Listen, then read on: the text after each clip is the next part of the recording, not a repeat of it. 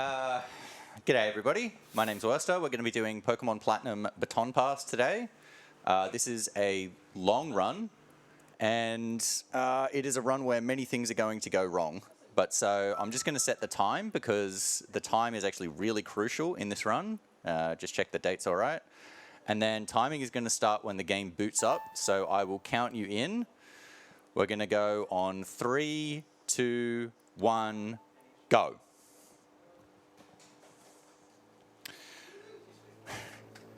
All right, so I guess first I'll explain what Baton Pass means, because it's obviously not very evident. The Baton Pass category is one where you must use a different Pokemon for every major fight in the game. So every gym leader and every Elite Four member and the champion must be defeated with a completely different Pokemon. So this run is very, very different to traditional, or I guess main category Pokemon speedruns, where it is always the most efficient to give all of your experience to one Pokemon. There are some runs where you do switch between at some stages because a better option becomes available later on in the game, but it is always best to just power level into one Pokemon. But in this run, obviously, that's not going to be an option. In this run, instead, we're going to be dividing the experience between many, many different Pokemon. So there will be at least 13 Pokemon used, so 8 gym leaders, 4 Elite Four members, and the champion. There will be a 14th Pokemon that is obtained that is not used in battles, and funnily enough, it is ironically the most important Pokemon in the entire run. Or it's certainly the biggest breakpoint where you can lose 20 minutes, and so that is going to be the Force Togepi egg that you are given later on. I guess only interesting thing that's happened so far is I picked the girl. In this run, picking the girl is faster than picking the boy, similar to other games where the girl is pretty much always faster, I think, in Sun and Moon, where there are differences. In this game, it is purely for text purposes. So if you play as the boy, then Dawn is Professor Rowan's assistant, and Dawn talks more than Lucas does. So it's better to play as the girl, just so Lucas talks less. So yeah, Baton Pass. So this category for Platinum has actually undergone so many route changes throughout its history. When we were first doing runs or races of it, we were doing races like every single day, and every day the route would change, like what Pokemon you would use. Like very significant route changes, not just, oh, buy 7 potions instead of 6 potions, like minor stuff like that. It was, oh, let's use Magneton for Cynthia. Oh, let's use Tentacruel for Cynthia. Oh, let's use Scyther. Oh, let's use Rotom. Let's use Tangela. Let's use Tropius. And just changing between the Pokemon all the time. And so the current second place runner actually uses an entirely different route to me as well. So they pick Turtwig as the starter, and then use Staravia and Kadabra at different points in the run, but I don't use any of those. Instead, I'm going to be picking Chimchar as the starter, and catching Machop, and not using Kadabra, but instead using Golduck at different points, etc., etc. Pokemon Platinum is actually the only game in the entire series where it's debated what the best starter is to get through the game normally as well. So in every other Pokemon game, it's really, really clear cut. For the first 3 gens, it's just the water starter is the best, and then in Diamond and Pearl, Chimchar is clearly the best. In Heart Gold Soul Silver, Cyndaquil is clearly the best. And it's just never really been debated for any amount of time for almost every Pokemon game. But for Platinum, it's between Piplup and Chimchar is actually really, really close. So there was a time where the top 4 times in Pokemon Platinum were separated by 6 seconds. And 2 of those runs were using Piplup, and 2 of them were using Chimchar. It's just how close it is. So at the moment, the record is actually held by Piplup, but for most of the, I guess, miscellaneous categories like this one, Piplup is actually one of the worst options, which is just very interesting. But that's made majorly because Piplup itself isn't good, but Empoleon is really good. It's very good for the late game. But for the early game, Chimchar is much better. And if you're only doing to the first gym, then actually Turtwig is better, because it does not need extra experience to beat Rourke. Yeah, so as I said, I'm going to be picking Chimchar. And so part of what makes this run really variable is, so Baton Pass is a category in basically every Pokemon game. You can just apply the rules to any game. You've got to use different Pokemon for all the major fights. But it's pretty much agreed upon for a lot of these games that you don't use RNG manipulation, just to keep the run more in spirit of what it's supposed to be. It's catching a lot of different pokes and adapting on the fly and that kind of thing, instead of just it always being exactly the same all the time. But so that makes the run quite difficult because A, the Pokemon that you want will not always appear, but B, when they do appear, they're going to have random stats. And so in Pokemon, all stats have an IV, which can be between 0 and 31, that influences how good the stats are on the Pokemon. And so Chimchar is going to be one of the Pokemon that I use for a decent amount of time in this run, and so obviously I want all of its stats to be good. The least important stat on Chimchar is Special Defense, and then I would say the second least important is Speed, but Attack, Special Attack, and Defense are all really important. Arguably, Defense is actually the most important. So this Piplap's spamming the hell out of Growl on me. That's not very uncommon. The way the AI works for this fight and the next one is until he gets you to the lowest possible attack, which is after 6 Growls, he's actually almost 80% chance to use Growl. It's the same with all of the starters. It's just 80% to use their status affecting move rather than do damage. The idea was to make it so that you're more likely to win the fight. Okay, so that's incredible special attack, but terrible defense. That is definitely a plus special attack minus defense nature. So natures are then on top of the IVs for stats.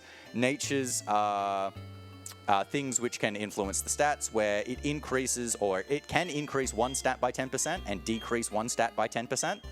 And there are also neutral natures which have no impact whatsoever.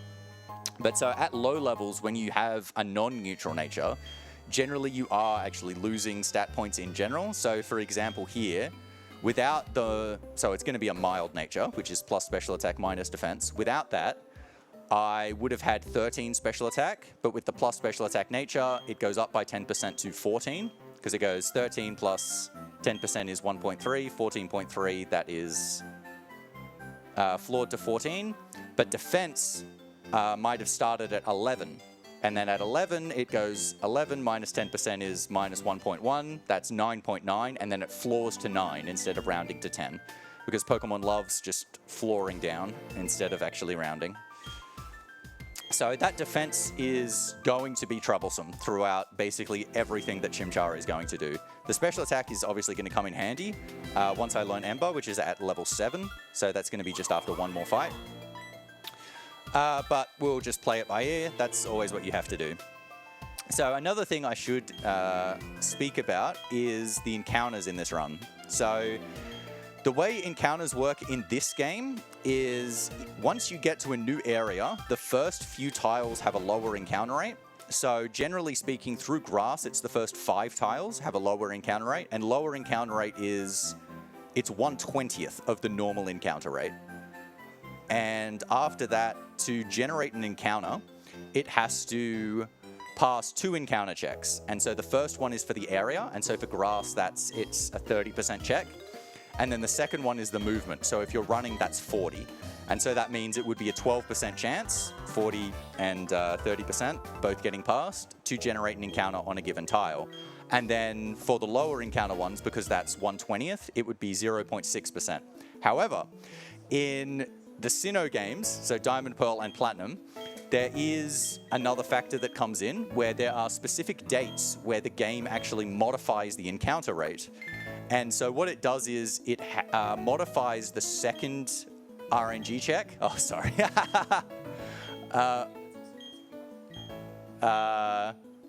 Yeah, it modifies the second rate by either 5 or 10. And so you can lower that 40% chance check to 30% if you play on a lower encounter rate. And so then it would only be a 9% chance to get an encounter instead of 12. However, I'm actually playing on an increased encounter rate date, which I think this is the only run where you actually do that on.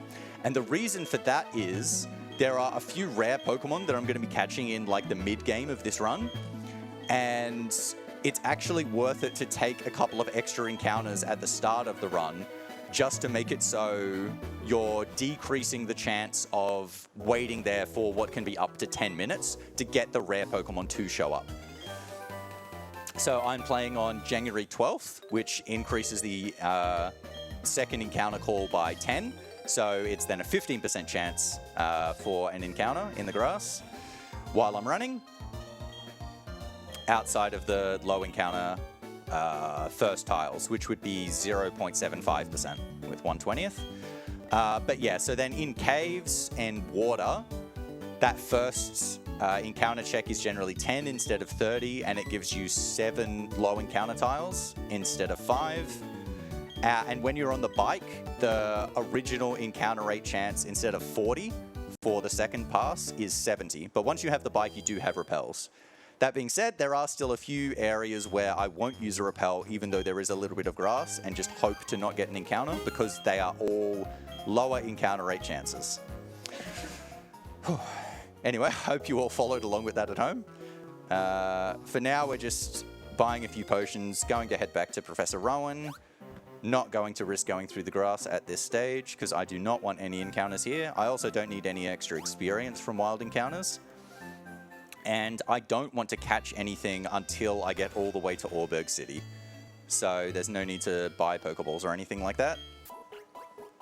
She heals me even though obviously I've taken no damage.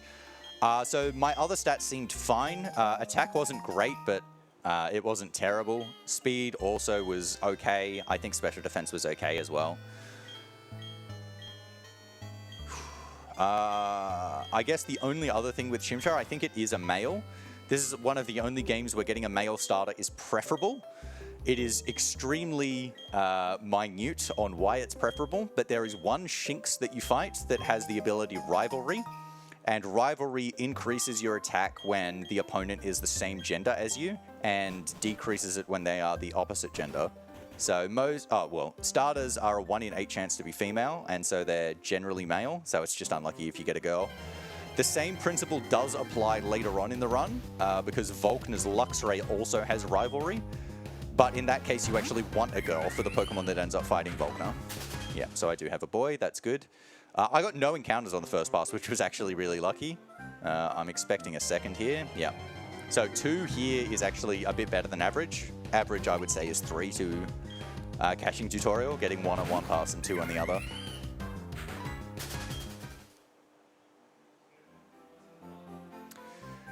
But yeah, encounters in this game are a big part of the time loss in this run because they take like about 14 seconds each. So it's like 4 extra encounters in a run is like a full minute, which is a pretty big deal. But yeah, catching tutorial here, there's absolutely nothing going on. Lucas is just going to show you how to catch a Pokemon, and there's nothing you can do to speed this up. I have run out of things to say for the early part of this game. Well, then I hope that's a good time to pop in a donation there. Absolutely it is. We've got a $25 donation from Anonymous saying, donating during the best Pokemon game. Good luck on the run. Thank you very much. Debatable whether this is the best Pokemon game. I do love the Gen 4 games for speedrunning though. There are so many different and variable ways to interact with the games for speedrunning.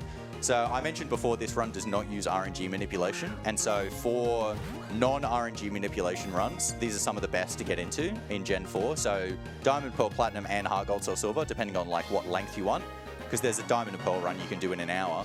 But then in the RNG manip runs, I think they're the highest skill ceiling because you can manip so much in the game, but it's so dependent on how good you are at the game.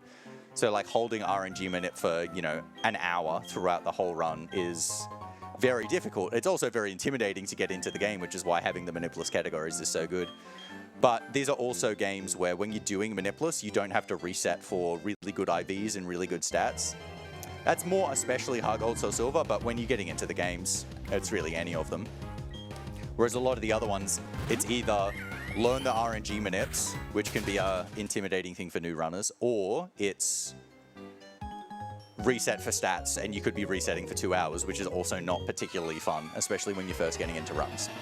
Okay, so first trainer fight against this Starly. This is actually going to be a pretty scary fight, given I have bad defense, because he's going to be doing 6 to 7 damage with all of his attacks.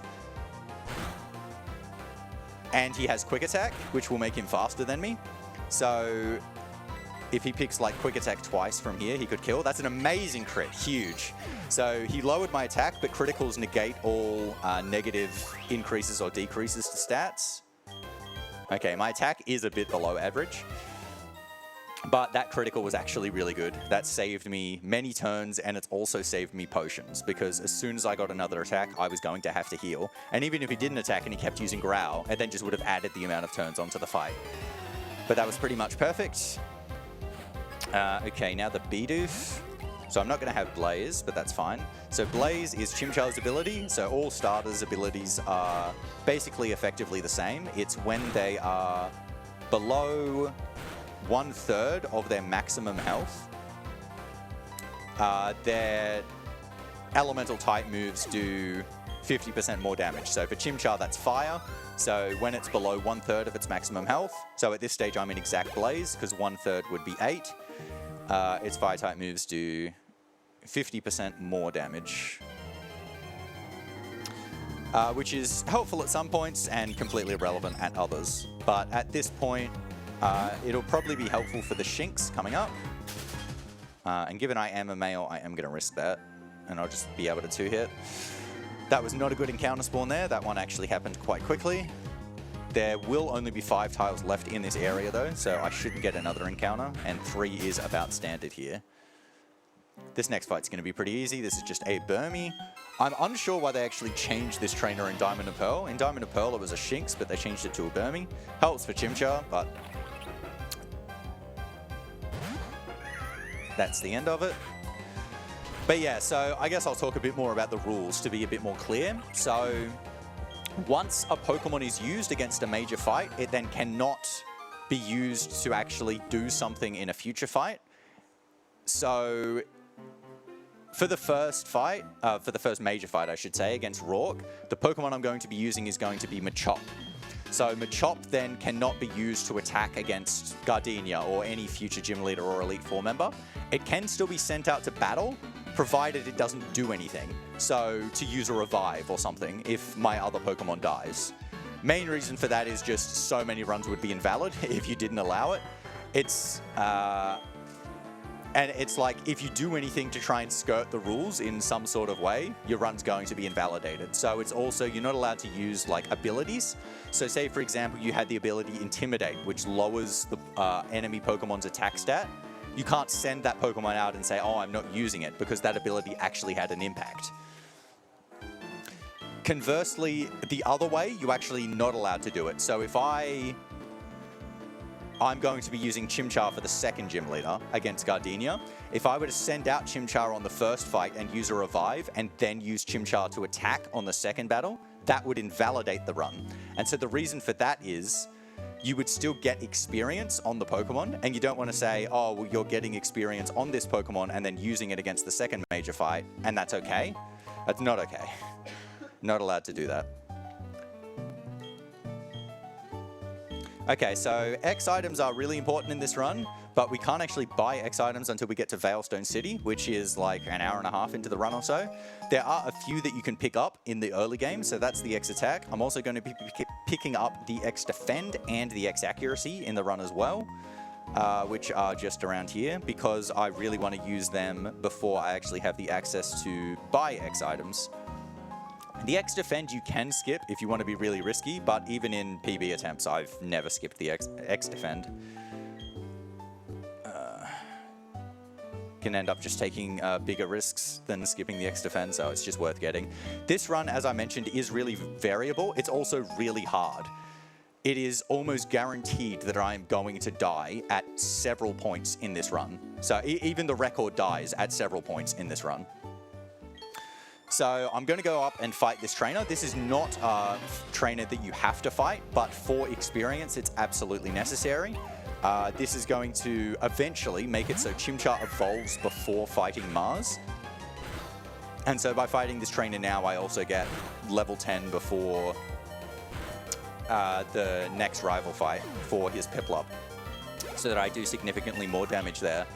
Because the way damage works in Pokemon is every time you get to a level that ends in 3, 5, 8, or 0, your damage goes significantly up, and it has a bigger impact than the stat increase that you get by the level. So the amount of damage that you do between 8 and 9 might actually be exactly the same, but between 9 and 10, you're going to be doing much more at 10. And so that's just because the level comes into the damage formula as well. So get all of these clowns. I'm going to have to heal before the rival fight here, though. I'm considering just taking the center, but I think I'll just potion. And so the reason I'm going to have to heal before the fight here is he leads with Starly, which has quick attack and growl.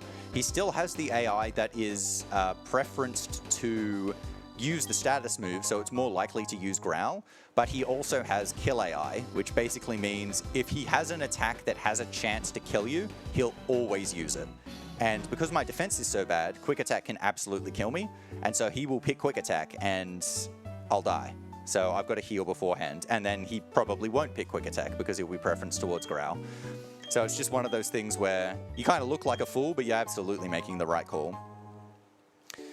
So now I get the poke etch, which is not helpful, but it does allow me to see the time, which is actually pretty important in this run.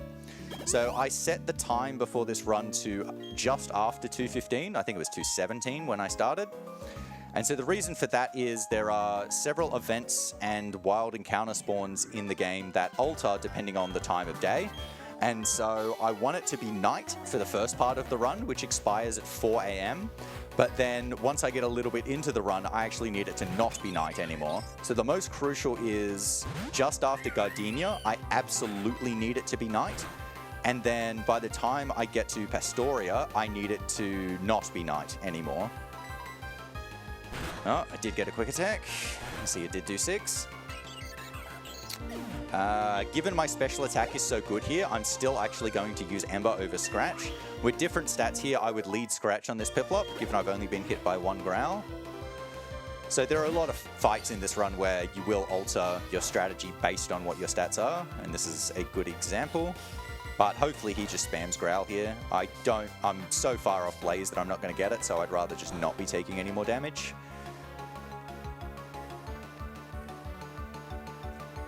Yeah, looks like I'm going to 5-hit with Ember here, which is very good. Need quite good special attack to do that. Alright, and he's down. So the next thing I'm going to do is do my first encounter catch, which, as I mentioned, is going to be Machop. And so that's going to be for Rourke. Machop can appear at level 6, 7, or 8. It doesn't overly matter what level I get. 6 is obviously the worst, and 8 is obviously the best. But generally speaking, you then fight 1 extra trainer for experience and then fight Rourke anyway. It's just like 1 extra turn if you're level 6. If you're level 8 with amazing stats, you can skip the trainer, but I'm probably not going to do that either way. There is a walker here that can hit me if I get really unlucky. Oh, she's in a terrible spot. Move. Move. Move. No, not that way. Move. I'm going to go up. Oh my goodness. I just could not be bothered waiting any longer. All right, so more extra experience for Chimchar, I guess. I was actually planning on fighting an extra trainer at some stage. I might now skip that trainer and just fight this one instead for experience. I was going to fight a trainer with Cherubi and Badoo after Rourke, but I think this amount of experience will be about the same, so I'll just skip that one now, and it won't be that much time loss. This is going to screw me over on Ember PP, so I'm going to have to take a center at some stage, but I don't think that's a big deal. I was kind of planning on taking the center at some stage anyway. 10. Just thinking if I'll have enough to Floroma, because that's where I want to take the center. I think I'm going to scratch this Ember. Scratch this Abra, I should say. While we're grinding through this one trainer, I just got an extra donation, $50 from MBT with no comment. Thank you very much for that. Thank you very much. Okay, so there's a little technique there where I'm actually going to bonk off that trainer. This saves a little bit of time because in this game they have... Oh, actually, I'll go down here as well. I should have actually gone down for one less grass tile. But so there are turn frames in this game, which means anytime you turn in a direction when you are stopped, so you're not in fluid movement, the character turns on the spot before actually moving, which just takes a little bit of time. It just takes 6 frames. And so if you bonk in the direction that you're facing and then move, you can cancel out those turn frames. Crucially, in areas like on grass, it also triggers an encounter check if you get a turn frame. And so it's much better just to do the bonk and avoid that turn frame, just to not get that encounter check. You can also, in areas like here, that hiker was giving me rock smash, off the last text box, you can actually use the D-pad to clear it instead of using A or B, and that also will not get the turn frame. There are some exceptions to that. Platinum is less good about it than Hard Gold or Silver is. So for example, in Platinum Marts, you actually can't clear with the D-pad, but in Hard Gold or Silver Marts, you can. But so, like that text, for example, I cleared that with up instead of clearing it with A and B. A or B, I should say. So we're going to go up here and catch our Machop. So Machop, as I said, 6, 7, or 8. I think it's like 40% to show up here. Any level. It's one of the only ones that I actually can't remember. But hopefully it shouldn't take too long to show up. And then I'm going to catch it with one of the 5 Pokeballs that Lucas gave me. This is the only Pokemon that I have to catch with Pokeballs. And it's almost certainly not going to be a guaranteed catch, so it's just hope it goes into one of the 5 balls. If it doesn't, I actually have not thought of a backup strat. But hopefully that is not an issue. The only way it'd be a guaranteed catch is if I burn it with Ember. So a level 8 is good.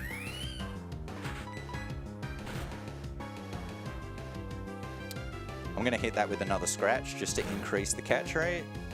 I didn't want to use Ember because a crit would have killed. So different Pokemon have different catch rates, so like how likely it is to catch them. Machop's is fine. Oh, got out of the first one. It's all right, we got 4 more. And so your chance of catching a Pokemon is determined by have you statused it, how much of its maximum health do you have left, and what is the Pokemon's initial catch rate as well. It's generally more about hitting thresholds on their health that you want, because it actually jumps between different like percentages, rather than being like, if you did 1 more damage, it'd move from, you know, 50 to 51%. It doesn't do that. It jumps from, so roughly, it'd be a 33% chance to catch, and then a 40% chance to catch, and then a 50% chance, and then 62, and then 78, and then 99.994, and then 100%.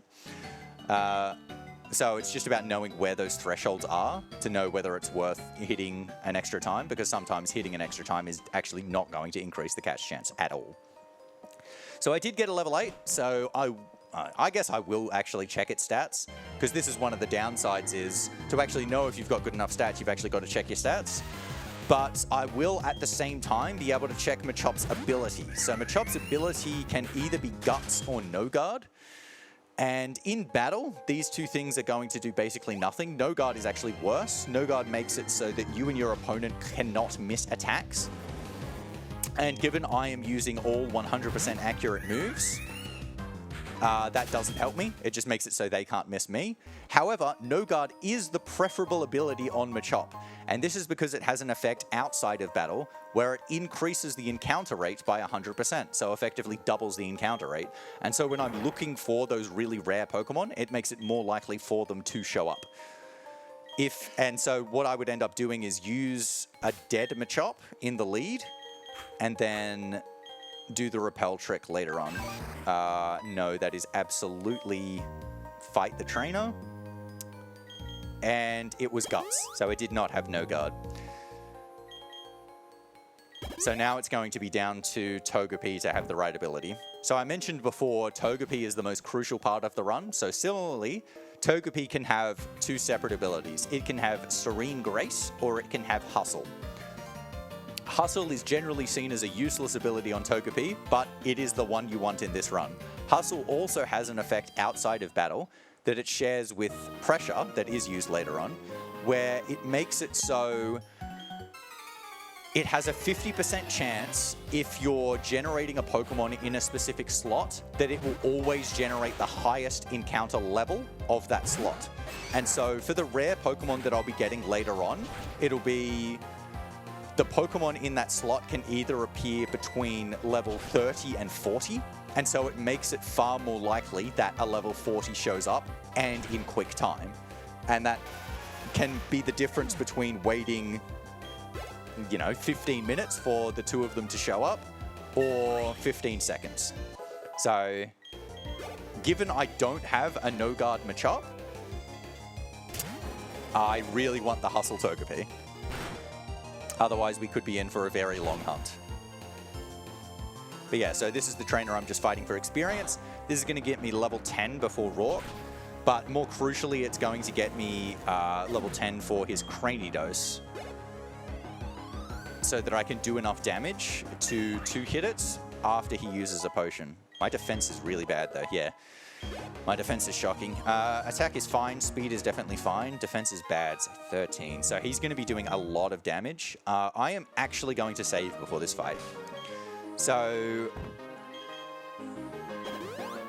the main reason I'm going to save for this one, my defense is bad, so I'm a bit worried about something going wrong, but also this is one of the fights where I'm going to be using the early X items, and if I use them up, there are no backups, so I won't have them anymore, and I wouldn't be screwed. You can still win the fight without the X items, but it would be really, really difficult.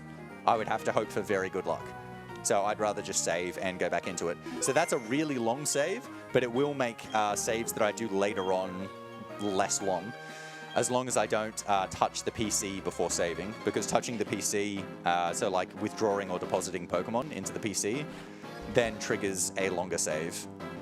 So first major fight here, so I'm going to use both the X attack and the X defend, so that Cranidos does less damage. So Cranidos has Headbutt, which is probably going to be doing like 20 odd damage to Machop, and it has a 30% chance to flinch. So what I actually want to do is make it so I'm high enough health going in, A, that I can live the Headbutt, but B, to actually, oh, that's a great miss. Thank God I didn't have no guard, so now I don't have to heal there. So now I'm high enough health that he's actually got a very good chance to pick Leer instead of Headbutt, and he can also pick Pursuit on turn 1 as well. But so the first, I might actually be able to one-hit the Cranidos here, but if I don't, he'll then use a potion, and then as he's using the potion, I'll be able to kill. And so he should only get one hit off. He's picked Headbutt, it's done 18. Okay, I didn't flinch. We're going to be fine now. And I did one-hit it anyway. And then the Onix is going to come out, and the Onix can only do like 3 damage. So it is not a threat whatsoever. Low Kick is a move that does variable amounts of damage depending on how heavy the Mon is. And so Onix is really, really heavy. So even though it has very high defense, Low Kick does more damage to it than it does to a Pokemon like Cranidos. Still didn't kill it. He'll just use the potion now, and then I will finish it off with Low Kick. So that fight actually went really well. I didn't heal in the fight at all, and usually I do. So I guess the save was pretty worthless, but that's fine. 16. I still would have preferred not getting Headbutt, so Machop had a bit more health later on, just in case things go wrong at Perugly, but that is all fine. So now Machop is done, and hopefully does not get used ever again. I will deposit that in the PC at some stage. Obviously, you can only carry 6 Pokemon, and I'm going to be using at least 13 in the run. And, well, it'll be 14 because Togepi is going in my party. I'm at least going to see if it's got the right ability. So you do have to rotate through Mons at some, throughout the run, basically. So now I'm going to go to the mart, and I'm going to buy a few more items. So in this game, the items you can buy at the mart are influenced by the amount of badges that you have. So after beating 1 badge, so after beating Rourke, I get more items in here that I can buy. So I'm going to buy 2 supers, 3 antidotes, and I'll buy 9 repels. So repels are, I guess, the main thing that I really want here. Then I'm going to duck into this house, and I'm going to have an NPC give me a Dusk Ball. So the Dusk Ball is a ball that increases the catch rate if you use it at night or in a cave. And so considering it is still night, that is going to be very helpful for the next Pokemon that I catch, it increases the catch rate by 3.5 times, which is incredibly significant.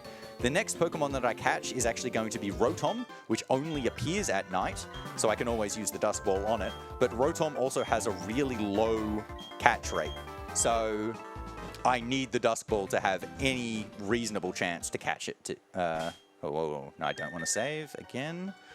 Want to change Chimchar to the front now. I'm going to teach Rock Smash to Chimchar. Get rid of Taunt. So Chimchar is not a fighting type. When it evolves, it will be a fighting type, but Rock Smash is still worth teaching at this stage because I'm about to fight a couple of normal type Pokemon.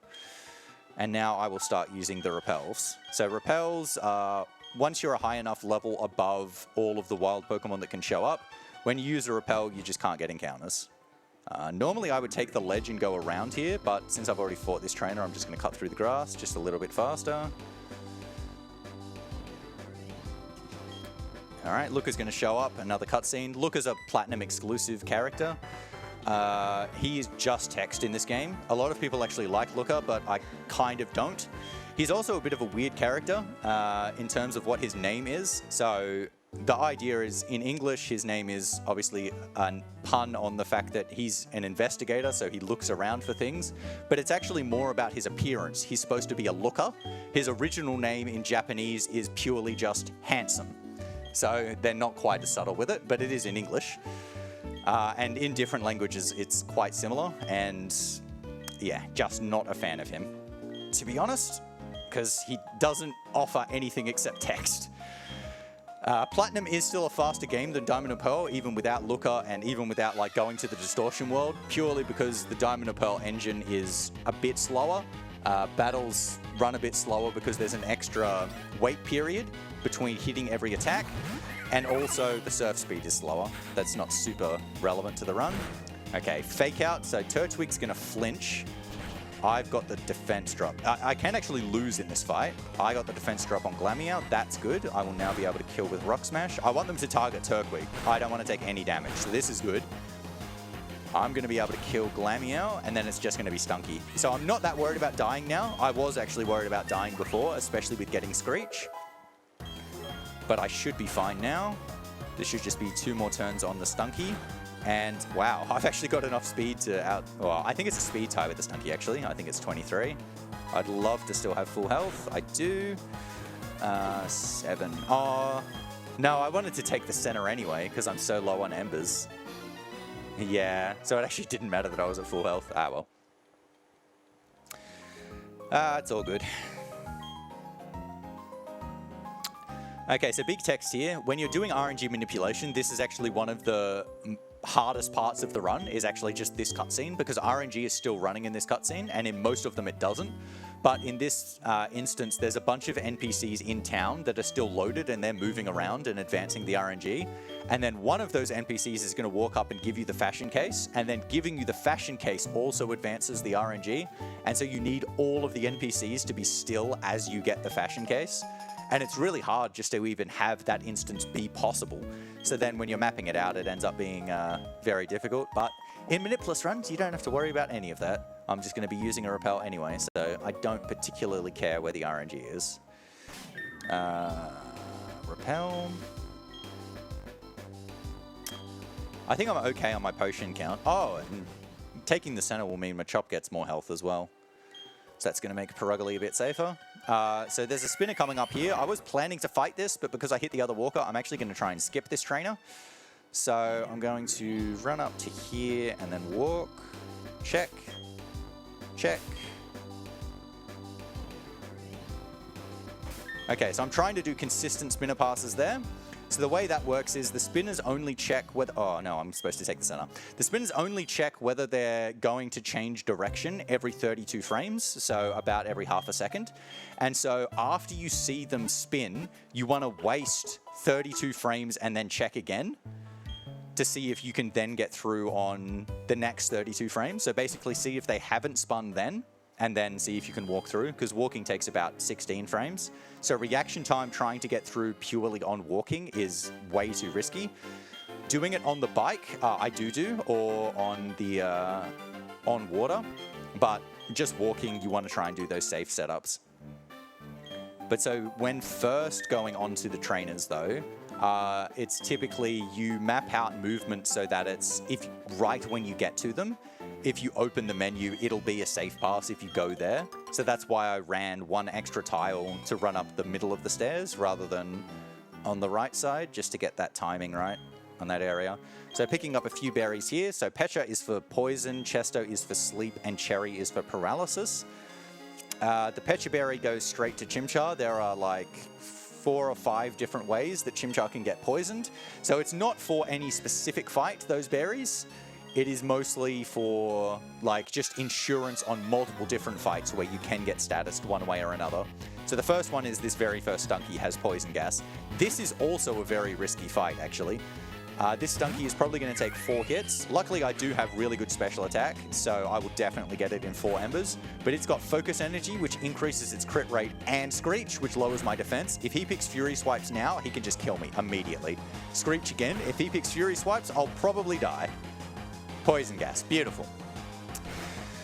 So in the end, I end up taking no damage. But if he picks Fury Swipes there, especially given how bad my defense is, so Fury Swipes can hit 2 to 5 times. Even without a critical, if he got 5 hits, I was dead. I might have even been dead to 4, which also means I would have been dead to 2 criticals. So very happy he didn't pick Fury Swipes. Another reason I wanted to take the center in Floroma is a bunch of the fights around here are actually quite dangerous. And so by taking the center at Floroma, or at least entering the center, it makes it so if I die, I go back to Floroma Center. Because I hadn't taken any other center before this, if I hadn't entered that, I would have gone all the way back to my home in Twin Leaf Town, and it would have been a pretty long trek to get all the way back here. But so that extra experience that I got from before is going to make it so I hit level 14 after this fight, and that's going to make it so I evolve after this fight. So the Glameow afterwards is going to be significantly safer as Monferno than as Chimchar. Getting confused is a bit unlucky. It's also pretty unlucky that I did not 2-hit the first Zubat, given how good my special attack is, but at least I got that one. So yeah, I'm going to evolve into Monferno. That's going to make my stats better. It's going to give me the fighting type, but it's also going to give me Mark Punch.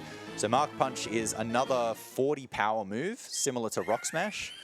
Rock Smash has a 50% chance to drop defense against the opponent, which is very helpful, but Mark Punch has priority, so it always goes first, unless they're also using a priority move. And so that's very helpful against Pokemon that are faster than you. And so that's especially going to be the Perugly, but it's also going to be useful against the Glameow here too. So I'm going to teach that over Scratch.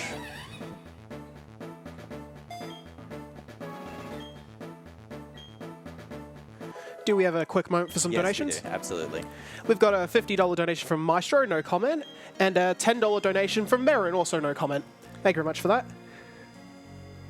Beautiful.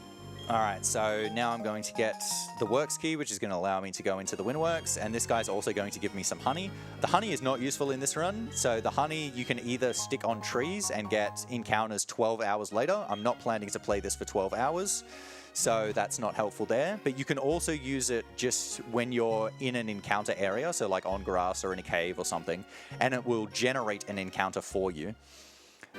In RNG manipulation runs, that's actually really helpful because there are a lot of Pokemon that will only show up if you use honey.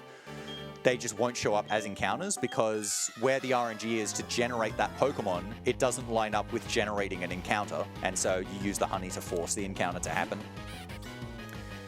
But again, in this run, I just don't want to do the encounters. Unfortunately, the honey bypasses any sort of repel trick as well. So if you were, the repel trick is, because repels only work against Pokemon that are lower level than you, say you've got Pokemon that can appear between level 20 and 40. If you use a Pokemon at the front of your party that's level 35 and stick a repel on, you'll only get Pokemon that are level 35 or higher as encounters. All of the Pokemon that are lower will be skipped over. But unfortunately, if you use a repel, they still show up. Oh, sorry, if you use a repel. If you use the honey, they still show up. All right, so I'm going to try and do another spinner skip here. So walk here and check. Walk 1, run, and good. So what I did there was I did the first setup to make sure it would be safe if I passed, and then after passing I walked up 2 tiles, which is 32 frames, and then ran for 1 tile to the right.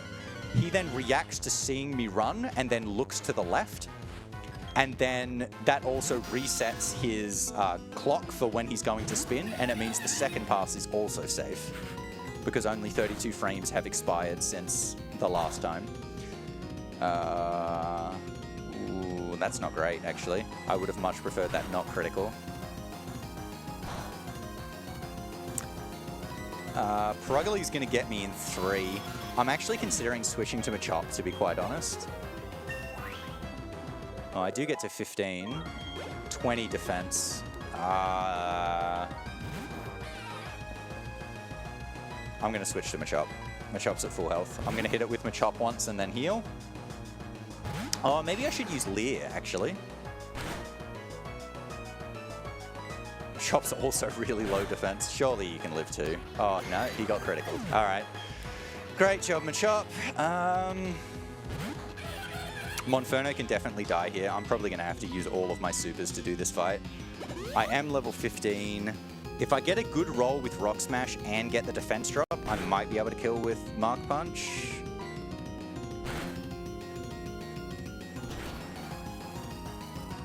That is not a good roll, and I didn't get the defense drop.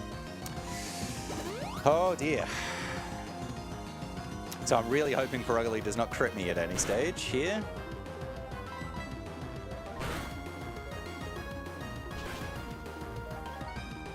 There's my defense drop. All right, so now I can kill with Mark Punch as a priority move. All right, so we got there. That was a little bit dangerous because obviously another crit on Monferno when I would have been gone. So what I'm going to do after this fight is I'm actually going to take an encounter on purpose and just run away from it. It's going to be after I get partnered up with Cheryl. So in this game, there's a few different NPCs that you can tag along with and do doubles battles with for a while, and they also heal all of your party to full after any battle. And so by partnering up with her and then getting an encounter, it just makes it so that it revives all of your Pokemon and heals them all to full. And I would like that just to save healing items and also just for a little bit of safety.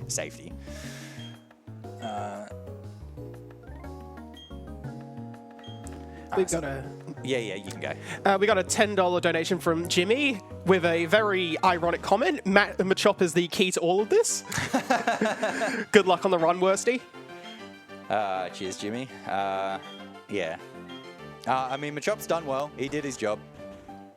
Switching out to him did still prevent getting hit by Fake Out. So the Perugali always uses Fake Out turn 1 and then never uses it again. Fake Out only works on the first turn, so that's what trainers with very good AI will do. And then it makes it so that you always flinch. So I'm going to use the Repel here. I'm also going to equip the Cherry Berry while I'm here. So this is just before I get to the grass. And so that's so it expires at the grass where I want to get that encounter, but it's also before the load line, so hopefully I can do a safe spinner's pass there. Walk across, did that load line right, so I should just be able to cut across that walker before they see me. They actually stop and get blocked by me for a bit, but not enough where they actually see me and try and fight me. So here's Cheryl, and then the Repel's going to wear off in the grass, and then I'm going to run away. So you can actually beat Perugali with Machop, like if Monferno dies, if you don't switch to it. In one of my runs, I had that happen, but then the Machop was so slow, it couldn't run away from the encounter that I got here. And my run ended up dying because the encounter was a Ghastly that ended up using Mean Look that made it so I could never run away. And Chansey cannot do damage to Ghastly, and neither can Machop, because they only know fighting and normal moves. And that was perhaps the most specific way a run has ever died throughout my 15 years of running Pokemon. But yeah, so this is the Pachirisu double. There are 2 trainers here. One of them has 3 bugs, and the other one has the Pachirisu. So the Pachirisu is scary, but the most scary Pokemon is the Beautifly that the other trainer has. I'm going to try and take out the Pachirisu before the Beautifly shows up. That's good. Hit Chansey. Tackle, miss. Okay, I'm going to go Mark Punch again. Given I got the defense drop, I should be able to get this in 2. That's not good. That's not good. I wanted Chansey to hit Pachirisu. String Shot is very bad. That now means I'm going to be slower than the Beautifly. I did not get the Pachirisu. Please hit Pachirisu, Chansey. Please. Thank you. And now I want Wurmple to not hit me. Or at least don't poison me. Okay, that's fine. I have enough health to take a hit from Beautifly here.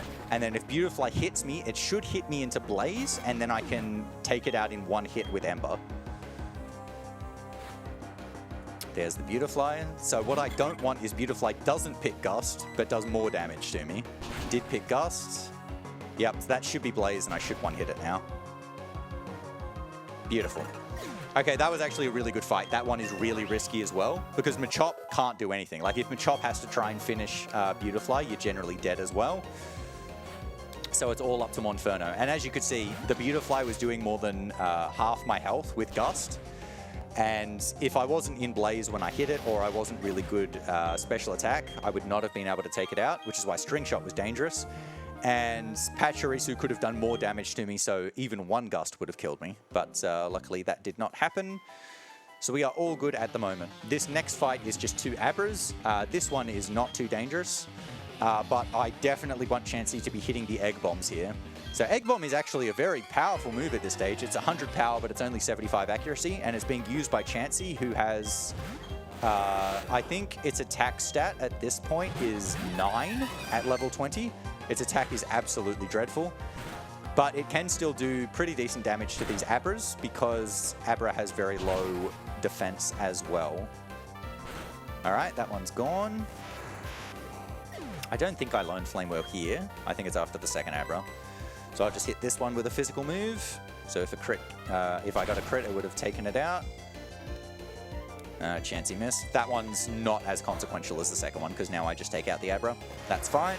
And so I think I'll learn Flame Wheel here. No, I still don't. Okay. So the extra experience wasn't quite enough to get to level 19 there, unfortunately. But that's not a big deal. That's just one turn. So another Repel here, and I'm going to pick up this Netball. So the Netball increases the catch rate by 3 times if the Pokemon you're using it against is a Water or a Bug-type Pokemon. So that's going to be used a bit later on for B-Barrel, which is a normal and Water-type Pokemon. And it should make it a guaranteed catch, because B-Barrel's catch rate is actually not that bad. Alright, so now we're going into Gardenia's gym. And so this is just going to be a sweep with Monferno. I don't have Flame Wheel for the first Pokemon, so the first Pokemon I'm not going to be able to one-hit, but every other trainer in the gym I am going to be able to one-hit until I get to Gardenia herself. So I mentioned before, there is a route where you use Turtwig for Rourke instead of using Machop there.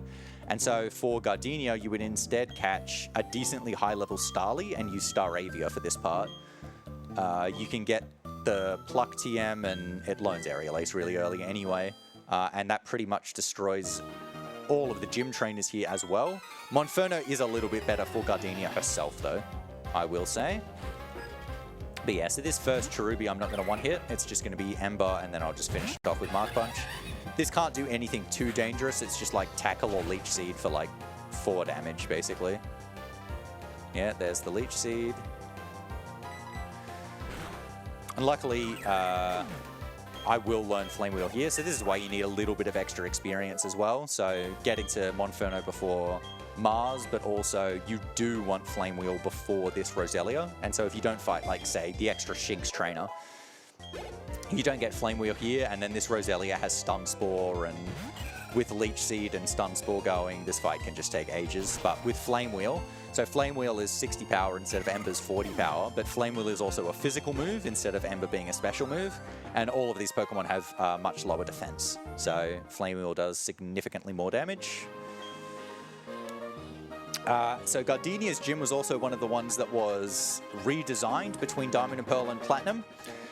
In Diamond and Pearl, it was a hide-and-seek gym where you had to find the trainers, and in this one it's this kind of weird flower clock that's not really a clock at all, where you hop on board and go to the other trainers. So one of the things that I think this was why they put in the flower clock instead is to show off the fact that you can do these little jumps off the flower clock as well. If you pay really close attention to when I get off the flower clock, there's this little jump that happens on the character animation. And that is also used in the distortion world. And the distortion world was obviously added into Platinum as well. And so I think they just wanted to put it into more points of the game. And so they redesigned this one and put it in here. Most of the other gyms are all exactly the same. The only other one that got redesigned, I think, is Heart Home, where it used to be the really hard math puzzles where you would have to be like, I can't even remember what they are, but there's something like, what is 8 plus 7? And then pick the right door for the answer. But instead, they redesigned it to what's actually a really annoying puzzle in speedrunning, at least, where they've got random trainers moving around and you're in the dark and you have to find the pattern on the floor. And it's so easy for one of the trainers to see you while you're looking for the pattern. We've got a donation, $5.50 from Kesenchu, saying, Machop did nothing wrong. Cheers from Brazil.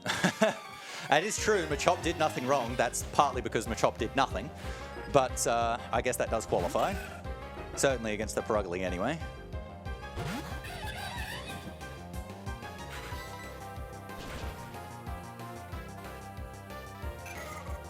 But yeah, so this is the last one before Gardenia. So for Gardenia, I'm actually in a bit of an awkward situation where my special attack is so good, I actually might do too much damage to the Turtwig. Ideally, what I want to do is, because I'm not going to be able to one-hit it, is I would use Ember to two-hit it instead, but not do enough to hit it into heal range. So when you hit trainers that have healing items, so like Gardenia does, she's got Super Potion, when you hit them to below a quarter of their maximum health is when they can then trigger using the healing items, and they will always use it when the conditions are met. And so I want to do like half the amount of health that it's got instead of, 75%. The high special attack is really good for her second Pokemon, the Cherrim, because it means Ember will be a very good chance to do half its health. But I'm a bit worried I might do too much to Turtwig, but there's nothing else I can do. If I do too much, I do too much. That's just critical, I guess. Yep, there we go. I told you, let's just critical. So this also means that Reflect is not up. Turtwig generally uses Reflect turn 1. I'm still going to lead with Ember on this Cherrim, because it'll definitely do half. And then, okay, I can just use Ember again. We're chilling. And so without the Reflect up, Flame Wheel is going to be used against Roserade, and it does significantly more damage without the Reflect up. It's probably not going to make a difference, but I will still save time because I saved the turn on Turtwig. But this will probably still just be a two-hit, especially if I do not get hit into Blaze. If I did get hit into Blaze there, I would have one-hit it. There goes my Cherry Berry from Stun Spore.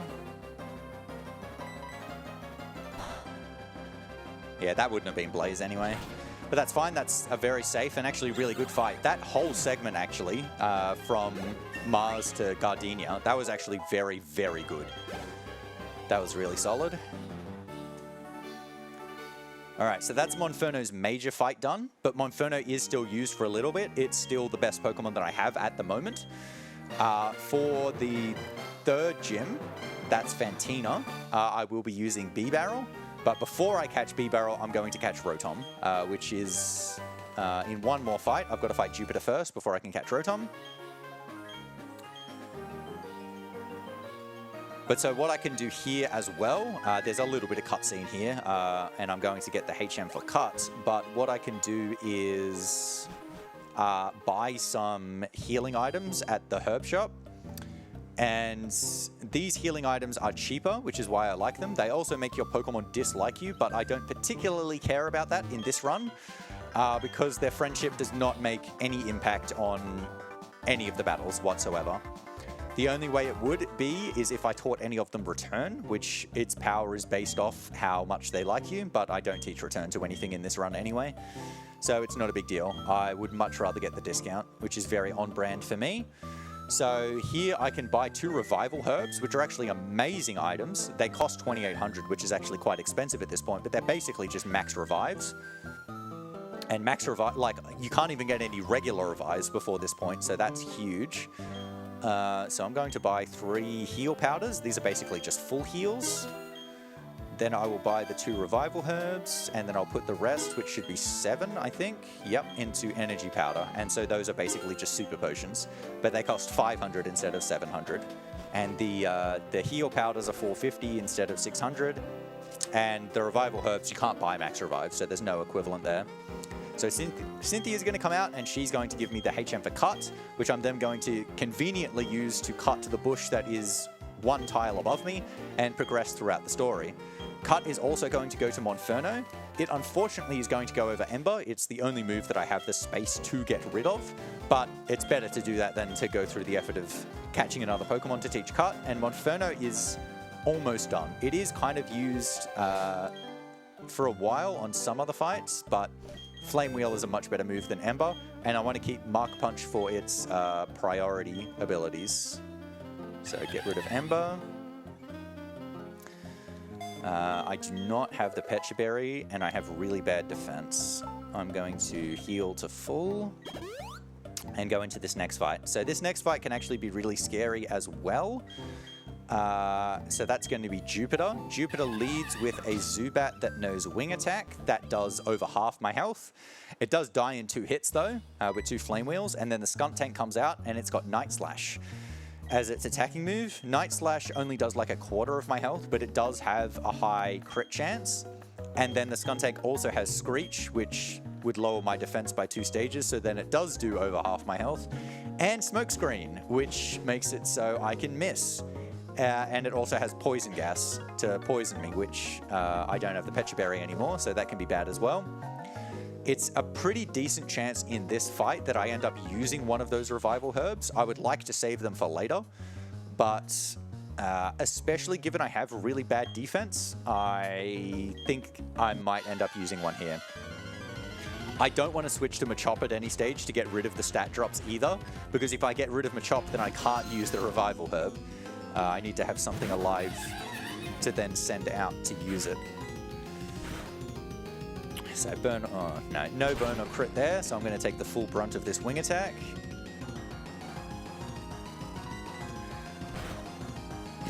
And so what I'm going to do on this Skunk Tank is I'm going to use Rock Smash until I get the defense drop. So it's a 50-50 chance. I actually have really bad luck at this one in particular for some reason. Got it first try this time. That's very, very good. Hope for no crits, and now I can heal. And so now that I've got the defense drop, I'm going to use Flame Wheel because it does a bit more damage. I am also... It looks like I'm faster than the Skunk Tank. I didn't actually check my speed. It might still be a tie. If I get hit to 20, 19, I'm going for this. I'm going to go Flame Wheel. Not quite, but hopefully I still live. Yep. And now I can kill. Beautiful. That was actually a really good fight. I probably needed... maybe I didn't need both the Blaze hits, but that's still actually a very, very good fight. I was faster. I was just faster. That Skunk Tank has 46 speed and I had 47. I did think that would be the case given I ended up getting the Stunky in the Galactic Double. I probably should have paid more attention to it, but it's all good. So the next thing I'm going to do is catch the Rotom. So... as I mentioned, Rotom only shows up at night, so it's 3:19 in my game now, so I have 41 minutes to catch the Rotom, now 40 minutes. Hopefully I should be fine. But as I mentioned, Rotom has a really, really low catch rate. It's 45, so it's the same as things like Mew. And I only have 1 Dusk Ball, because you can't buy Dusk Balls at this stage. So it's just the 1. So I'm going to save before the Rotom. I throw that 1 Dusk Ball, and if it doesn't catch, I just reset and keep trying with that 1 Dusk Ball over and over and over again. After 1 hit with Flame Wheel, it generally gets the catch chance to either 40 or 50%. And so it can just take a while for that to work. So get the Explorer's Kit here from the Underground Man. This is not actually used, it's just a story requirement to get this. They won't let you leave the town if you don't get it. And then similarly, Cynthia is going to show up and force you to take the Togepi egg. And so as I mentioned before, this is the most important part of the run. So the nature and the stats are set as soon as I get the egg, but I can't see them until the egg actually hatches. So I'm going to keep the egg in my party, and then at some stage later on, probably in like maybe just under an hour, about an hour. We'll see if I get hustle or not. So now I pick up the bike, and so the bike in this game actually has 2 gears. So it's got one that moves at 6 frames per tile consistently, and then it's got what's effectively the mark bike, where it actually builds up, so it starts at a slower speed, but then ends up going at 4 frames per tile. And so for a lot of the game, the movement is actually really hard to optimize, because like when you're going through loading zones, you actually want to switch to low gear so that you don't have the acceleration buildup, and then switch to high gear as you start moving. So I'm just going to register the bike because that gets used a lot, and then use the rappel. So you can hear like the little animation, or I guess the sound effect, as I'm switching between the gears. But it happens a lot. I won't do them all perfectly, and some I do for safety at different stages, but the idea is anytime you're getting stopped in movement, you want to be in low gear. All right, so pick up that candy. I'm also going to pick up the TM for substitute while I'm in here. This is where I get the Rotom though. Repel. Okay, and so Rotom is actually used for a significant part of this run. So this route is actually referred to as the Roto Duck route, where the main Pokemon that's, I guess, a bit outside of what's normal is Rotom and then Golduck. So Rotom is hard to catch, as I mentioned before, but it's also very important what its stats are. I actually should have healed. I just realized. Where is energy powders here? Okay. Because I will die to 1 attack. Should I resave? I guess I should resave. I should have done that while I was using the repel. It's actually not the end of the world if Monferno does die here, but I don't want it to die. Depending on what the Rotom stats are, it could outspeed Monferno as well before I get an attack off, and then I'm just not catching it. Monferno is pretty fast though, so I'd be very surprised if I do get a Rotom that does outspeed it, because its average would be 5 below Monferno at this stage, I think. Okay, but this way actually I can hit with 2 Flame Wheels. Looks like quite decent defense. All right. And then we throw the Dusk Ball. And we hope for the best.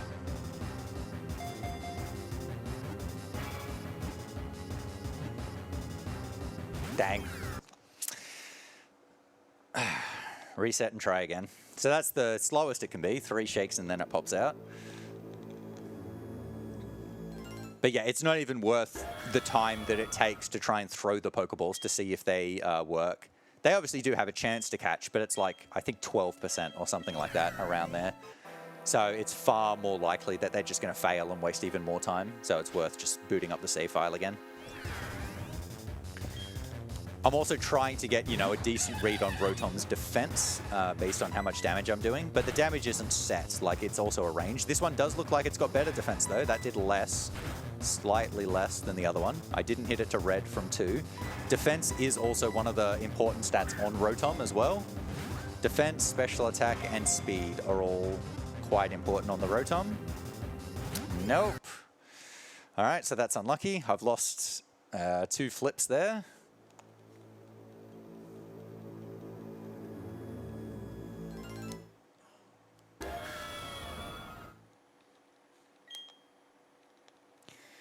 We try again. I've still got 35 minutes, so I should be fine. Oh dear. But yeah, so before I started doing the Roto Duck route, I guess I'll say I was using the Jolteon route, where you would use Jolteon as like the main Pokemon throughout the mid to late game of the run. But in this route, I actually don't get Jolteon at all. Okay, I've burnt the Rotom. This means that's going to increase the catch rate significantly. This is either a 78 or it's guaranteed. Red or burnt. Yep, there we go. Rotom acquired. So because I'm going to be using the Rotom for a while, I am actually going to give this a nickname as well, just to reduce the amount of text that shows up. And then I'm going to run out. Oh yeah, I should have mentioned as well, the reason I'm saving instead of like killing or running away from that Rotom is if you do that, because the Rotom, it basically is acting as if it's a legendary, it disappears. There's only one of them.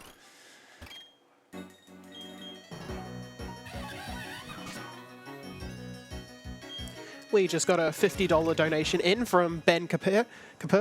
Pardon, I'm probably mispronouncing that. Yeah, we have no comment. Thank you very much.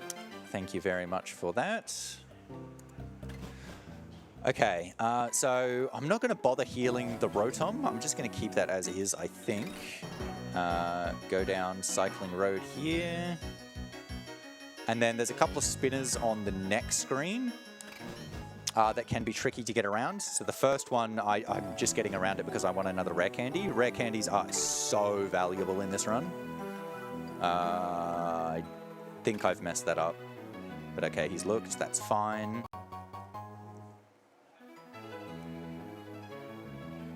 That's fine. Whoa. I'm just going to wait for her. I could have gone there, but we'll just wait for her. And then there's another spinner here. I'm going to wait for him to switch back and then switch forward. Just so I know it'll be a safe pass. There we go.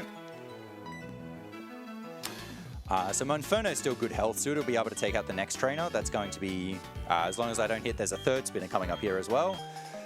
Just the nose pass. Even if it does die, I can just finish that off with Machop or Rotom. But before I fight Fantina, I'm just going to heal all my Mons at the PC and ditch the Machop. I don't want the Machop in my party anymore. Because at some point, after Rival 3, which is the fight after Fantina, I actually only want one Pokemon alive in my party, because that then allows me to skip a double battle.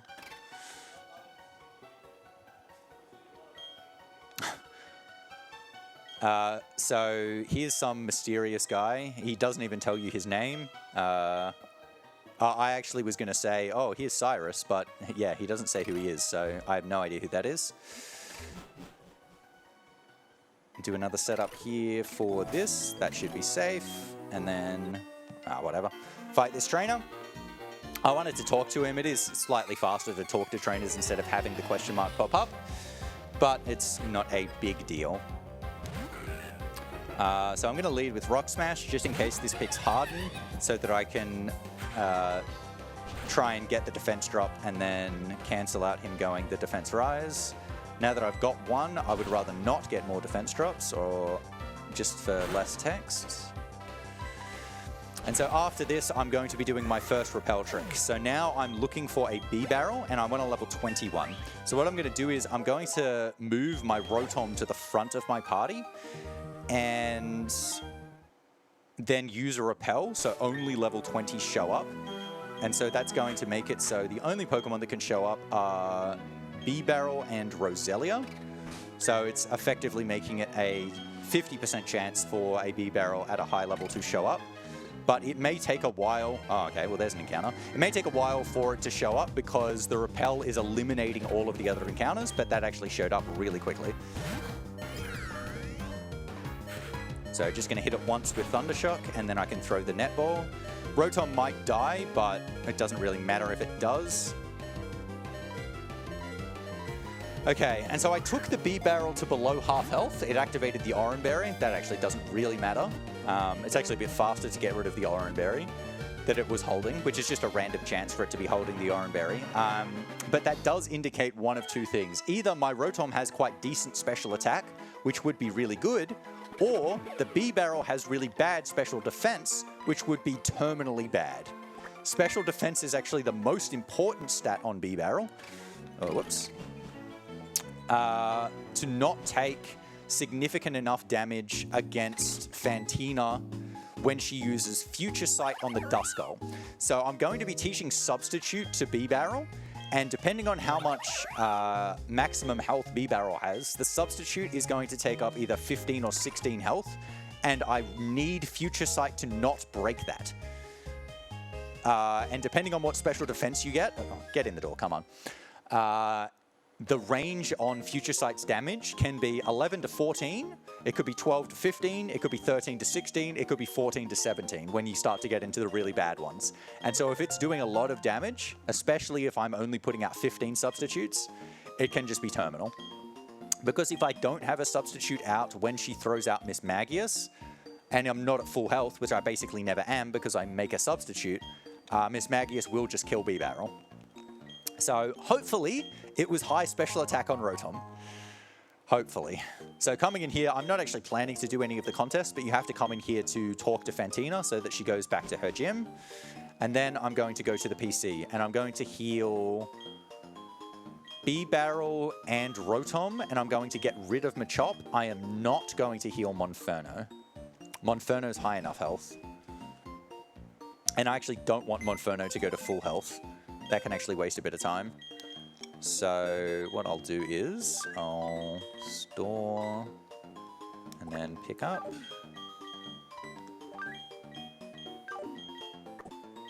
So just putting them in the box like that heals them, which is why I'm doing that. All right, and now I'm going to go off to Fantina's gym. So as I mentioned, this puzzle is actually really annoying. So it's randomized at the start of the game, where the floor on the tile that tells you what door you need to go through is, and also what it says, basically. So in the first room, there's like 3 possible doors you can go through. But also, there's trainers walking around that have like flashlights, and you have a flashlight as well, and it means you can flashlight them and fight them when you don't want to. Like there. That's actually really awkward. So I'm going to teach Substitute to B-Barrel. Either Headbutt. I'd actually love to keep Headbutt, but I need all my other moves. My health is also bad. Which means I'm only going to be putting out 15 substitutes.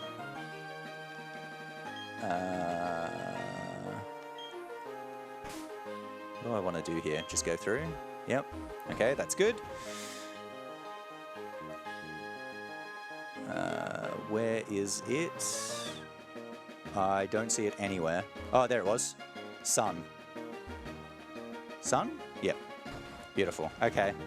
Well, I avoided the trainers, so that's not too bad. I'm definitely saving before Fantina, given I'm putting out 15 substitutes. This is also the fight where I'm going to be using the X accuracy. So B-Barrel is perfect for Fantina because it's a normal type, so it doesn't take damage from ghost moves, which she has. And B-Barrel, when you catch it at level 20, already has Defense Curl and Rollout, and that's what I'm going to be using throughout this fight. So I'm going to set up the substitute on her lead Duskull so that Duskull cannot hit me with Will-O-Wisp, which would burn me. And then Duskull will try and... It'll either spam Will-O-Wisp, not understanding how substitute works, or it'll send out Future Sights, because Future Sight does the most damage from the Duskull. And so ideally I still have that substitute out when I get to Miss Magius, and then I am good to go, and Rollout should just be able to sweep through the fight. Future Sight immediately is actually really bad.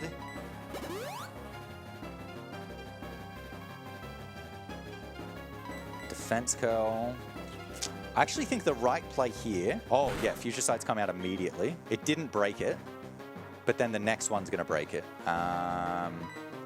Okay, I'm going to use a regular potion before I roll out so that I get back to full health before Miss Magius.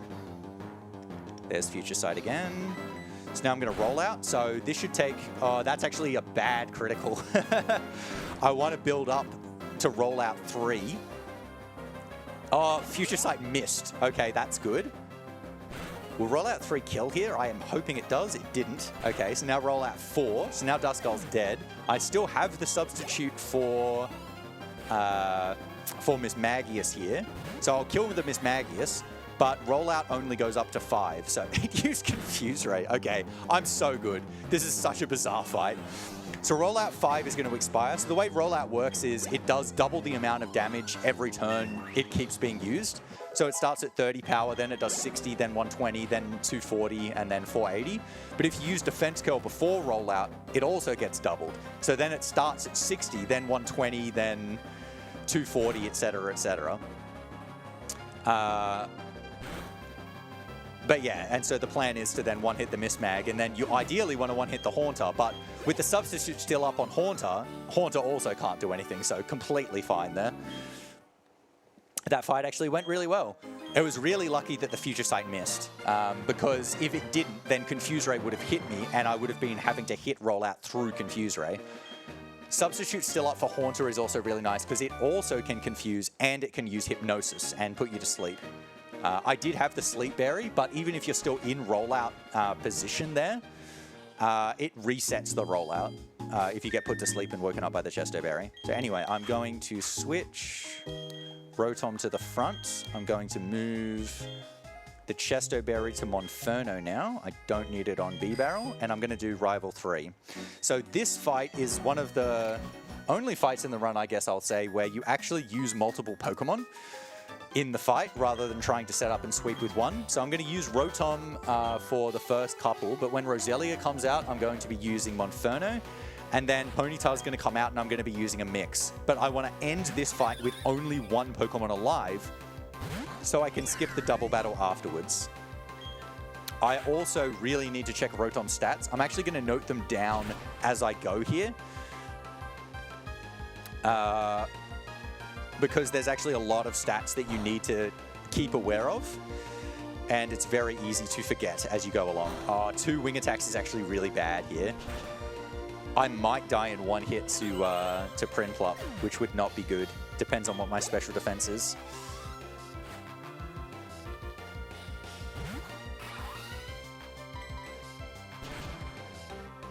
Oh, that Paralysis? Okay, that could be good. I could get 3 turns. Didn't die in one hit. I am expecting Rotom to die here. That special attack does not look good, which is weird because the B-Barrel had good special defense. What I'm actually going to do here is I'm going to use Water Gun once. The reason I'm going to do this is it's going to make it so Rival now has a chance to switch to Roselia. And Roselia is going to be able to kill B-Barrel a little bit faster. And it also is going to make it so I can just use... Oh, well, critical. I'm dead. I guess that's pretty fast as well. I could have just not had to switch to Monferno to kill Roselia. This will still work, though. I should have done enough damage that that can kill now. Yep, that's good. So now Roselia will come out against Rotom. I can switch to Monferno. All right, check these stats here. I actually cleared that too fast. That looked like good defense, bad special attack, but good speed. I've got plenty of other chances to check as well.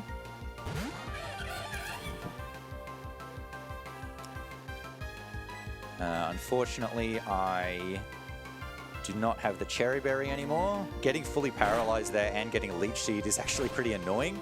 Monferno is going to be the one to die, and I'm going to finish the Ponyta with Rotom.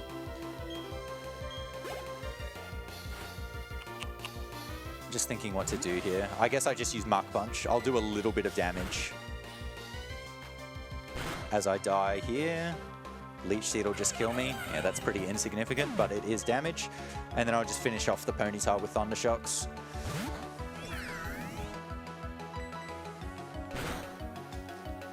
So this should be fine. It's only got Ember, which takes quite a few turns to actually kill me. So it'll be a win. I did have to use one of my revival herbs there, but that is quite expected. You do expect to die to Prinplup there. I got burnt, but that shouldn't matter significantly. Once I get past the trainer that's only got one, I do take the center and heal everybody back up. So as long as I don't hit an unexpected trainer here, that will be fine.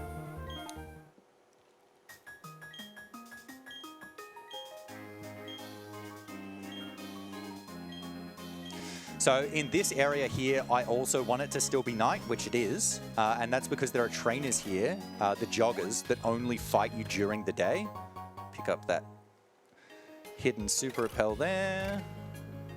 I am going to wait for this trainer to spin my direction and then spin away, because I really do not want to hit this trainer. Thank you.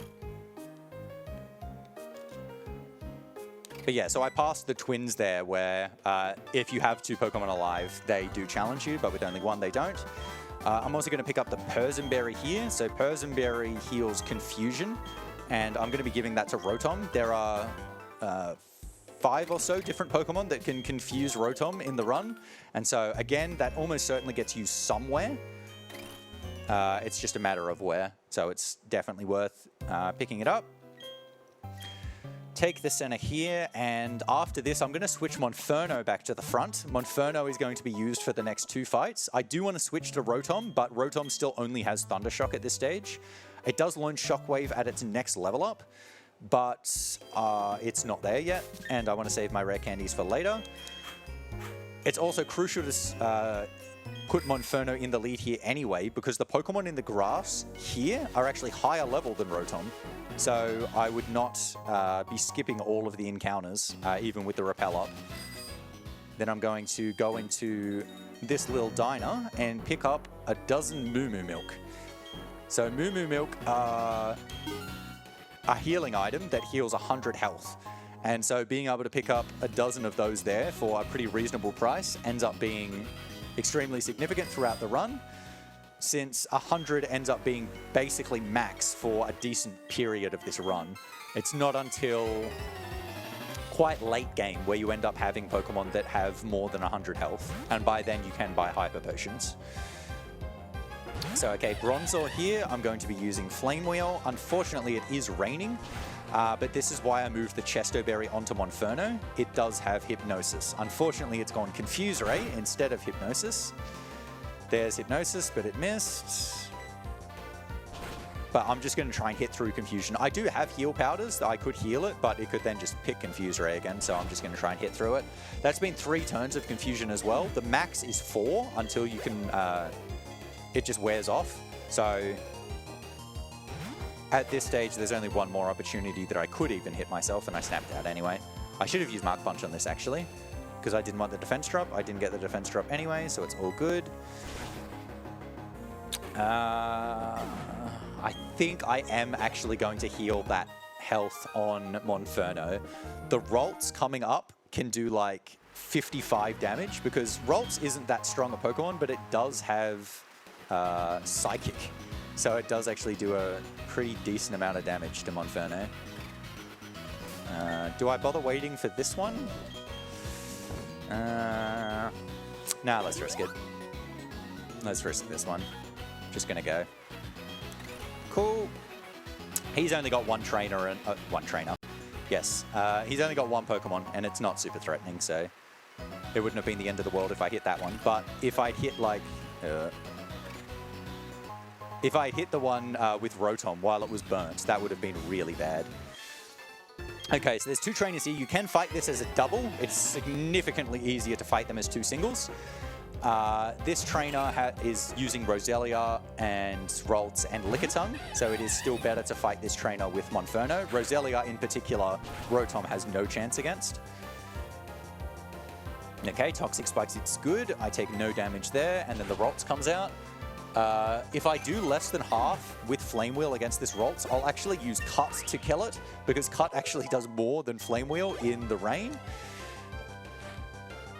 But given Psychic won't kill, this actually generally uses Double Team, which can be annoying.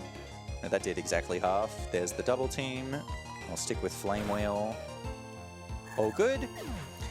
And then the Lickitung. And so I'll just be using the fighting moves now to finish this off. And this should be the last thing Monferno has to do. Defense drop good, especially given he's gone Defense Curl. This Lickitung does have, it's got Rollout as well as Defense Curl as well. Stomp is its highest damaging move to start with, but it's got Supersonic, which can be really annoying.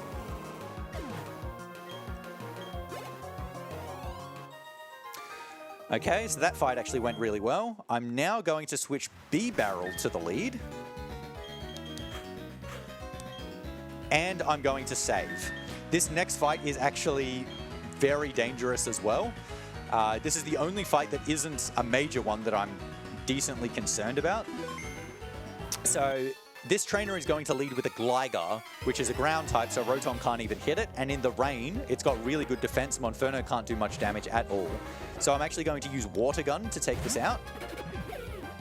But this trainer also has a Drifblim, which can do about 90% damage to Rotom. And Monferno can also do basically no damage to it either. What I want is for this trainer to send out Weasel before Drifblim shows up. I'm actually unsure which one's going to show up. I want the B-Barrel to also take out Drifblim. I can use Rotom if I do enough damage. Okay, the Weasel came out. That's good. So now what I'm going to do is I'm going to set up Defense Curl on Weasel. Then heal.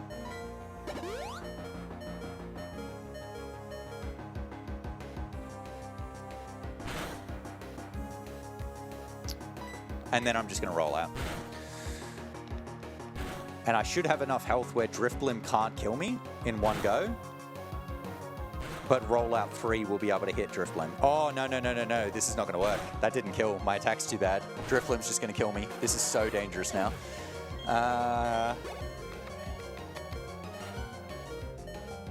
What to do? What to do? Yep, you're dead. How much is Monferno on? 45.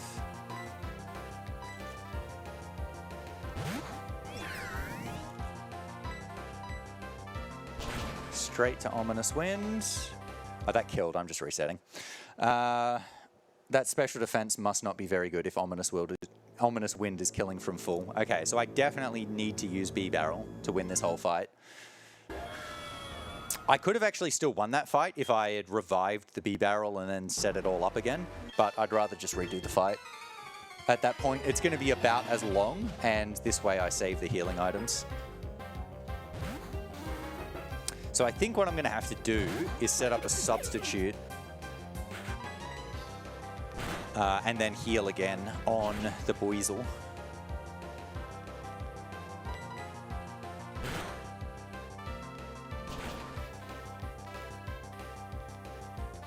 At least I am getting Weasel before Drifblim. Sometimes Drifblim comes before Weasel on B-Barrel. And if Drifblim comes second, it's just so dangerous.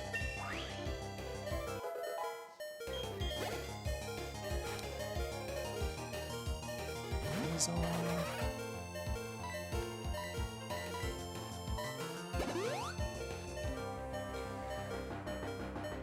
But yeah, obviously you want to be setting up on the Weasel because it does less damage. But once you use Rollout, you're locked into using Rollout. Swift is doing 13. I will still have enough for a substitute.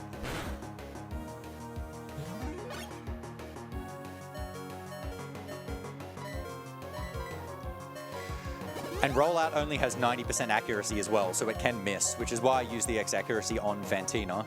If there was a second one, I wouldn't mind it for this point here, but there is not.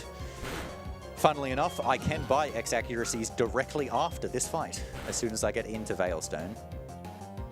Yeah, the idea is Rollout 1 and 2 is supposed to kill Weasel. I'm guessing this B-Barrel just does not have very good attack. But yeah, this is much more health going into Drifblim, so Gust won't kill me, but also because Gust won't kill me, it's not even guaranteed to use it. It might just go stockpile and try and raise its defense instead. Did go Gust. Okay, I've hit the Rollout. I should be good now. Yeah, critical. Okay. Oh, it was Rollout 4 anyway. It was definitely going to kill. Okay. Got past that point.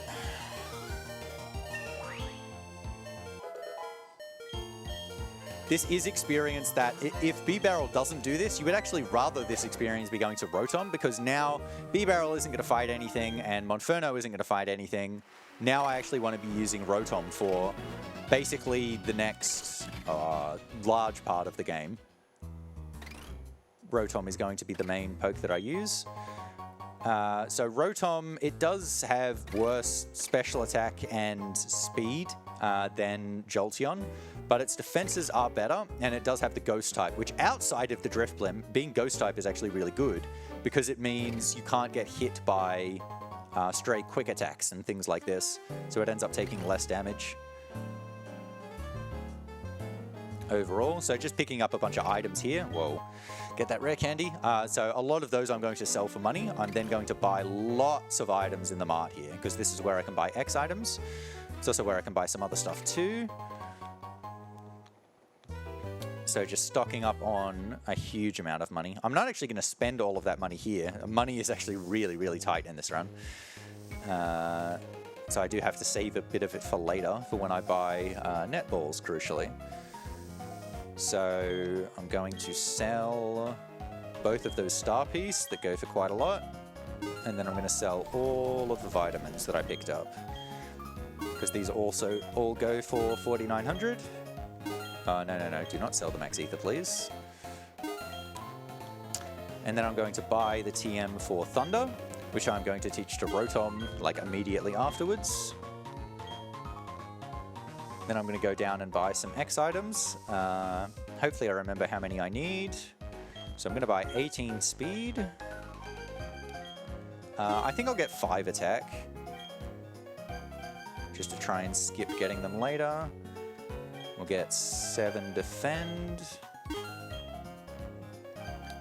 3 accuracy, and 30 special. So that's a lot of X items. It's actually not enough. I will be coming back to the mart later on to buy even more. I just don't have enough to buy all of the X items that I need for this run. And then I will buy 2 super repels. And then we're going to head off to the gym. So Maylene's gym is where Rotom is going to be expired for its major Pokemon fight usage, but Rotom is still going to be used in the party all the way up until just before the 5th gym. It's just going to be switched out for Wake for the 4th gym leader. Yep, so this gym here, I do have to use a lot of Thunders. So Thunder is a move that only has 70% accuracy. So there are a lot of misses that can happen at this stage, unfortunately. But it is 120 power, so it's twice as powerful as Shockwave. So if you've got a Pokemon where Shockwave's not going to kill it, but Thunder is, it's still better to use Thunder. This gym has a bit of weird tech where you're pushing these punching bags around, but it's actually faster to stop before them. So it's actually like an inverse of the turn frames where I was talking about, where you want to be in motion. For these punching bags, you actually don't want to be in motion, because if you're in motion, it makes it so there's an extra animation to stop you before it actually pushes you. So for the first one, I'm just going to menu here before I actually push it. But for all of the other ones, unless you're facing it, oh my goodness, I did not want to push that one again. I'm just showing off the animation, I guess. You actually want to stop and then turn frame into it. It's like half a second each that it saves. But for these ones where you're in motion, you actually do want to go straight into it.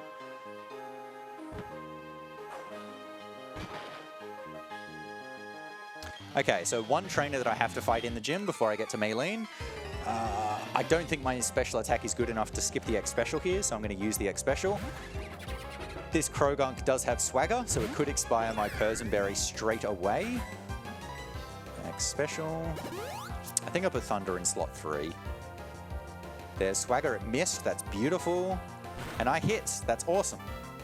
Okay, so then the Machoke is going to come out. The Machoke only has Foresight and Karate Chop. I'm going to actually, let me check my stats here again. 47, oh my goodness, that special attack is dreadful. So I did read that correctly before. I read all of them correctly, actually. The defense is really good. The special attack is dreadful. Speed is about average. So it can't actually hit you with Karate Chop until it uses Foresight. So you get the spare free turn here. So I've taken no damage. That was actually a really good fight. Swagger miss was very nice. Whew. Yeah, that is not good special attack on this Rotom. How unfortunate. How did it do half to B-Barrel? I don't understand that. Might have just been a really high roll. So there is one spinner in this gym that I'm going to have to dodge, but I'm just going to do safe setup for that. So it'll just be trying to wait the 32 frames before walking in front.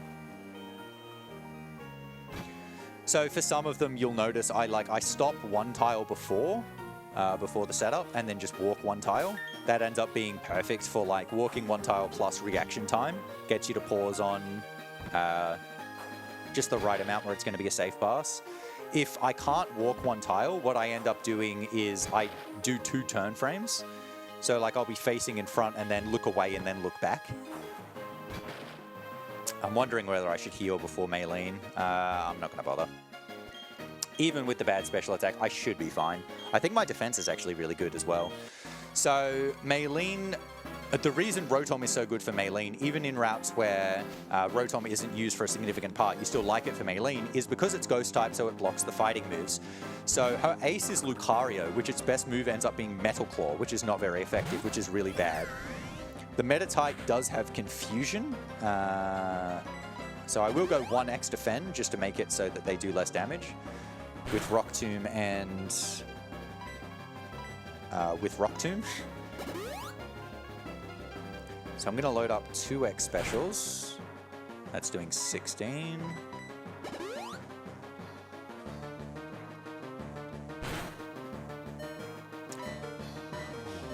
This is another fight where it's nice to have the Berry because Confusion does have a 10% chance to confuse. Then I'm going to use 1x accuracy. This doesn't make Thunder 100% accurate, but it does put it into the 90s. And then Thunder. Thank goodness for the Berry. If I'd hit myself there, I would have died.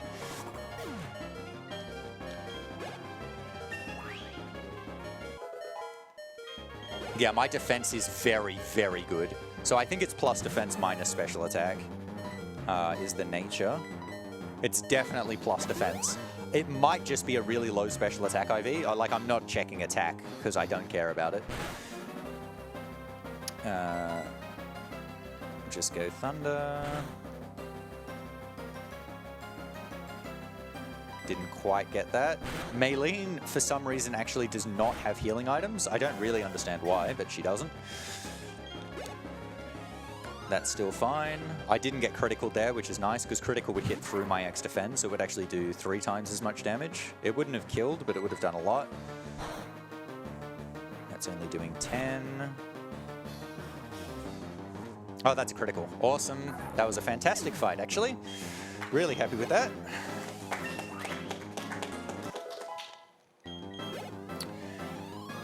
Yeah, I think most of the major fights have actually gone pretty well in this run. I'm actually not too unhappy with this pace, but it can all get ruined by Togepi. Togepi is going to hatch really soon, by the way. It'll probably happen before I get to the next trainer. But I'm still not going to check what ability it has until later, because I can combine it with checking other things' stats. Just to cut down on the menu. Wondering whether I heal Rotom here. I think I will, just for a bit of safety. Here it is. Here's Togepi.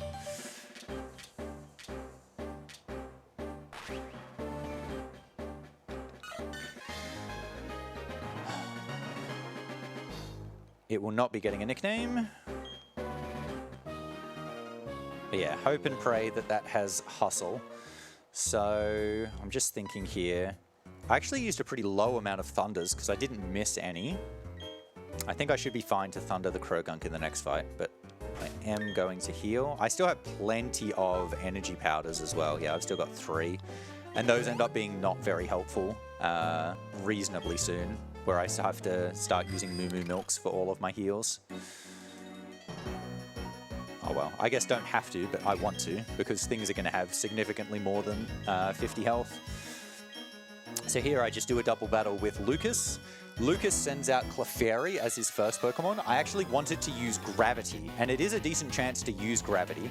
So we come up against 2 Zubats, and Gravity makes it so that they're no longer airborne, so they're not immune to ground moves. That's not why I want it, though. I want it because it increases the accuracy of moves by 2 stages, so it means Thunder won't miss.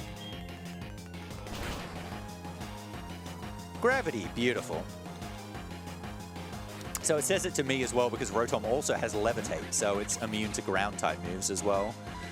But yeah, so now I can Thunder the Krogunk, and that'll definitely hit, and then I'll also Thunder the Stunky that comes out after the Zubat too. So that was very nice from Clefairy. Being a Ghost type also means in the rare chance that Clefairy decides to go Metronome Explosion, Rotom does not actually die. I have had Metronome Explosion from this Clefairy before, but not as Rotom. I have had it as different Pokemon where I did die. Bulk up, okay. That's completely fine.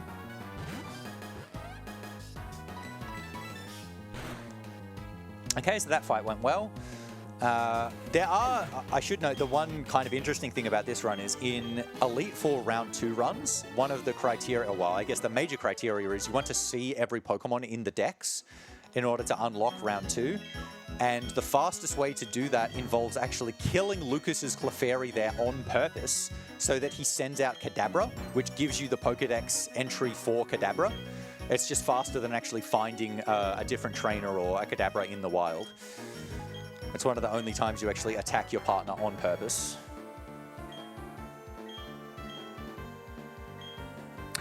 So now Luca's going to show up, and I'm going to get access to the HM for Fly. So now if I die, it doesn't actually really matter what Pokemon Center I go back to, because I can just fly to where I actually want to go.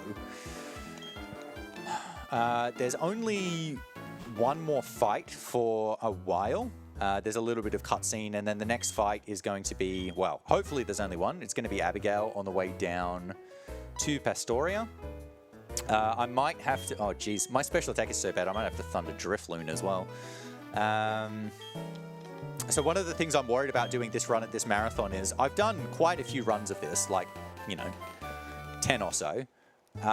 But I've actually gotten really lucky with stats in every run that I've done. And so I'm really worried that I'm going to get really bad stats and then I'm going to have no idea what to do or how to adapt because I've just always gotten really lucky. And so far that has already happened for Rotom. I'm very worried if that happens for the Golduck as well. Yeah, so this is the fight I was talking about. Should I X Special? Maybe the Chingling won't die either. I think maybe I should actually X Special. I think this is the right call. Because I would need to Thunder all of them otherwise, and I've only got 3 Thunders left, so decent chance I would end up missing one, and then regret not using the X Special.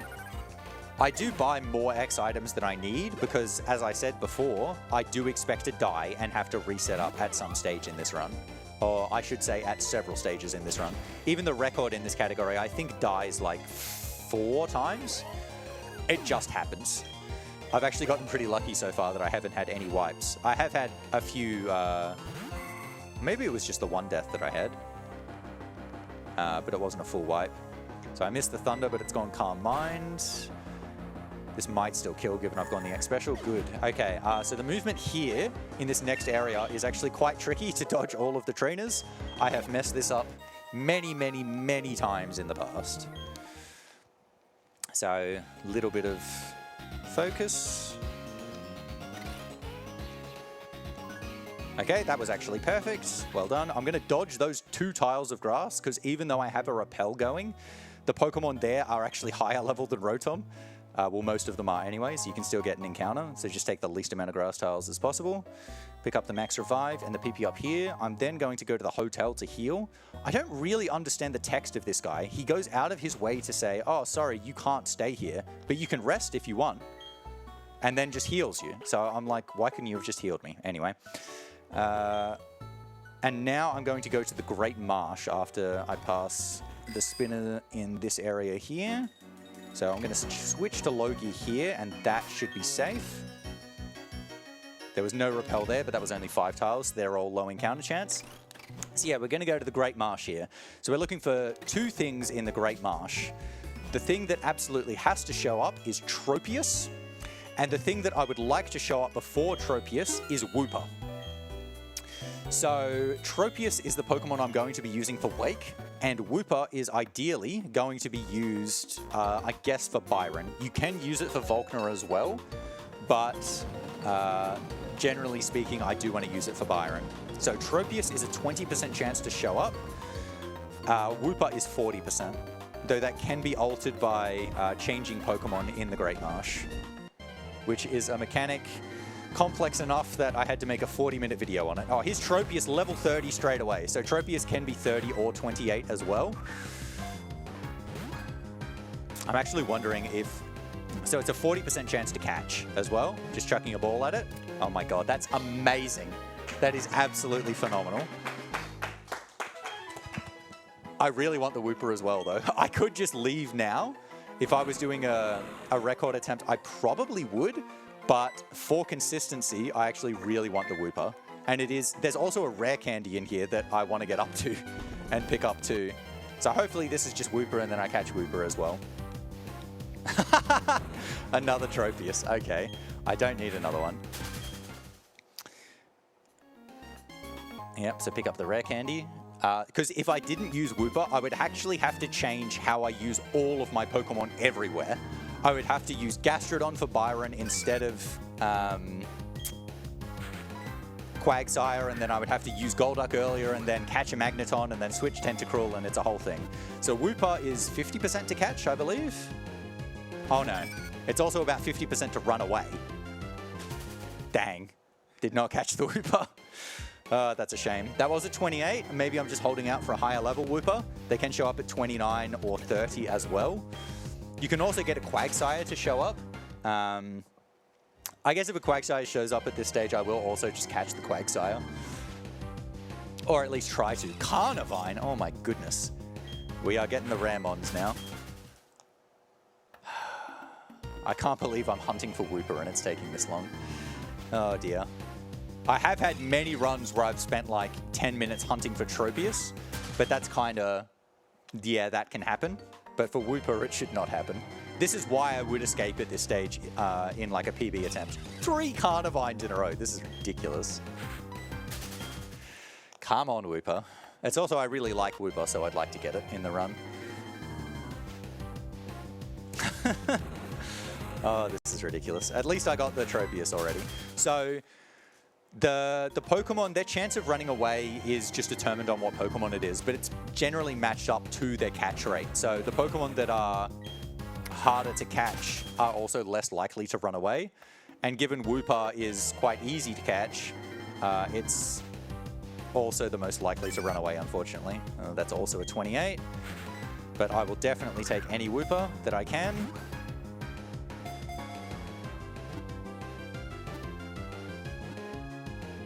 Good boy.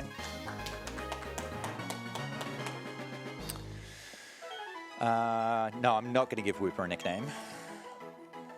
Wooper does not get used enough for the nickname to be worth it. And then I'm going to retire. And then we're going to go off to Wake's gym, where the rival is waiting for us. Okay, so this fight, he's going to lead with Staravia. This is one of the fights I prefer doing with Rotom to Jolteon. The Staravia loves using Double Team as a status move, and luckily I have Shockwave, which always hits. So the Double Team is basically just a wasted move for him. So I'm going to spend a long time setting up X items here while he's doing all of that. So I'm going to set up, yeah, we'll go 3X specials, 2X accuracy, and depending on whether Staravia hits me, I'll go an X speed as well. But because I am Ghost type here, the Staravia can't use Quick Attack. So its only damaging move is Wing Attack, there it is, which does significantly less than Quick Attack does. But so I'm using 2X accuracy, so Thunder always hits, which that doesn't matter for Staravia. But getting Thunder to always hit for especially the Roselia, but also the Prinplup, is very beneficial. Okay, he's hit me twice. That means I should X-Speed. Yep, he's hit me 3 times. That's why I X-Speed. I did not want to attack and get hit by that, because now I have to heal, because Roselia would kill me at that amount of health. And now I will Shockwave. And now I can just spam Thunder, and the fight should be free. Roselia won't die in one hit, but it also will not be able to kill me unless it, I don't know, crits Magical Leaf or something like that. I also should take note of my speed at this point after this fight, because I might alter the order that I fight the trainers in the gym. So what do we got here? 57. If I don't get another level up, that is actually definitely one where I would alter. So the first two trainers in the gym, you can fight in either order, and it doesn't actually cost any time while you're doing the puzzle. The B-Barrel has 55 speed, but the Wingull has 58 speed. So at 57, I'm in between, so it makes more sense to fight the B-Barrel. It's just so I then get the level up and can outspeed the Wingull as well. And the standard is actually to try and fight the Wingull first. It's just a little bit easier on how the puzzle works, but I do get the level up anyway. Yeah, 59. Okay, so I'll just beat them both. Beautiful. Okay, so into Wake's gym. Should I do it now or do it later? No, I'll do it later. So the Tropius went into my party, but I don't know what its stats are. So before I fight Wake, I will see what Tropius stats are, and that's when I will check Togepi's ability at the same time. But I'll do that as right before Wake when I swap it to the front. But how many X items I need to use on Wake really depend on what the Tropius stats are. So it is a 30. I'm just going to start writing stuff down because I do have to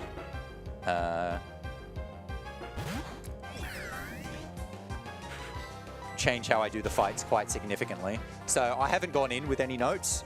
This was just blank paper, but I am writing stuff down as the run goes along.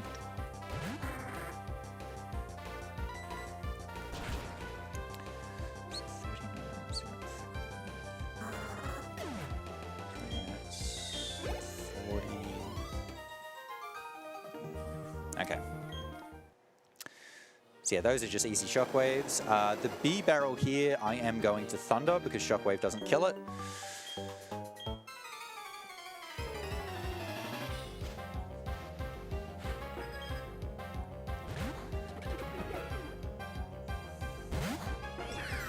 Thunder is 3. Beautiful. So these are all 70%. I don't... Oh no, I did... Did it miss the Thunder? I can't remember. It's actually, I mean, it's doing better than expected with Thunder so far, I will say. Even with its very bad special attack, it's still getting it done. The very last fight is the one I'm most worried about that Rotom does, which is going to be Cyrus 1. That's the last fight it has to do. But for these fights, I mean, I'm really high health going in here, so I should be fine. I do have to X special here in order to get these kills. Even with Thunder, I would not one-hit the Azumarill. But with an X special, then it does, and then I can Shockwave both the Azurill and the Marill. I will teach Ominous Wind as well. This is actually not for any trainer battle, it's just for when I'm trying to catch Gastrodon.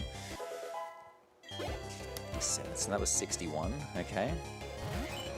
Yeah, so I'm trying to keep track of stats of multiple Pokemon at once as well.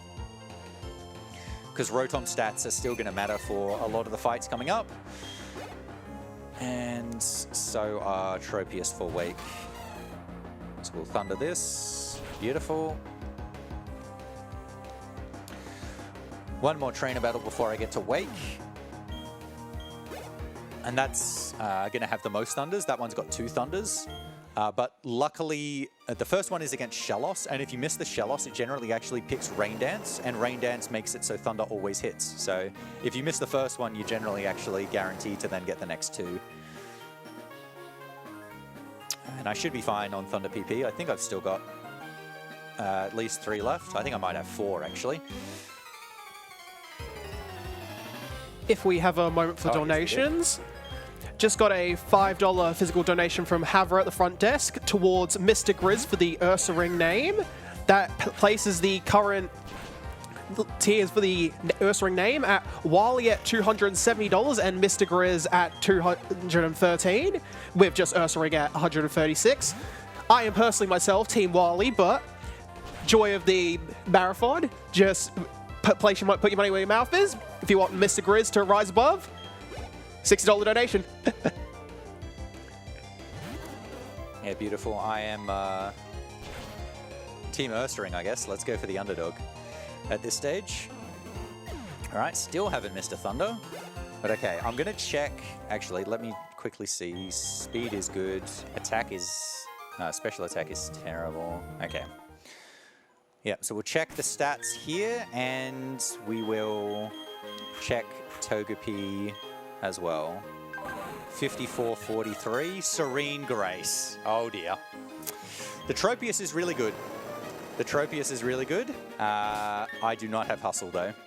That could be torturous later on. So I'm going to teach Grass Knot and Fly to the Tropius.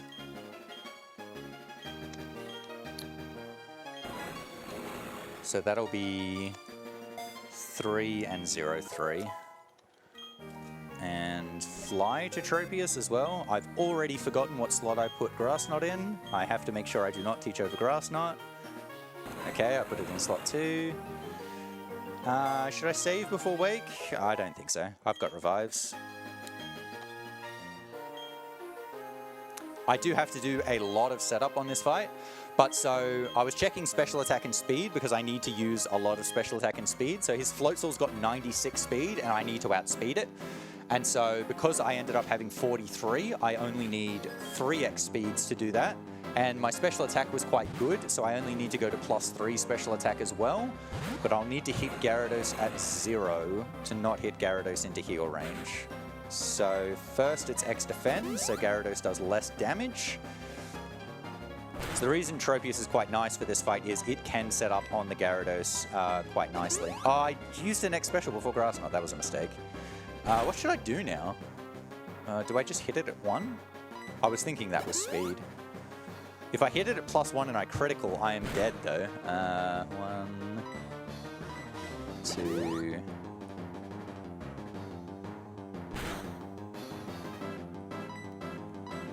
3...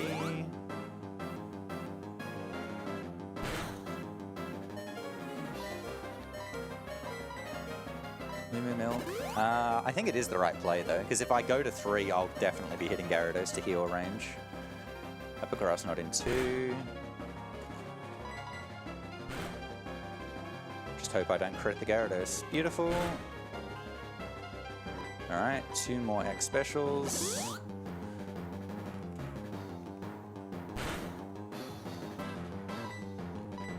Alright, just hope this last bite doesn't critical.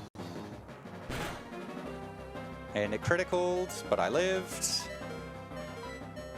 This Tropius actually also must have quite good defense because the bite is doing less than expected. And with a little bit worse defense, I would have died there.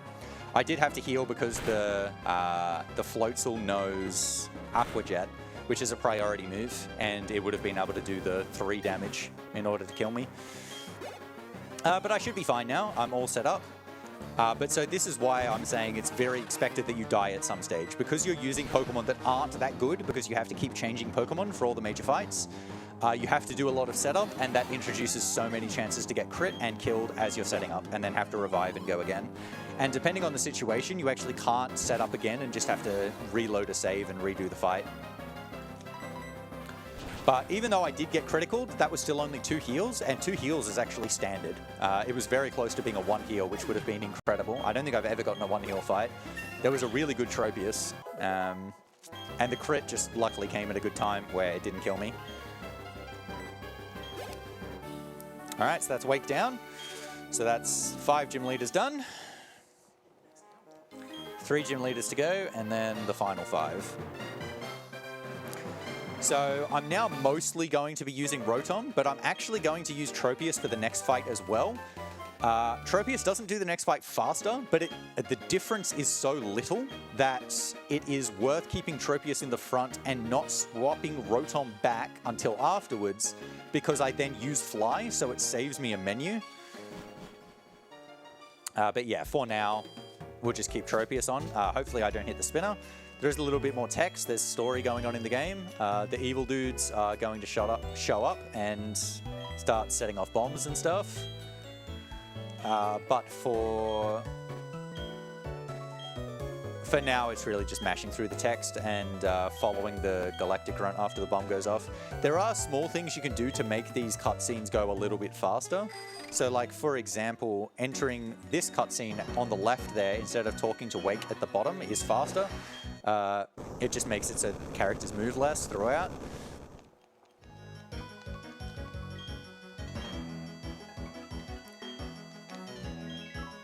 But it does take a while. I am going to fight this galactic grunt, but I have to talk to him like 6 times because he just keeps running away and running away and running away.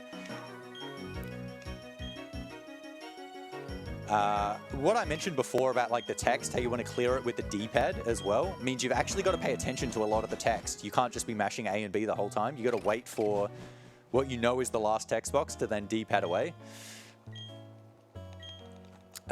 Which I guess is, oh, you're actually more engaged with the game, but honestly, it's not that fun to look at the text. I'm going to try and do a setup here. That should be safe on the left.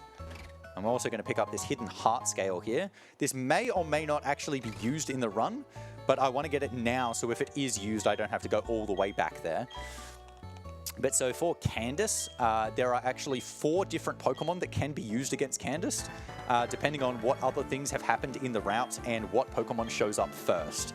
The heart scale is for in case Meditite is what I end up catching, and then using Medicham for the run, which is actually a pretty decent chance. The most likely is actually Bronzong, but I can't remember the last time I got Bronzong. I think it would have actually been a couple of years ago. I keep getting Meditite or the very rare and best Nose Pass, and then using Probopass. This run's a bit weird when you say like, oh yeah, Probopass, really good. We really need Tropius for this run, it's super important. But, I mean, that's part of what I really love about the run, to be honest.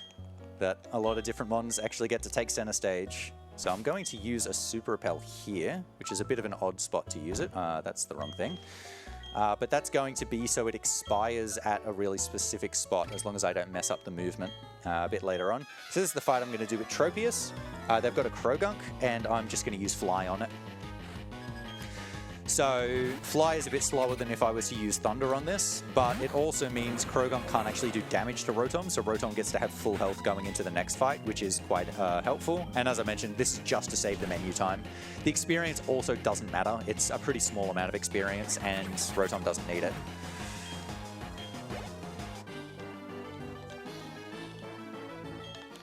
Okay, so now that I've tracked him down, Cynthia is going to show up, and she's going to give us the secret potion.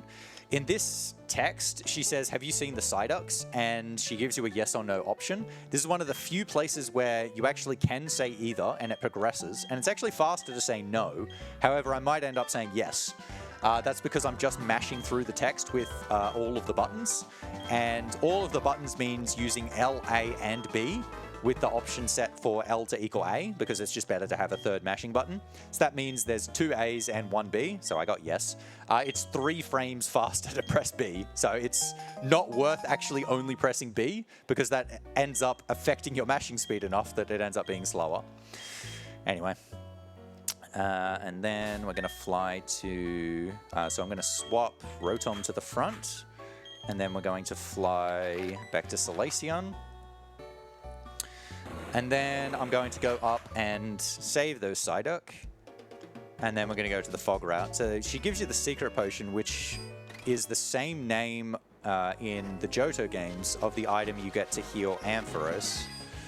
I actually think if you move the item between the games, it works exactly the same way for the 2 things. It's just the exact same item, it just does totally different things. But yeah, so the Fog route. So Fog route is a route with Fog, who would have thought? So Fog is a weather condition that reduces all moves accuracy to 60%. Terrible mechanic. You can get the HM for Defog to get rid of the Fog, but it is not worth it in this run. You have to go through a detour throughout the Salacion ruins. Instead, we're going to be relying on Rotom and the fact that it has Shockwave, which never misses. So the Fog doesn't impact Shockwave. It does mean that I don't want to be using Thunder, like, at all here.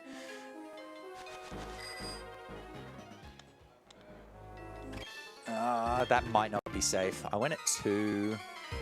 No, I think it's safe. Okay, so I want the super repel to wear off after this trainer right before a spinner, and I'm trying to get the setup right. Okay, so Apom shows up here, and it's going to be using Water Pulse because it's its best move. I'm going to set up 3 X specials so that I can kill it with Shockwave. And I want to see lots of misses. Misses, very good. What I do not want to see is Water Pulse confuse because it's got a 30% chance to confuse, and if it does that, I then have to heal the confusion before I go. So there's the third. I would love another miss. Just love another miss. Oh, we love to see it. Okay. So this trainer's second Pokemon is going to be Grottle. Grottle has Bite, which is super effective against Rotom. And if it got to any position where Bite could kill me, I would be in so much danger here. But I do have high enough health here that what it'll probably do is just spam Curse to try and increase its attack and defense and not actually end up using Bite. Because even at +1 here, Bite shouldn't kill me. And then I can still have full health into the Girafarig. Yeah, just spamming Curse. That's awesome. But yeah, there are 2 spinners on the Fog Rat that are just awful fights to get as well. So I really do not want to hit them. I'm hoping this setup for where I've switched to low gear and gone up before the load line will work. So the load line is when you pass particular lines on the ground, that's where the trainers end up getting loaded, and then it starts their timer for when to spin. So what I want is the repel to run out right in front of this trainer, right when a 32 frame window expires, so that I can just go if they're not looking.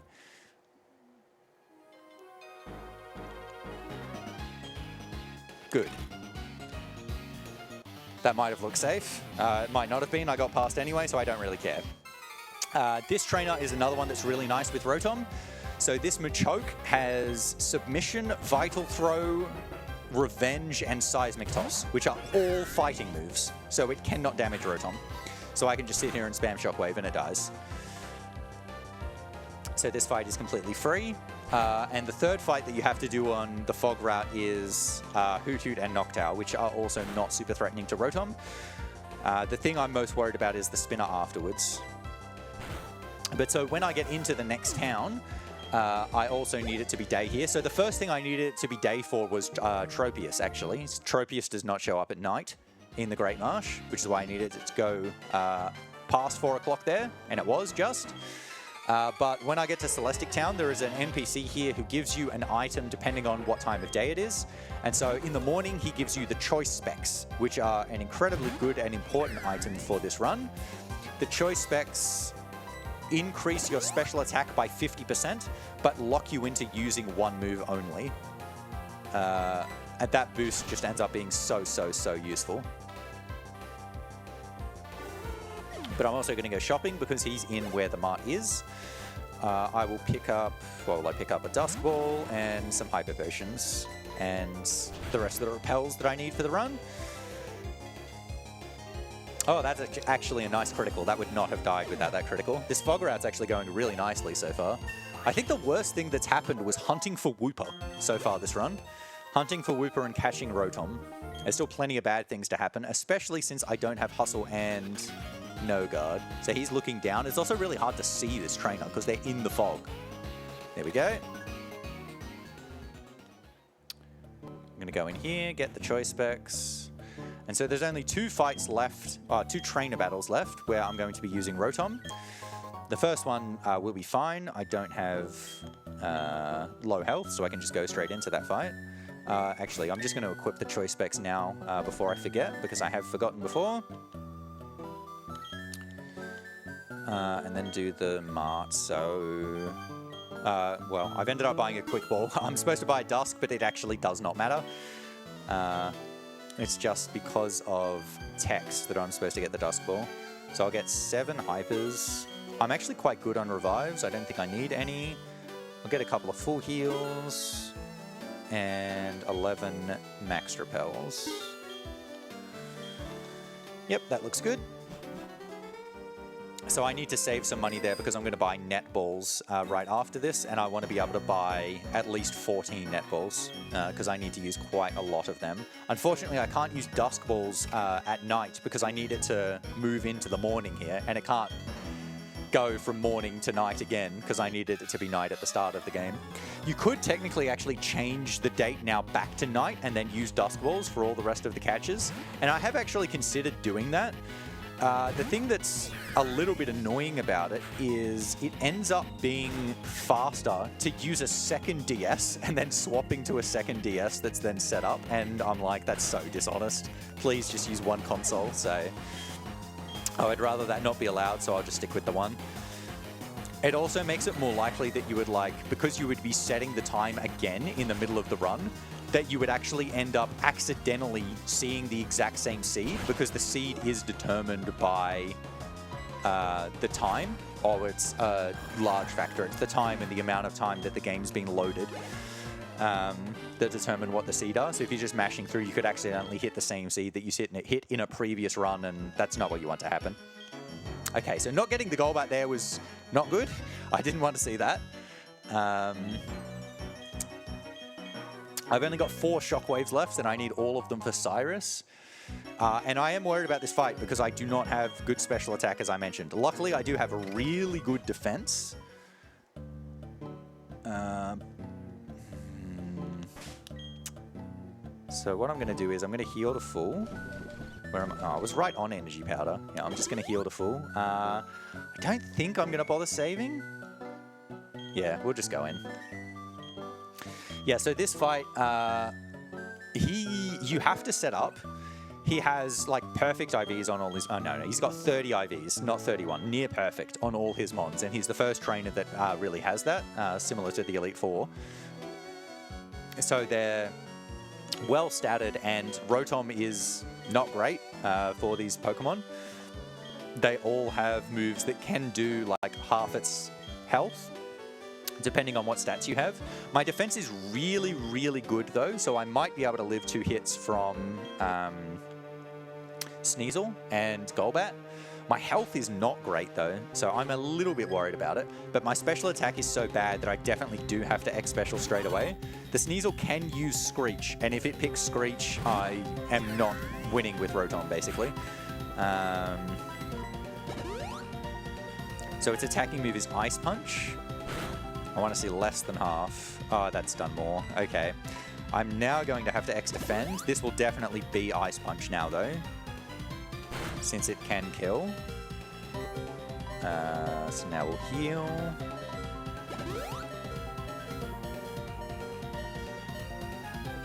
So I'm really hoping for no crits here, and also no frit. That only did 22. Okay. That's a good sign. Means that first roll was really good. That's not good. 40. Oh, I'm shockwaving anyway. He might kill me now at -1. I think it's going to be a damage range. We living? Okay, I should be good now. I should just be able to spam Shockwave, unless my special attack's so bad that I don't get Golbat at +1. But even if I didn't, I would still just spam Shockwave. Sending out Murkrow first. I don't know if that normally happens, but whatever.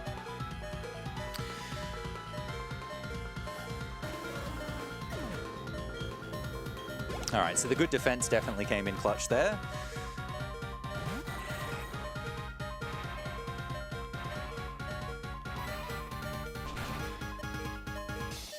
Please die. Oh, well, that'll do. Even with getting Screeched, I'm going to say that was actually a really good fight. I didn't have to switch out at all. I did have to use the X-Defend, but that ended up saving me because I got Screech afterwards. I will definitely take that, especially given how bad my special attack was. Rotom overall actually did really well considering its special attack, I will say. But so now is where the run could turn to absolute garbage. The next thing that I'm going to do is catch 2 Pokemon on the water, because I'm now going to get the HM for Surf. So the 2 Pokemon that I'm looking for here are a high-level Gastrodon and a high-level Golduck. So normally I would use either No Guard or Hustle in order to make this significantly more likely for them to show up. But I do not have No Guard or Hustle. So first I'm going to fly back to Floroma, and I'm going to buy the netballs. I'm just going to buy as many as I can. And then I'm going to go hunting. So These are going to be 9% chance for like Gastrodon to show up as the encounter. And of that 9%, they can be between level 30 and 40. And I'm going to be using a repel to get rid of the low level ones as well. Gastrodon, I don't really care what level it is after I use the max repel. I've also got to teach Surf. I also have to heal because Rotom might die. But so Rotom's going to be 33, so it's going to get rid of the level 32 and below ones. I need to teach Surf. I'm going to teach Surf to Wooper. We'll get rid of Slam. Just in case, depending on what Wooper's stats are, Mudshot might be useful, and we'll use the Max Repel. I also ordinarily might use a 3DS rather than a regular DS for this part, and you would just spin the circle pad in order to try and get the encounter. But the last time I did that at one of these events, the 3DS crashed, so I'm just using my regular DS. That was a really quick encounter, my goodness. Please be Gastrodon. It is Tentacruel. And it's 40. You are kidding me. So Tentacruel is a 1% chance encounter, and it has showed up at the max level, and I can't escape because it's too fast. So Gastrodon is 9 times as likely to show up. These are the only 2 things that can show up with the repel. So the main reason for using the repel is to get, oh my goodness, is to get rid of like the level 30. I actually have to heal that, unfortunately. Wow, that's so garbage. Yeah, I have to use another Moo Moo Milk. I think I've still got antidotes. Funnily enough as well, I actually do want to catch a Tentacruel later on in the run, but I can't accept level 40. I actually want to catch a level 51 much later on. That was such a quick encounter. I'm so upset that was Tentacruel. That is ridiculous. Oh, dear, dear, dear, dear, dear. Okay, that was actually pretty fast as well. Please be Gastrodon this time. Thank you. 37. I will take 37. Ominous Wind.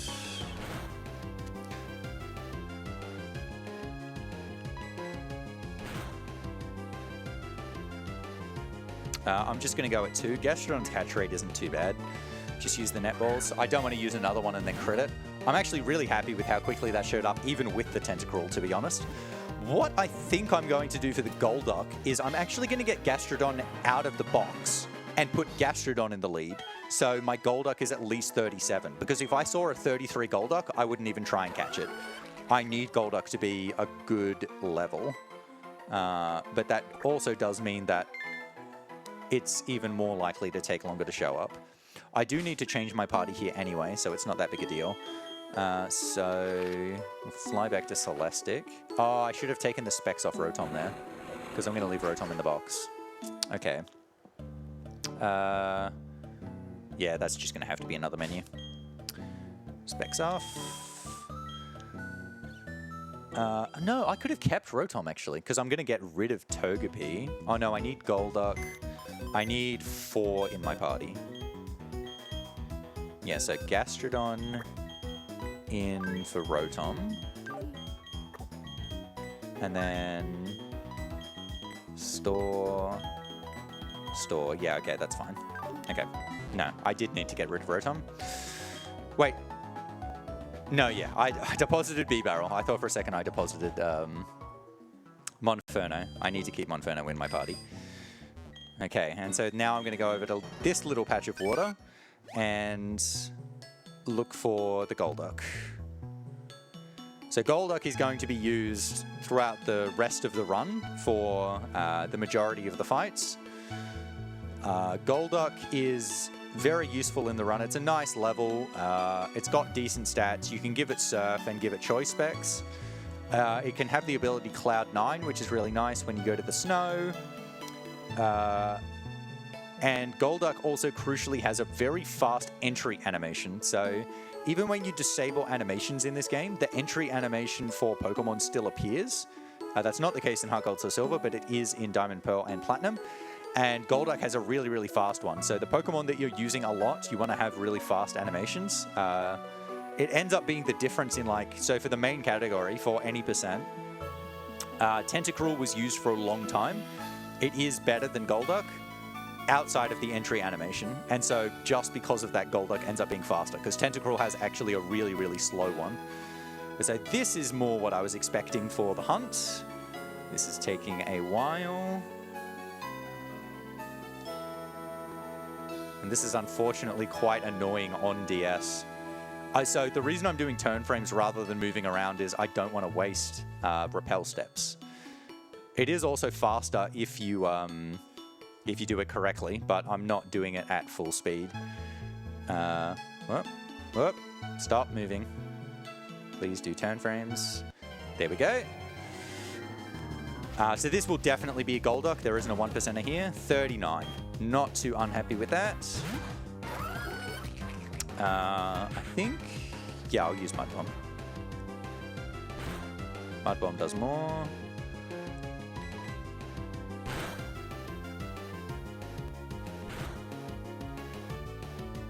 Okay, I'll throw from there. Golduck's catch rate isn't too bad either, so hopefully this just gets straight into the ball. Very good. Okay, and now we hope and pray the Golduck has good stats. So this is the one that I was most worried about, where it's like, if the Golduck has bad special attack, especially, I'm going to have no idea what to do with it, because every Golduck that I've gotten, I have gotten such good luck with. They've all had amazing special attack. Speed also does matter. And defense and special defense matter as well. Attack actually does matter for one fight too. But we'll just see when we give it the rare candies, which will be pretty soon. I'm just going to head over and get one more rare candy, and then I'm going to use... I'm going to do a menu flash on a spinner coming up here, and I will use a bunch of rare candies there.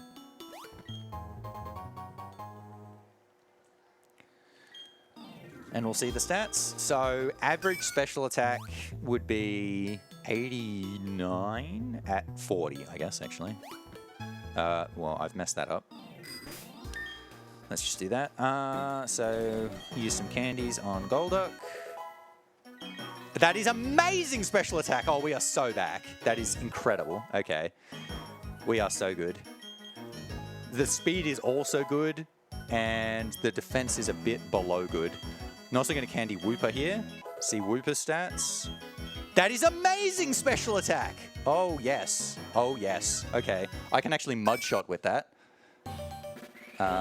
Special defense was terrible. I didn't see defense. But that'll be mud shot. That was one of... the Golduck is definitely plus special attack again. It's either minus defense or minus attack. Speed is above. Should I use another candy on Golduck? Just see here. I've got 2 left. Yes. I think that'll be enough. So I'll heal it. We'll give it Surf.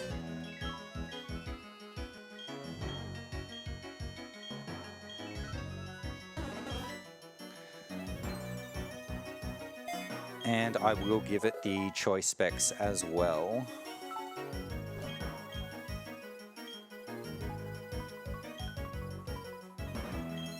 Yep, past that spinner. And so now we're into the Golduck portion of the run. Given how good that Golduck was, and the fact that those hunts weren't so bad, I'm going to alert the tech team that you may want to look for a backup run, because I think I'm going to go a decent way under estimate. Because it was like, my PB is a long way under estimate. It's like 48 minutes better than the estimate. I'm not going to PB in this run, obviously, but I had to set a large estimate because those hunts can take 20 minutes and you can just get really bad stats on so many pokes. But the crucial ones are looking very, very nice here. So I think I should be good. Things can and still will go wrong, but they're not going to go 48 minutes wrong.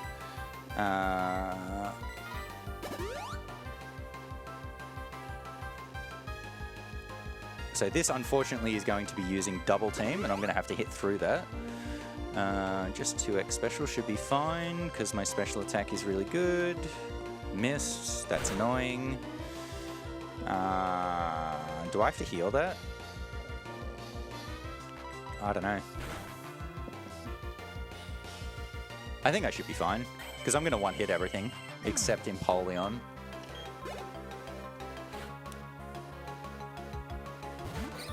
Am I going to one-hit Roserade at 2? Is it 2 that you go to, or 3? Oh dear.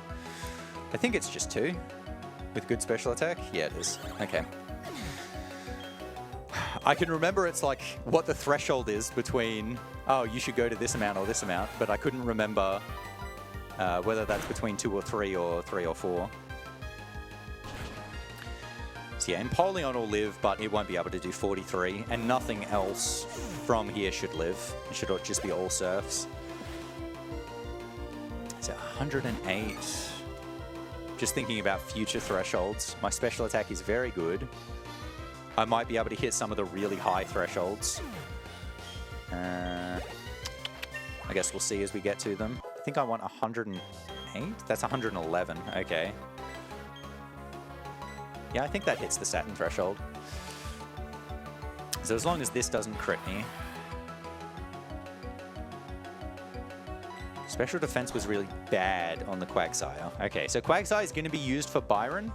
The special attack was amazing, as I said, so I can actually use Mud Shot instead of using Mud Bomb. So Mud Shot is only 55 power, but it's 95 accuracy. Mud Bomb is 65 power, but it's 85 accuracy. The other advantage of Mud Shot is it drops speed. And so if I use Mud Shot the whole way through the fight and I hit Steelix and Bastiodon with Mud Shot, I will end up being faster than them for the second one. Werster, Tech would like to know approximately how long we expect to go underestimate now? Let's say look for 20. 20. Look for a 20 game. Got it. And while I'm at it, we've also got a donation in from $60 from Vaughn 4, our Splatoon 1 speedrun from last night, saying, good luck Werster from one ASM runner to another. Donate to get Mr. Grizz back in the lead. Pokemon and Splatoon speedruns are similar enough, right? Yes, and with that $60 donation, Mr. Grizz is now in the lead. It is $273 to $270 from Mr. Grizz to Wally, so incredibly close on that one. The run is not for another few hours. If I'm not mistaken, it's the midnight run tonight. So, yeah, quite a bit of time to upset the rankings. If you want Wally to get in first, or do you want Mr. Grizz to get even further, yeah, get your donations in. Yeah, I'm pretty sure that run is 12:30, so just after midnight. Gale of Darkness, it's a great run as well. I wish I didn't have a run at the exact opposite amount of time so I could watch it, because I do really enjoy that game as well. So I'm keeping Water Pulse here on the Golduck just for PP usage. I would love to use Surf on everything, but you do run out of Surfs eventually. There are enough Pokemon for that to happen. There is a spinner here. I'm going to attempt a spinner skip, but this one doesn't always happen. So I'm going to walk in the opposite direction, and then that should be safe. You can just take these little elevators to get around that spinner, but it is a little bit faster to do the spinner pass if it works. This Scizor, I've definitely got enough special attack that Surf will kill this.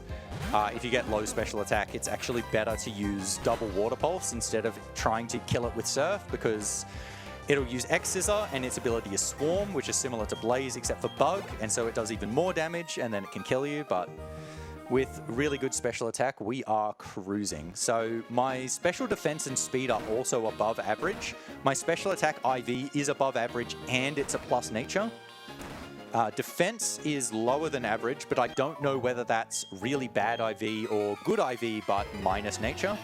Attack, I did not pay attention to at any stage. Attack only matters for one fight, and even then it doesn't really matter. Like, you still do the fight exactly the same, regardless of what the attack is. It's just the Mantike doesn't die to strength if your attack's bad. Oh, I guess actually, if it's really bad, it would matter. I would actually do the first fight in Victory Road differently, so I should actually look at my attack at some stage. I'll have a look here at this level up.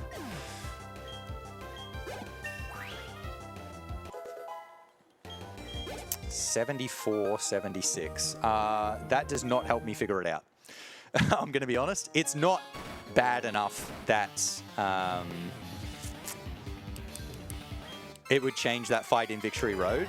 but that's kind of like equal between one of them is good IV and minus nature, the other one is just bad IV. So I mean that roughly means about the same thing. We just had another donation come in, $4 from Bappy. Put this donation towards the Wally name, bonk. Now, it is now Wally at 274 and Mr. Grizz at 273. And I think I see Vaughn pulling out his phone in the crowd. So I don't think that's going to stay for keys. He says one moment. He says one moment. Also a good time for me to say, I think my hosting shift is just about up. So yes, thank you all for having me. I'm going to swap over to the next one now. Thank you so much.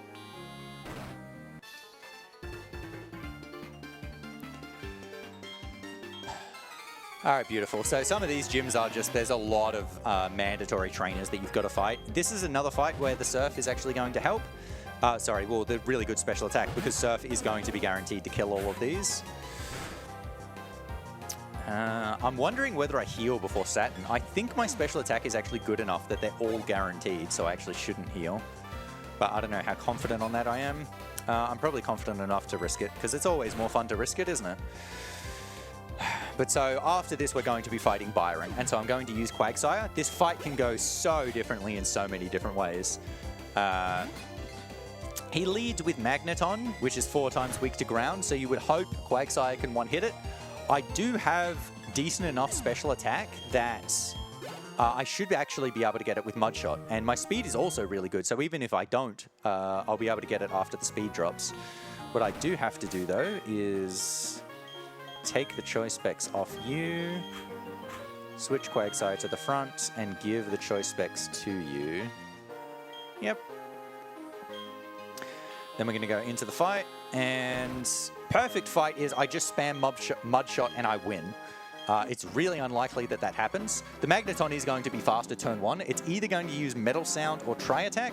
Tri-Attack is going to do over half my health, and Metal Sound is going to reduce my special defense so that Tri-Attack would one-hit me, but also so that Steelix can then two-hit me with Flash Cannon. There's the Metal Sound. But because I'm using Mudshot, getting Metal Sound here is really nice. I didn't get the one hit, but I did get the speed drop. So what's going to happen here is he's going to heal, and then I'm going to keep using Mudshot. And so I'm going to get another speed drop, and then I think I'm faster. Oh, I got the kill the second time anyway, so that's fine. But so now, because I'm using Mudshot on Steelix, I'm going to drop its speed. So I'm actually going to stay in. I'm not going to reset that special defense. If he goes Sandstorm, I'll get the free turn, so now I'm faster. That didn't do enough, but I can now X Special. He can't kill me in one hit without a crit. He's still gone Earthquake, that's expected, I guess. That's actually really good defense on the Quagsire. Now I can Mudshot and that will kill, and now the same thing will happen for Bastiodon. And so for Bastiodon, it's actually really ideal to be slower and then hit with Mudshot and be faster, because the Bastiodon knows Metal Burst, which doubles the amount of damage you do to it back to you, but it doesn't have minus priority like Counter and Miracle do. So if you're slower than it, it can't actually get you with it. So he's just gone Taunt instead. There's my speed drop, and now I will be faster, and then I should be able to kill even with the Sandstorm up. That looked like it did enough. It did not do enough. Now he can kill me with Metal Burst. How unfortunate. Ah, dang. All right. No. I'm going to send out Tropius. Yeah, I've already used Tropius. That was almost the best pirate fight I've ever had by a long way. We'll just use a regular revive, I think.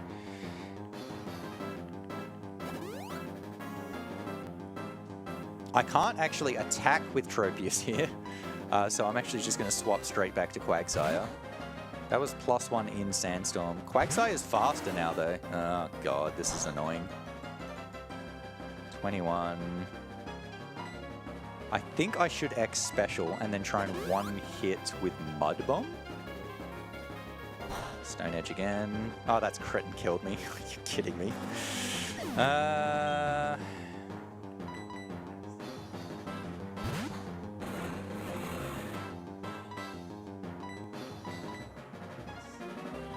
Maybe I should have used a max revive just to try and avoid that situation. Of course you missed Tropius. Oh, you're such an asshole. Oh, dear. He's used 3, hasn't he? If he misses another one, would be nice. 23, 24. Should I just heal? No, I'm not going to. We're going to risk it again. Iron defense. That's much better. All right, so I think Mud Bomb should one hit. So Sandstorm increases his special defense because he's a rock type by 50%. That didn't kill! Oh my goodness, that's ridiculous. And he never used Metal Burst when I wasn't attacking. As soon as I attack, he clicks Metal Burst. This is ridiculous. And now I'm going to be using a Max Revive because it's all I've got left. I don't have any regulars.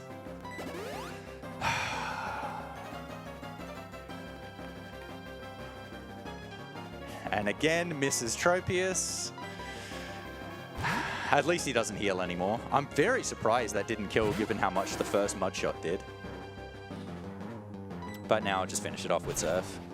Whatever, it's a win. I have had much worse fights than that, to be honest. I'm just disappointed given how close that was to an amazing fight. It's a shame. But yeah, so sending out Tropius there does not invalidate the run because Tropius didn't do anything, and it getting experience doesn't help because it can't be used to do anything against the major fights. However, if I'd sent out Golduck there, that would have invalidated the run.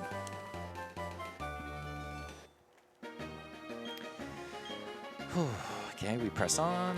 Do you mind if I come in with a quick donation? Oh, yes, please go ahead. Also, hi, Havra here. I'm the one who took over. G'day. G'day. Hope the run's going better than just that one fight. I'm so sorry. I feel like I came in at a bad time.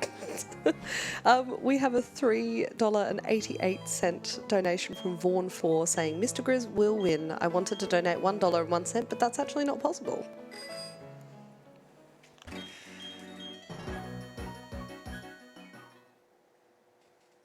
Yeah, thank you very much for that. Also, I love the Splatoon block. Well done, guys. You guys did amazing last night. Okay. Yeah, this is just cutscene, so that was actually a really nice time. To be honest, that was the worst fight that I've had so far. All of the other major fights have actually been good. And that's Quagsire out of the way, so there's a lot of Golduck coming up now. This stretch from like 6 to 8 is kind of the longest stretch where you're only doing one extra major fight, which is Candace. So there is a lot of Golduck for a while, and my Golduck is very, very, very good. So the next part of the run should actually be really good. Like, it's good enough that it's able to skip any setup on a lot of the fights. So the next fight that I'm going to do should be Saturn, and it should just be click surf, surf, surf, instead of actually having to set up anything. I hope I'm right about that, because if I'm wrong, I'll die. And I'm actually pretty low on revives after how many I used on that fight. But the only other fight I should be using revives for before I can stock up on more should be Candace. But yeah, so this is a cutscene in the library. They're just showing you, oh, a bomb went off. And now you're going to go back to the lakes and find that they set off a bomb and fight more Team Galactic goons. So one of the things I don't think they balance very well in this game is the Team Galactic commander fights. So when you fight Mars and Jupiter, especially early on in the game, they've got a Perugly and a Skuntank, and the Skuntank even has Night Slash below what level it learns it. So they're actually really threatening to you. But then as you go through the game, those are still their aces, and they don't get better moves than when you were fighting them at one gym badge, basically. So they get so much easier to fight as the game goes on. So I've got to move the specs off you, switch you back to the front, put the specs back on, and then we're going to fly to Veilstone. I still have to super repel and what's the other thing? I have to repel and teach strength. That's what it is.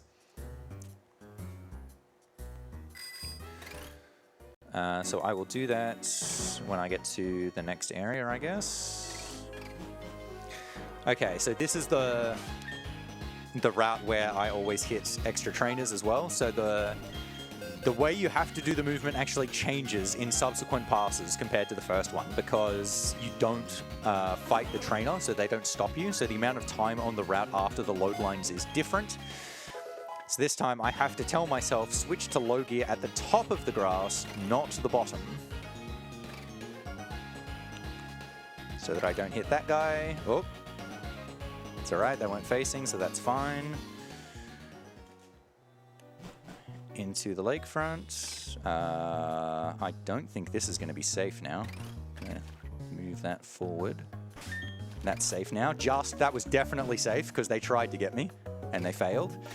And now we'll go into the Saturn fight. So like I said, I think I can just spam surf here. So I am going to heal Golduck at some stage, but I'm going to take the mum heal rather than heal at the hotel. It's just a little bit faster, doing it a bit after this fight instead of before. I also have to switch Tropius back to slot 2. I can do that on the next menu. Yeah, I think just spam surf should be fine here. Good.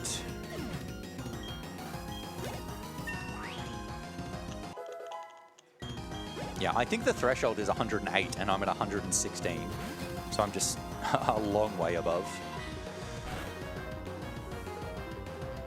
But so the reason I want Tropius in slot 2 is after this fight, I'm going to be doing a double fight. And it's faster to do the double fight with Tropius in slot 2 because it can avoid dying. Surf hits the whole field. And Tropius won't die in one hit, and then it can use Fly to avoid the next surf as well. Yep, so that was fine.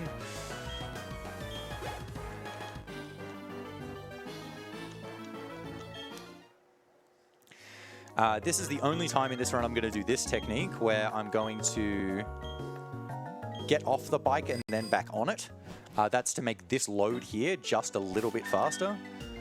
Yes, I want Tropius here, and I want to fly back to Twin Leaf. I can't remember if the max repel has worn off yet, and I actually want to use a new one. I can wait a little bit longer because I used it quite late. I don't actually think it has.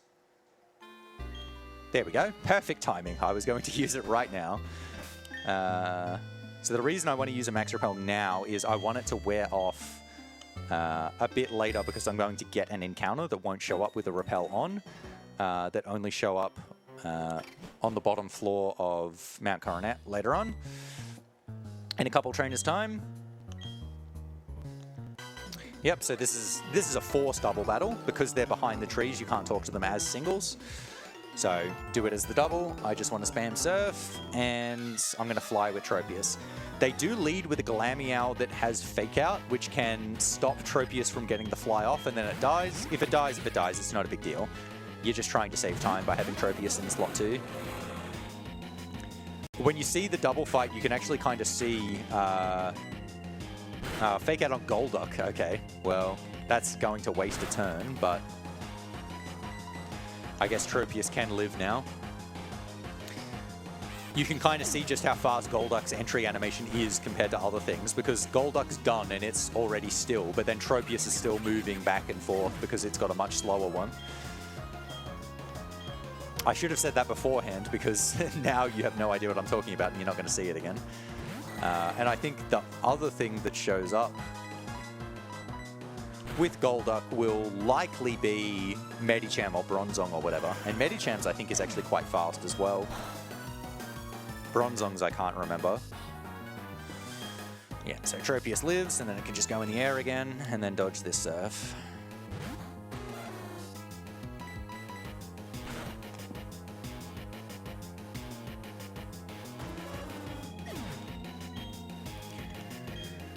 Okay, so there are more trainers here, and you could fight these as a double, but you do have access to fight them as singles. But what you can also do is just not fight them at all, because you can just surf around these trainers.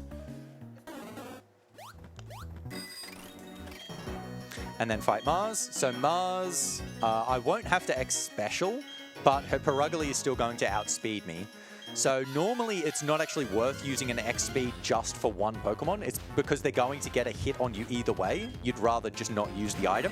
it's a little bit faster. But for Perugly, I will bother to use the X speed, and that's because it is likely, but not guaranteed, to use Fake Out, which is the move that always goes first and always flinches you. So by using the X speed, I would only take that Fake Out and then be faster and then be able to kill.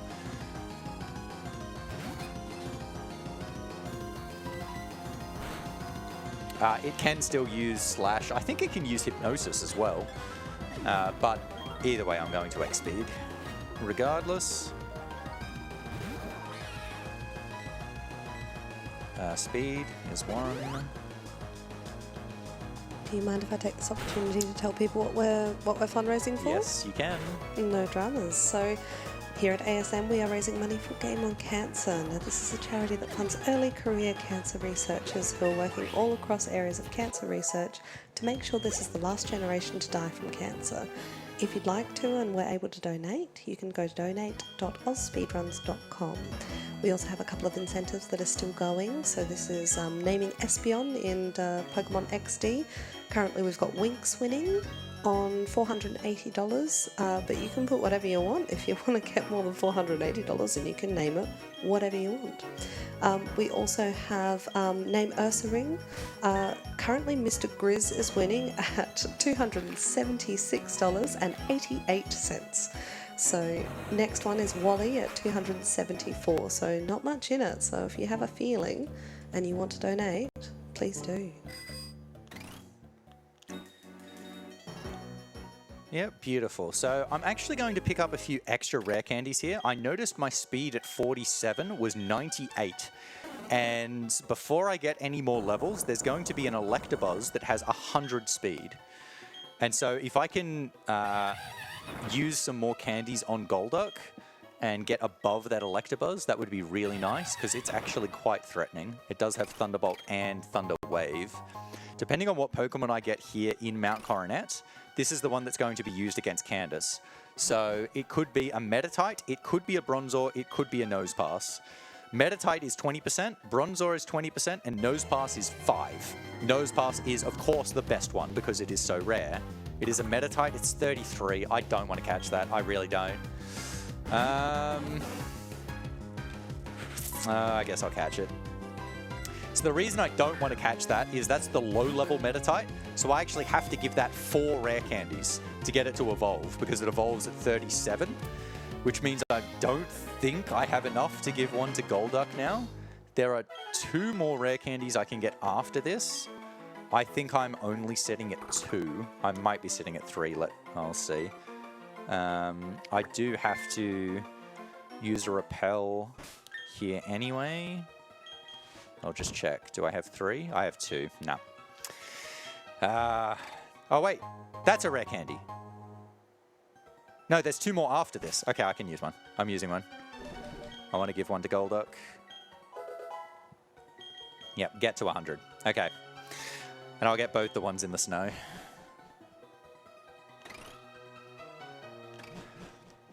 Okay, so this is now the start of the snow route.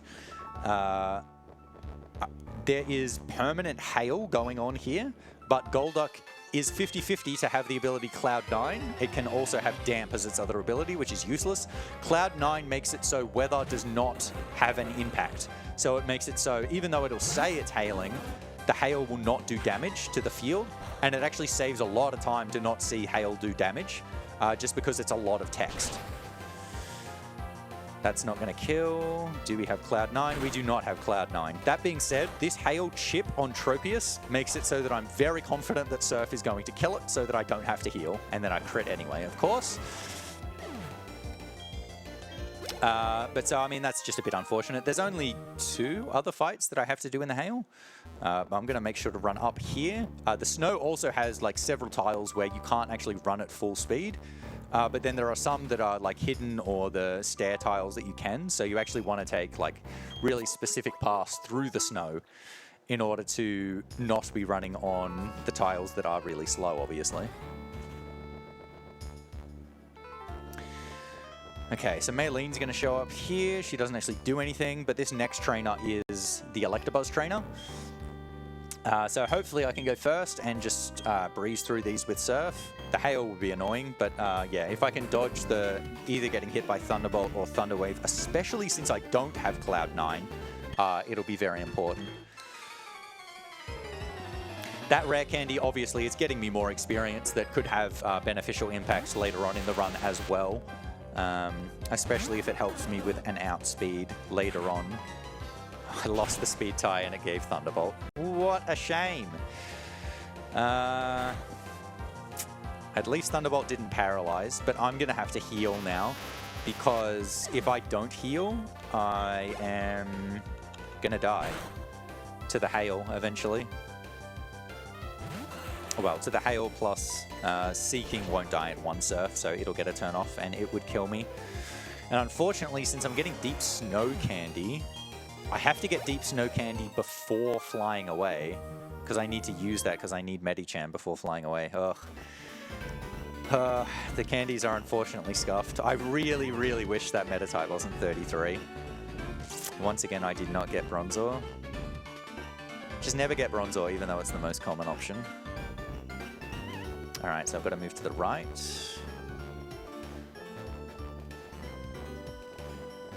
Pick up the rare candy here.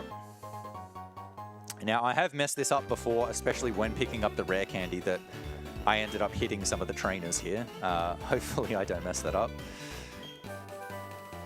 Especially since I have not healed yet.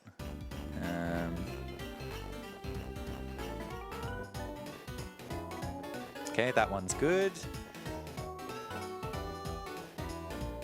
And that one's good. All right. But you can see, like, that guy, he's moving faster than you and spinning around. If you don't get the setup right, he can absolutely get you. Okay, so I'm going to...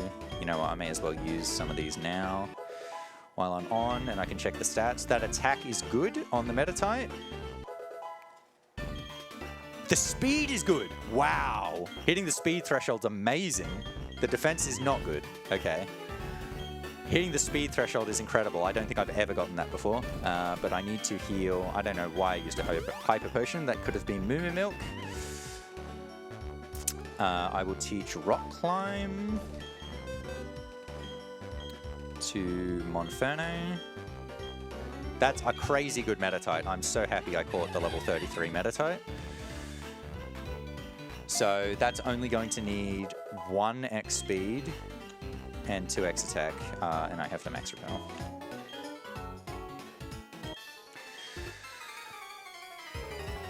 But so I am going to be using the Heart Scale because the Meta-type's the one that needs it. But so the reason I'm saying I need to go to the Deep Snow Candy, so I need to get the very last candy. I need it to evolve into Medicham, and then I'm going to fly back to Pastoria, and then Medicham can relearn Fire Punch to then use against Candace. So you need Fire Punch in order to hit her Frostlass because it is a Ghost type, and so your fighting moves don't work on it. I have done routes in the past where instead of getting the Heart Scale for Fire Punch, you would instead buy the Natural Gift TM and get a Bluckberry, and then that becomes a Fire type move. But and that actually is faster because you don't have to fly back if you get a Meta-type, but you have to commit more because you have to get Bluckberry and Natural Gift instead of just the Heart Scale. So if you don't get Meta-type, it ends up being slower. And also Fire Punch is 75 power instead of Natural Gift Bluckberry being 70, so it means you don't need as much attack in order to only need 2x attack to beat, well, to get the one hit on Frostlass.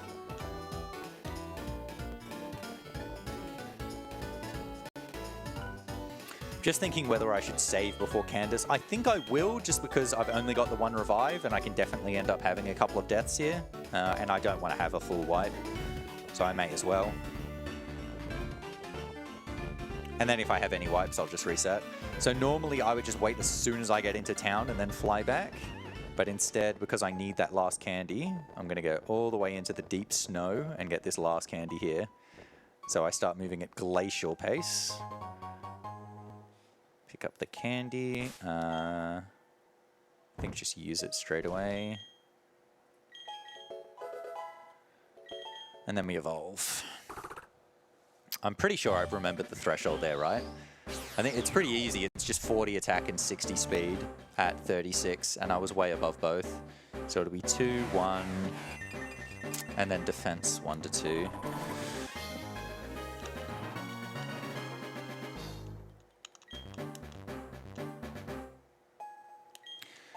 Okay, swap Medicham to the front while I'm doing this fly, and then fly away back to Pastoria. And so while I'm in Pastoria doing this heart scale, I'm also going to pick up the Mystic Water. Mystic Water increases water type moves by 20%. That is going to be useful for the one water type Pokemon that I get that I won't be giving special moves to, which will be Floatzel much later on. So I'm just going to get this now while I'm in Pastoria, and actually really close to it, so that way I don't have to fly to Pastoria later. You can, when you're going like to Lake Valor, or when you end up going to Sunyshore, you can just go from Pastoria, but it is a tiny bit slower. So it's better to just get this now.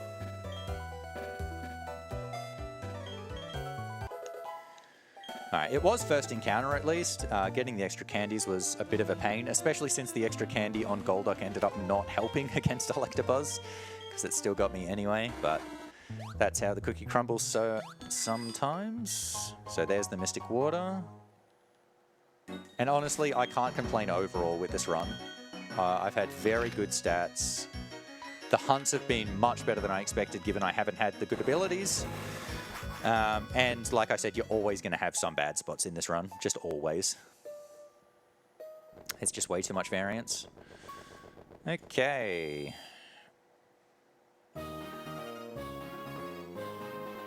So now we've got to get rid of the snowballs, do this little gym puzzle. And then, yeah, I'm going to save before Candace. Because I do have to set up a decent amount, and yeah, if I get crit and end up dying, sometimes I end up wanting to like risk ranges as well. Because you can use 1 or 2 X defends on this fight, and it's like, if you're just about to not die, it's actually beneficial. So her Sneasel is her first Pokemon, so that's what I'm going to be setting up on. And it's got Aerial Ace, which is super effective and can do a lot of damage to Medicham, but then it's got Ice Shard, which is a priority move, and trainers that have kill AI, even if they've got multiple attacks that can kill you, usually it's just random which one they pick, but if they've got a priority move like Ice Shard or Quick Attack or whatever, they'll always pick that one if it can kill, and it does way less damage. And so that can end up being beneficial to actually go to really low health to then take less damage. But we'll see how we go here. So it's definitely going to be 1 X defend. My defense was definitely not amazing, but it wasn't disgraceful. So I think I should be good to live 2 at +1.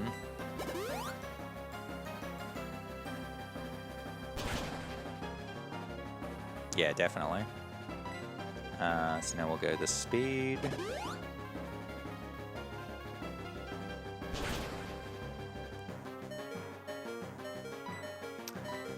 Unfortunately, I actually don't think that's low enough to get Ice Shard. I think I'm still going to get Aerial Aces here.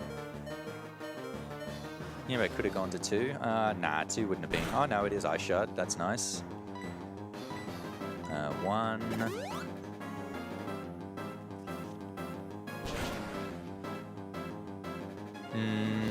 That's done too much. I do want to see some low rolls because I want to be able to not die to Ice Shard. It can also use Slash occasionally as well. That's a critical. I am dead. Unfortunate. Well, that makes me happier that I saved at least. So I could have just used the Max Revive and tried again, but given I saved, it's about as fast to just reload the save and then I keep the Max Revive for later. And arguably, more importantly, I keep all of the X items instead of having to use them again. We try again. So 1 X defend, it was doing about 40, which means its base is 60, which means at 2 X defense it's doing about 30, which means I'm not living 2 more Aerial Aces at +2, so 1 X defend is still the right decision. Just gotta hope for no crits. X speed. It did use Ice Shard at 20, and it did 19. Okay, so that'll definitely be an ice shard. If I'd gone to 20 again this time, I was actually going to use the second X defend then, as it used ice shard, and then live an ice shard and then heal on another ice shard. But at 14, it would have killed, even with another X defend. Not getting any slashes, it's just spamming aerial ace. I could use another X defend there, but it's no different to using another heal.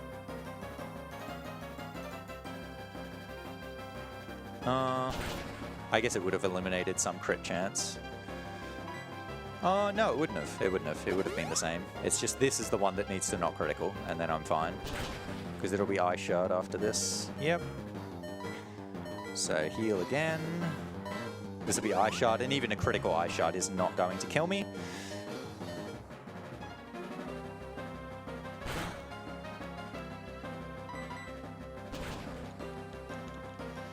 And now I should be good. So all of the Pokemon that you can use for Candace have the fight differently, and they all have benefits and weaknesses. The benefit to Medicham is Frostlass comes out immediately after Sneasel, and this is really good because Frostlass' ability is Snow Cloak, and she also has an Abomasnow, which has Snow Warning, which immediately sets Hail, and Snow Cloak in Hail makes it so that it has an evasion boost, so you're only 80% to hit.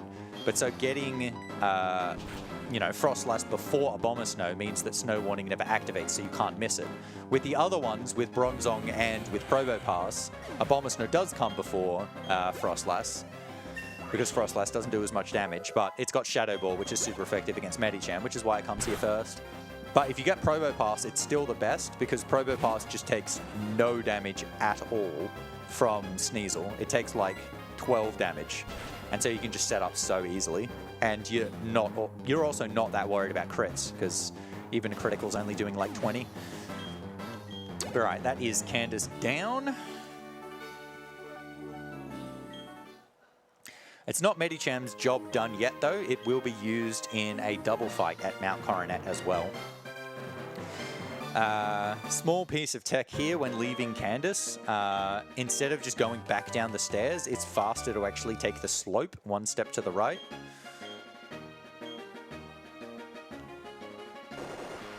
And sweep across. Just with the added momentum, it goes a bit faster. You got to make sure to not take the left one there. The rappel's worn off, but there should be a low enough amount of grass tiles here that that's still fine. Yep. And again, got to be careful with the route I'm taking to not get deep snow. So like got to move one up there and here just to get the best possible tiles in the snow. Even though it looks like it's just time loss, that is definitely worth it. Medicham also doesn't take the specs off Golduck, so they're still on Golduck. I do have to swap it back to the front though. And now we're going to do the really, like it's Galactic sequence for quite a while now. So it's fighting Galactic Grunts and then the Commanders and then the Commanders again, and before getting up to the 8th gym leader. So I guess at this point, one of the common questions I guess I get with Baton Pass is why doesn't something like when you're fighting Cyrus count as a major boss battle, or when you're fighting the rival or something? The answer is simply we decided the rules and it makes the game worse, or the category worse if you do. Like it ends up just being way too many Pokemon. But also it's like those are trainers that you fight multiple times, so it doesn't really make sense to say Cyrus is a major battle when you then fight him again. And some of them are like 3 fights in between. It's like between Cyrus 2 and Cyrus 3, there's basically nothing going on. And if you included the rival, it would immediately invalidate the starter as well, because you have to use the starter for rival 1. But yeah, it would just make the run so much worse. There is actually one game where the Baton Pass category does include the major fight, I guess, of the evil team, which is in Black 2, White 2, and that's because you only fight Getsus once, and it makes the run better if you include Getsus, because there's such a long break between the 8th badge and the Elite 4 if you don't include Getsus, and it just allows you to show off another Pokemon. But yeah, if you included, like, you know, all... Oh, Jesus, this is not safe now. Yeah, I think I'm just going to wait. 1, 2... Good. You would just run out of decent mons and the fights would just be so bad and so terrible and you would just not have fun. Anyway, yeah, that was a spinner. I messed up the spinner setup, so I just waited for the double pass so it would be safe. But then I ran up, and that actually forced him to look left, so that the second pass was completely safe regardless. Speed will be fine for Cyrus. Special attack is definitely fine. I don't think there's anything else that really matters for quite a while on Golduck. A lot of these fights are just click surf and you win. There is another spinner coming up here that I have to skip in this segment. So I'm coming in here just to get the Galactic Key to then go to their main hideout. This place is actually a bit confusing for the first time you're playing it because there's just a lot of different areas you can go. But the kind of motto of Galactic basically is the fastest way to go through all of their areas is to avoid where they are. So like if there's a trainer blocking a set of stairs or something, do not fight the trainer, and those are the wrong set of stairs. The right way to go is where they aren't.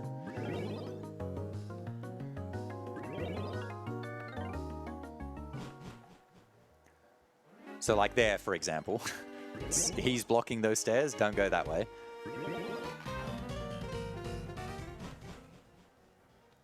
Can also get caught by this trainer here if you go on the wrong line. If you're one tile too high, he spots you immediately as he appears.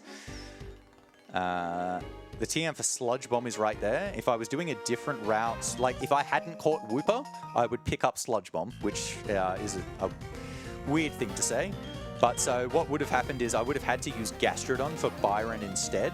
And I'm planning on using Gastrodon for Volkner. So if I didn't use Gastrodon for Volkner, I would use Golduck for Volkner. But I want... Oh, no, go shopping. I want to save Golduck for Cynthia, the very final fight. And so if I didn't use Golduck for Cynthia, I would have to use Tentacruel. And Tentacruel I want to be using for Aaron. And so if I wasn't using Tentacruel for Aaron, I would have to... that should be fine. I don't need attacks. I would have to catch a Magneton and use Magneton for Aaron. 1, 2, 3.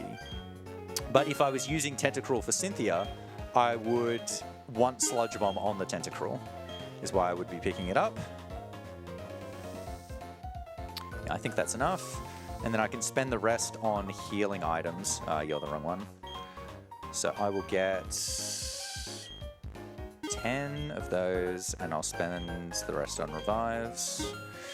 3 revives. I've still got a max. I'll pick up another max as well, and that should be enough to carry me through. Now I'll continue up to the main Galactic headquarters. So here they actually give you the option between, like, you can fight this as a double and you can fight them as singles, but you can also just fight one single. What I'm actually going to do is draw this trainer up by going to the max point of his vision. So then I can run through where he was to skip the other trainer, because their vision extends all the way up to where they are, but not including where they are. And so it's just far more consistent to fight this trainer, the spinner, and draw them out, instead of trying to get past the spinner and fight the other trainer instead.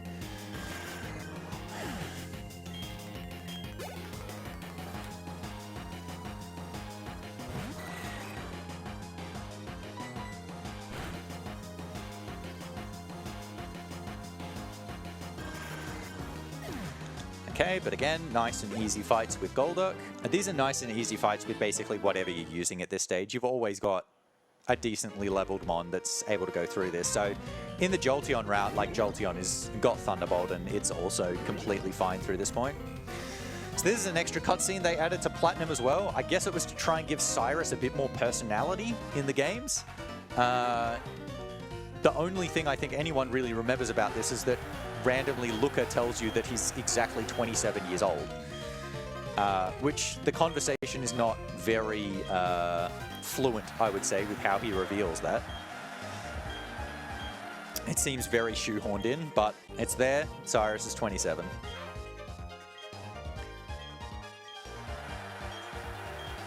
So the next thing I'm going to do is just heal the Golduck. They give you a couple of beds. It kind of, for a long time, I actually thought the closest bed you couldn't actually use, because if you interact with it as if it's a bed, it actually just gives you a Poké Doll instead that's just been hidden in the bed and then doesn't allow you to heal. And so I would go to the one that's further to the left. But it turns out if you just interact with the sheets rather than the bed, you don't get the Poké Doll, so I just interact with it here and you can just take a rest in this one as well.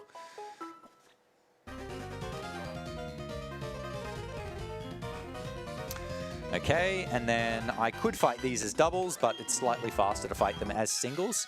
If I had a specific amount of Pokemon in my party, it would be better to fight these as singles. So like in the any % glitchless route, let's say, where you're using Empoleon, it can be faster to fight these as doubles and use Surf and take out your other Pokemon, because there's another double battle that you actually have to do as a double battle coming up soon at Spear Pillar, and it would be faster to only have one Pokemon alive for that double battle, so that you only take out one of those Pokemon with Surf. But because I have 6 in my party, I would be taking out everything with Surf, and that's just taking way too long. So it's better to just fight these as singles and use Water Pulse as well, so I can save the Surf PP. Because this segment is actually quite tight on Surf PP. Especially since I'm going to be risking the Satin range, since my special attack is so good.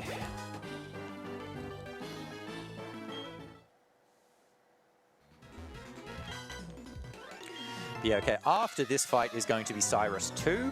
Cyrus 2 is a fight that alters a bit based on your stats, but because I do have good enough speed, I'm going to be using an X speed. If you have bad enough speed, you don't use an X speed, which is weird to say, but it's because...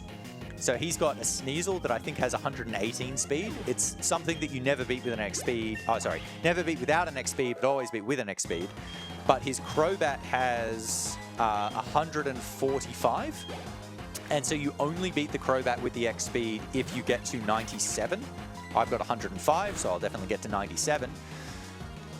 And so that makes it worth it to use the X speed, because then I beat both of them. If it's only to beat the Sneasel, it's not worth doing. Unfortunately, I'm not going in at full health because I did get Sucker Punched, but that's fine. Given I'm going to beat the Crobat, I'm not too worried about that.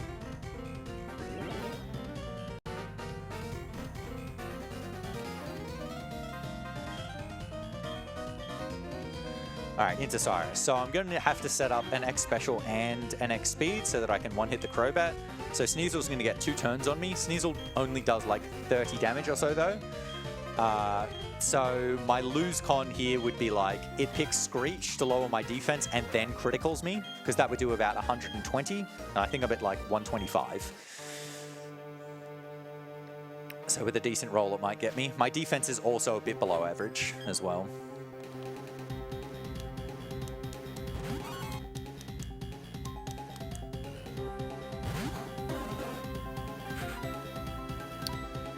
Special.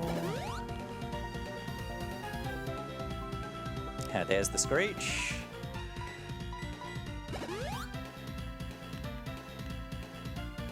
Oh, it's 2 Screeches. That's actually perfect. Did no damage at all.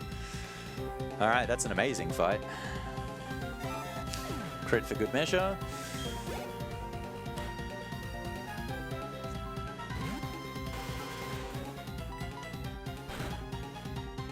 But yeah, so throughout this segment, I should be using exactly 15 Surfs. I do have a Max Ether, but I am planning on using that much later. If I do have to use it earlier because I make a mistake somewhere, I can get a backup, but I would like to only use the 15. So I think I'm going to be taking a little bit of a risk on Saturn because I'm not going to use an X Special. I'm not sure if the Golbat is going to be guaranteed to be killed with Surf, but I'm still going to go for it. Because I don't want to use the X item. I want to save the time. So I beat Cyrus here, and he's just like, well, our plans are already underway. I don't really care that you beat me. And I'm so confident of myself that here, I'm just going to give you the Master Ball for some reason.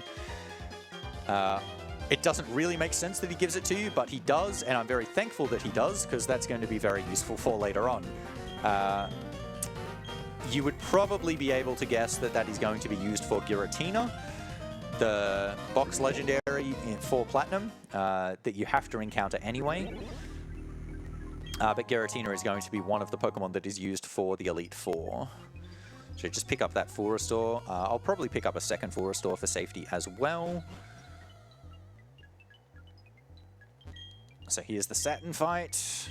So I think this should just be all Surf again because of my incredibly good special attack. So like without a plus nature, even with perfect IVs, you're not getting this Saturn range, the Saturn range before, the Mars range. It's like so many extra X specials. And there's plenty left as well that the really good special attack is helping me for. Just a super, super good Golduck.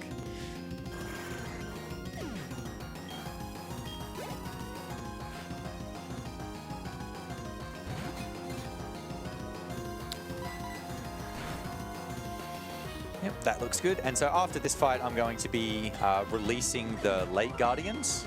The Late Guardians can't be captured after you release them. You've got to go through the whole Giratina sequence to do that. But the Late Guardians, when you can encounter them, they are level 50, but you do only get one Master Ball, and it's much more beneficial to use that on Giratina than any of the Late Guardians. If you could get a second Master Ball, it would be worth using it and catching Azelf as well. But given you don't have another Master Ball, catching the Legendaries is so hard that you end up spending way more time on average trying to catch them than the time they save for doing an extra fight compared to something else. But say, like, I could use Azelf for Volkner, and it would be better than using Gastrodon. But given I would spend 10 minutes trying to catch Azelf, it would not be better overall. So now I'm going to fly back to Auberg and go through Mount Coronet from that entry. I can't remember whether I swapped Medicham to slot 2. I'll just see that on the fly menu. I know I thought about it. That does not mean I did it. I did not do it. Where is Medicham? Fly to Auberg. All right, and so I'm going to have to go through the spinner again. I'll just use the Max Repel as I do that. There's also a few spinners in Mount Coronet, but these fights as well are very free until we get to the top where Spear Pillar is. So as long as I don't actually make any movement mistakes here, that's been fine. This part of the game is pretty breezy, so this would be a great time to throw over to the host. Oh, that's me. Hi. We don't have any donations to read out at the moment, but I will like to point out that we are raising money for Game on Cancer. Now, this is a charity that funds early career cancer researchers, not early cancer, good, who are working across all areas of cancer research to make sure that this is the last generation to die from cancer. Now, if you would like and you're able to donate, you can donate at donate.ausspeedruns.com. Now, starting overnight, we've got Pokemon XD Gale of Darkness, and we have 2 incentives that are going for that. Sorry, 2 Bid Wars Mayhaps, I should say. One of them is named Espeon, and one of them is named Ursaring. Now, Espeon is currently winning with Winx at $480, and that's quite far ahead with it, but you can still put in money for that if you have if you want your choice to be heard. However, we've got quite a close tie between Ursaring's name, Mr. Grizz, and Wally. They are only a couple of dollars away. Mr. Grizz $276.88 and Wally at $274. So if you want to tip the scales, now's the time to donate. Beautiful. Okay, those spinner passes there actually went really well. My setups definitely works the way that I wanted, so I'm very happy with that. There is still one more in Mount Coronet here. I'm going to use the Max Repel here. This should last the whole way. And so I'm going to pick up the spare Max Revive, or it's actually a Revival Herb. I've gone one too far. There's quite a few hidden items in Mount Coronet here. So I'm going to pick that up. I don't think I'm going to bother picking up the Max Elixir. I think I'm fine. I think that's safe. That was not safe, but we'll take it. The first pass was safe, the second pass wasn't. I just went straight away. Usually you do react for the second one, but he just went so quickly that my react was definitely not fast enough. It's never, like, these spinners are not, oh, they're going to actually kill you if they hit you. It's just, you know, a decent amount of time loss. Come on. There's a full restore there. Thank you. just talk to the trainer from this side. There's a spare rare candy that I can get after this fight. I think I will pick that up as well. I don't know what I'm going to use it on. I think Golduck is actually fine. Maybe if it'll make the difference for Golduck's speed for Raichu, I'll use it on Golduck. Otherwise, I can use it on Giratina or any of the Pokemon that I'm going to be using on the Elite Four. The rare candy, if they're like right next to a threshold for like speed or saving an X item one way or the other, can be very beneficial.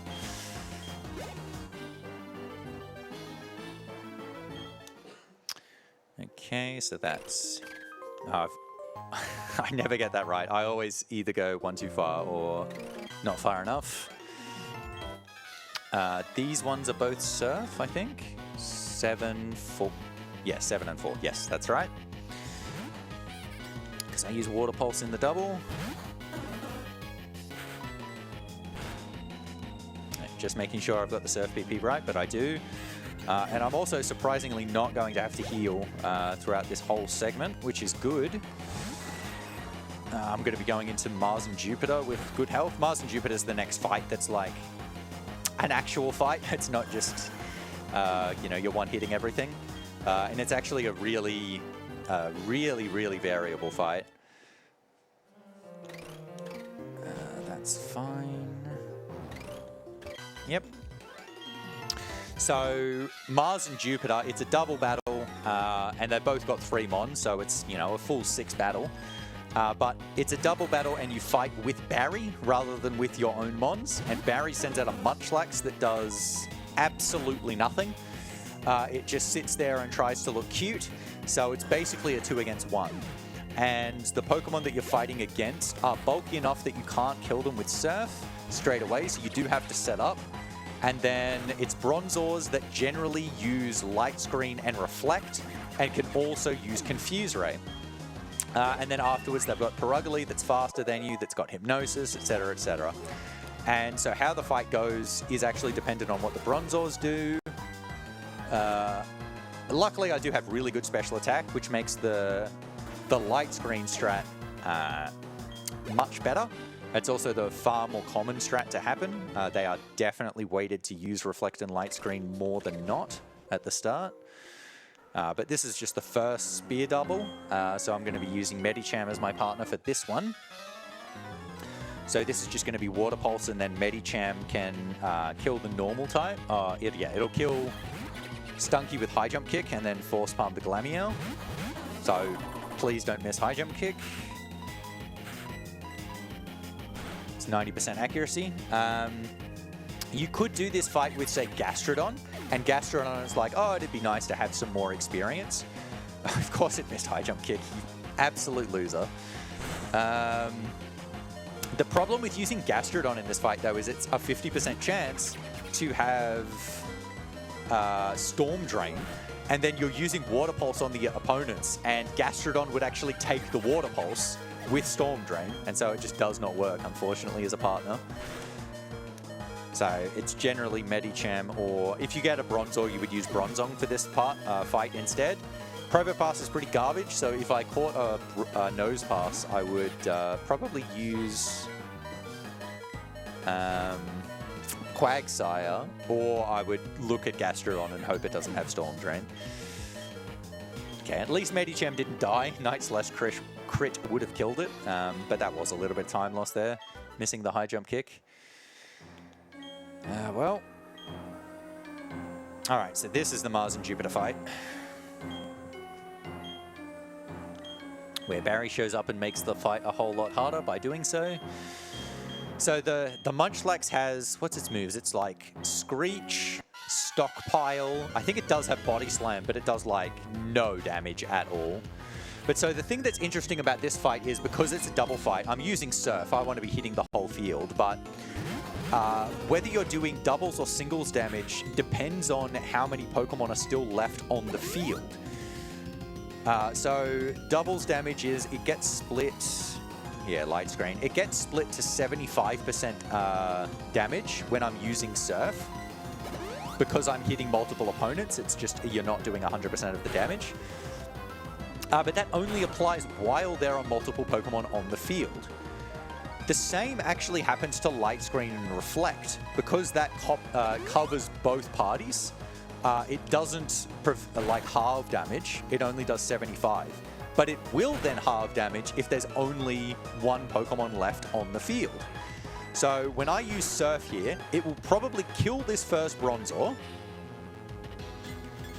but it won't kill the second one. The reason it won't kill the second one is now that singles Light Screen, so it does significantly less damage. But it still doubles Surf. It's still doing 75% damage to Surf because it's yet to hit Munchlax. There's another Pokemon for Surf to hit. The reason it hits Munchlax last is because the order of the Pokemon that it hits is based on the Pokemon's speed, and Munchlax is slower than the Bronzors, so it hits them last. So because that was going to happen, I used the second X Special and I used another X Speed, so that this should make it so I'll now outspeed Perugly, and enough turns will expire that when Perugly hits the field, or Perugly and Skuntank, I guess, Light Screen goes down, and so now I'm faster and I'm able to one-hit them. But if I didn't get Light Screen turn 1, I just would have used Surf straight away. And it saves so much time if you do that. It's very, very unlikely though. But the reason it saves so much time is A, you don't have to use the X Special and the X Speed, but also I'm killing all of Barry's Pokemon, and so he's sending out a new Pokemon, and that's just wasting so much time, especially Staraptor with Intimidate and lowering their attack and all of this garbage. But if I only use one X Special and I just Surf straight away, the Munchlax actually lives, and then I can use another turn just killing the Munchlax. And so he sends out less Pokemon, and also, because I didn't kill the other Bronzor, this is 4 Surfs, because it took 2 Surfs to kill that Bronzor, and so there's going to be another turn where there's only one Pokemon left alive, and so this is going to be yet another Pokemon that Barry sends out. Whereas if I was able to one-hit them all, it just would have been 3 Surfs, so he would actually only send out one Pokemon after the Munchlax instead of 3 more. Poor Heracross.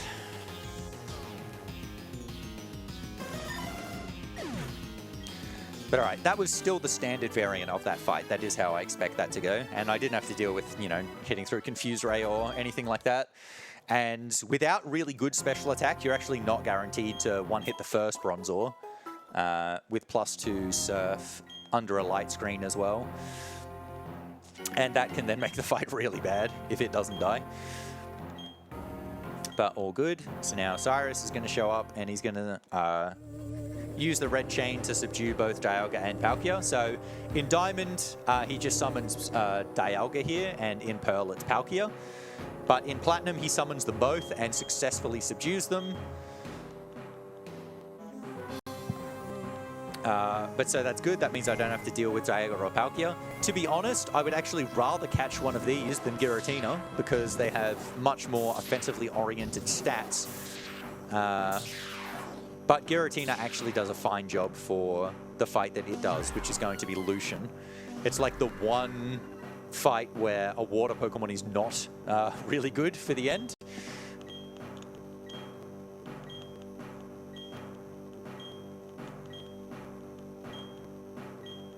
And so the weird fun fact with this little cutscene here is, again, when I was doing Elite Four Round 2 RNG Manipping, you want to get a wild Medicham in Mount Coronet at the top, and then I was like, oh, how far can I extend that RNG manipulation after getting the Medicham? Because there's like basically nothing else that's advancing the RNG for a while. I could just move that on to other Pokemon that I want to see as well. But the late Guardians here, as they're moving around in this cutscene, actually advance the RNG. So in this little pattern here, they're doing something static, so there's no need to call the RNG. But later on in this cutscene, they start moving around in what looks like a bit of a scatter pattern. And in order to do this scatter pattern right here, it is calling the RNG every single frame to see where these 3 late Guardians are going. I have no idea why they bothered to do this. You could have just put in one scatter pattern and it would have been fine. No one would have cared. But they decided to go with this, and I care. It completely destroyed my idea.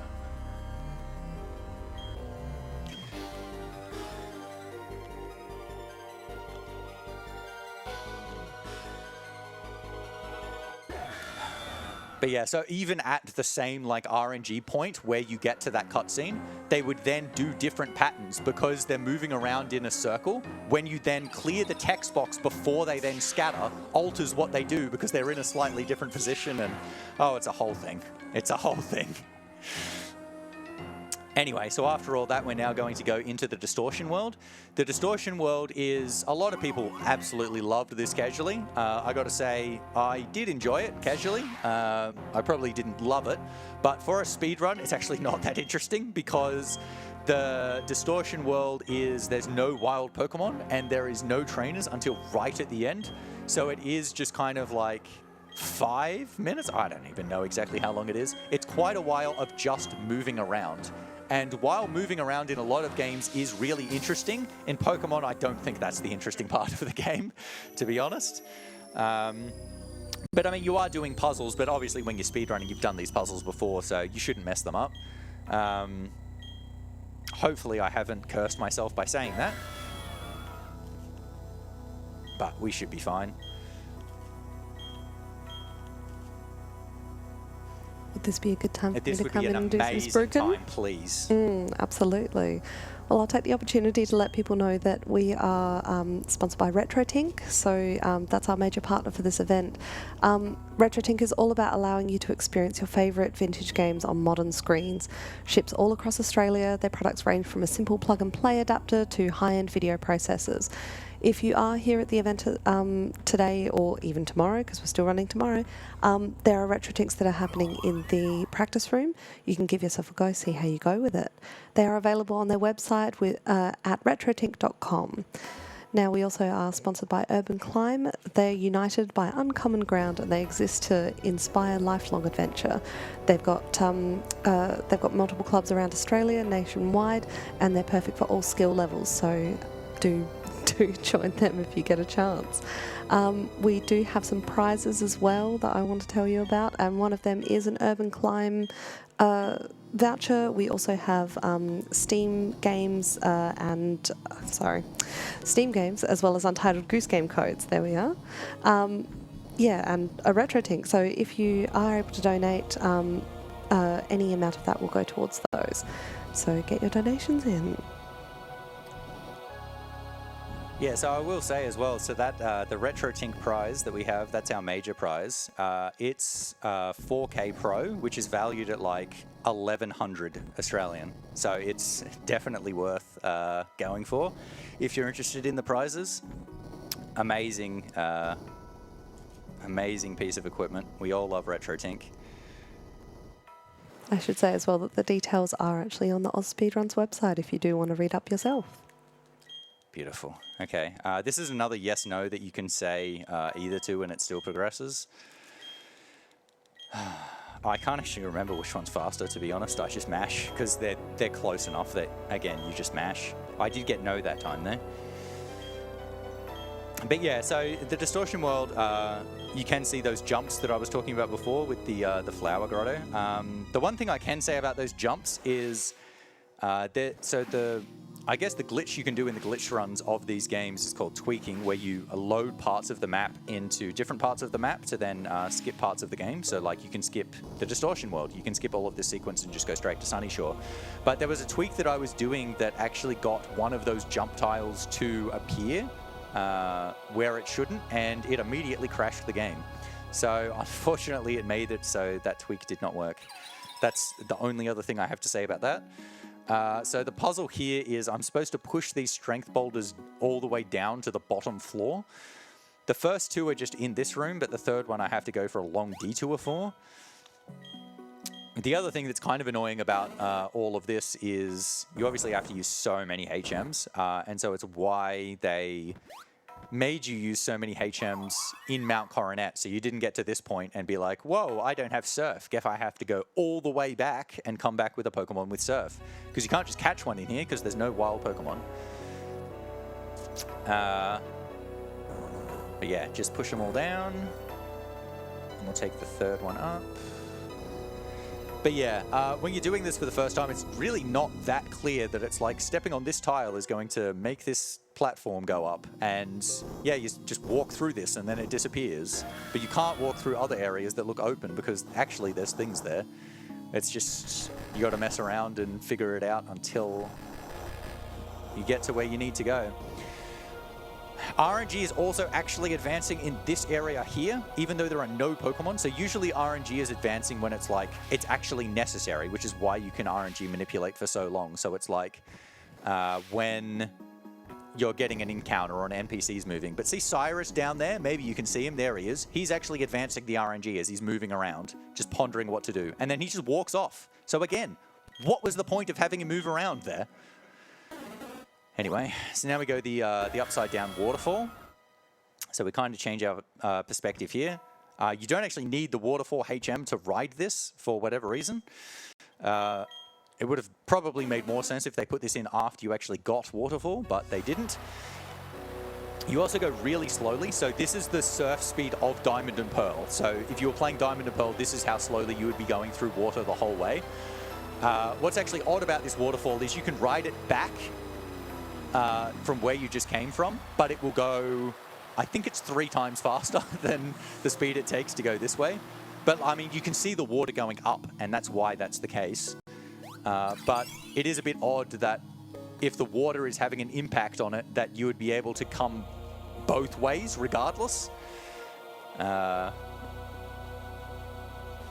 know, you should be pulled one way or the other, but I guess not.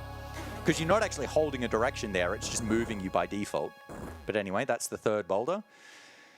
And now for the final part of the puzzle, the extremely hard push the boulder into where the Lake Guardian is part. Again, you have to keep using strength, even though all of these areas are like connected to one another, they're considered different areas. So that means you have to keep reusing strength when you like go up or down a floor or something. As you can see, after you use it, you're able to just keep pushing. There we go. Almost messed that up.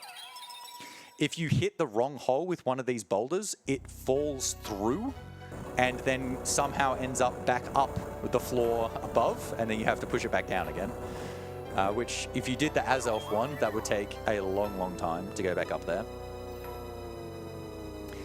Then we talk to Cynthia, and now we can go fight Cyrus, who somehow got down below without doing any of that. I'm not going to save for this fight because it's so unlikely that I wipe given how many revives I have. But if I do wipe to this fight, I will lose like 15 minutes because I have to go through all of Distortion World again. I would actually have to go through all of Mount Coronet again as well. But yeah, I have good special attack and good speed. So the idea here is I'm going to set up 2x specials. I'm ideally going to do that on Houndoom. Houndoom can waste a few turns by using Will-O-Wisp. Otherwise, it does about the same amount of damage as Gyarados, which is going to come out second. So if I don't care about the extra turns from Will-O-Wisp, I then will set up on Gyarados. So we'll go 2x special. And then I'm going to use the XP later on in the fight. It's gone straight to Thunderfang. We'll just use the second still. Switch to Dark Pulse. They must be doing the exact same amount of damage. Okay, I'm just going to surf there then. I'll heal on Gyarados. Didn't get any Will-O-Wisp. That's actually quite rare. I have gotten Will-O-Wisp, I think, on every other run that I've done.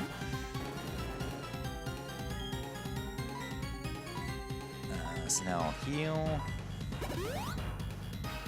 Gyarados is going to take 2 hits with Surf to die.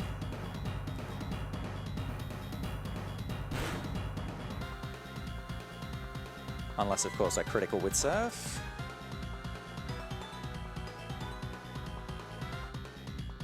Nope. And so I'm going to heal again before I kill this Gyarados. And so that is because both his Weavile and his Crobat are going to outspeed me. And I want to be at high health before I get to, it'll be the Weavile. Yep. And so by being at really high health, it's going to trick his Weavile into using Fake Out.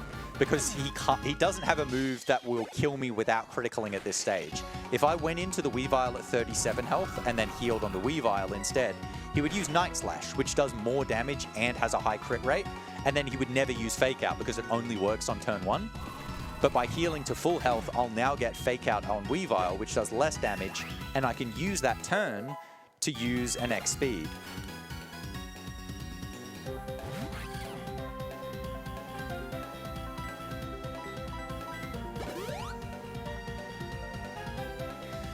Yep, so now he goes Fake Out, and now I'm no risk of dying. Even a crit Fake Out wouldn't have done anything to me, so that's just all good. And that's going to be Cyrus done. Last one's just Crobat, and it's all good. So after Crobat, well, after Cyrus, I guess I should say, I'm now able to catch Giratina. So you can just run away from Giratina if you want. And in every other run where you don't catch it, you do just run away from Giratina, because it's not actually, like, it's not better than Golduck at this stage, let alone better than anything else you could have had. But for Baton Pass, obviously I want as many decent to good mons as I can get, so I will be catching the Giratina in this run. Giratina, its ability is Pressure, and Pressure has the same unique characteristic outside of battle as Hustle does, where it makes it 50% chance to move the Pokemon in the slot to its highest level, which is going to be really, really helpful for the later part of this run, because I want to be catching level 50 Pokemon, and Giratina with Pressure is going to make it so much more likely for them to show up. So it is very beneficial, not just for the fight that it does, but for that as well. This area as well here is considered completely different to the Distortion world.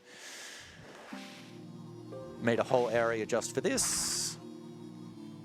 So all of the Pokemon that I'm catching, their stats do matter. So Giratina, the 3 stats that really matter are Attack, Special Defense, and Speed. Those are the ones that I'm hoping are good. And so I checked Golduck's speed. It does not need another Rare Candy. So I'm thinking I'm going to give a Rare Candy to Giratina, because you get it at level 47, and I'm going to be using the Repel Trick with it. And so you can still get non-level 50 Pokemon with the Repel Trick. You can still get a level 48 or a 49 or a 47. But by giving it a Rare Candy, it's going to make it so I can't get level 47 water Pokemon. So I'm going to use it to catch Tentacruel, Pelipper, and Floatzel, and hopefully they're all going to be 50, but I really don't want 47s. I can work with 48s, depending on the stats, but 47s are really bad, because that's an extra level damage threshold, because you do more at 48 than 47, but 48 is only 1 down from 50. Okie dokie.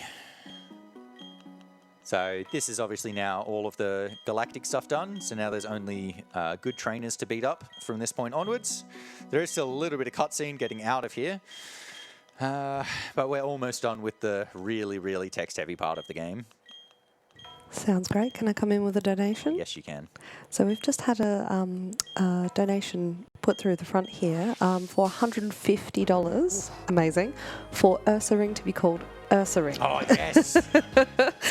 So we now have a very close tie between it, but Ursaring now is in front with $286 versus Mr. Chris's $276.88 versus Wally's $274. So honestly, there's anything in it. So I'm loving this battle. Oh, love a 3-way race. Oh, that's huge. All right, so I've got to go back to Professor Rowan here, unfortunately, just to tell him that I'm not dead. I'm also then, after this, I've got to get Giratina into my party, so I've got to pull it out after this point. He also checks my Pokedex, which he just does this by himself. He also tells me you can go to Sunyshore. So this is the reason you have to go here. Sunyshore is still blocked off until Rowan tells you you can go to Sunyshore. So use Max Repel.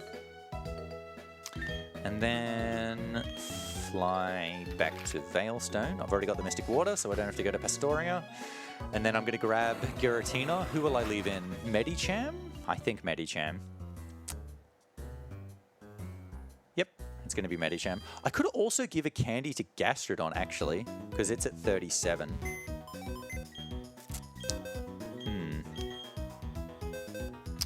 Hello? Please get Giratina.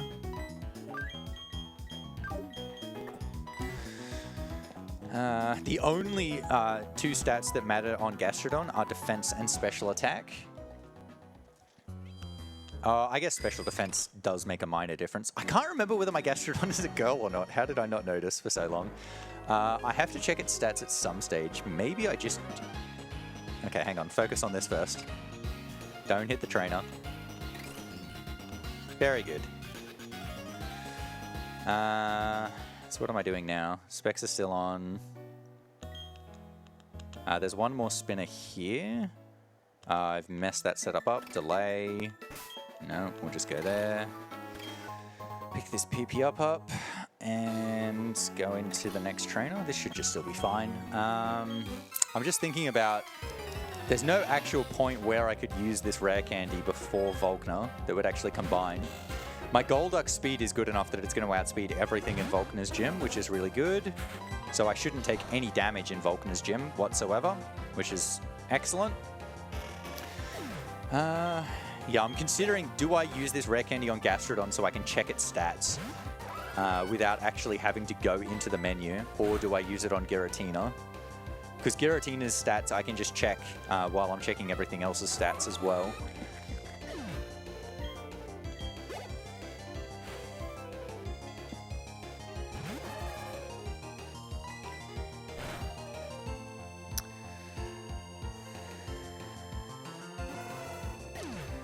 Tell you what, I think it's going to depend on whether it's a boy or a girl, which I can check while I'm swapping it before Volkner. So as I mentioned like 3 hours ago, or whenever it was,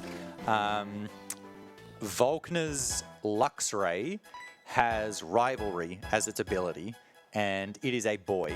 So Rivalry makes it so that you do more damage if the opponent is the same gender as you, and you do less damage if it's the opposite. So it ends up doing like twice as much to Gastrodon if you are a boy. So you'd much rather have a girl.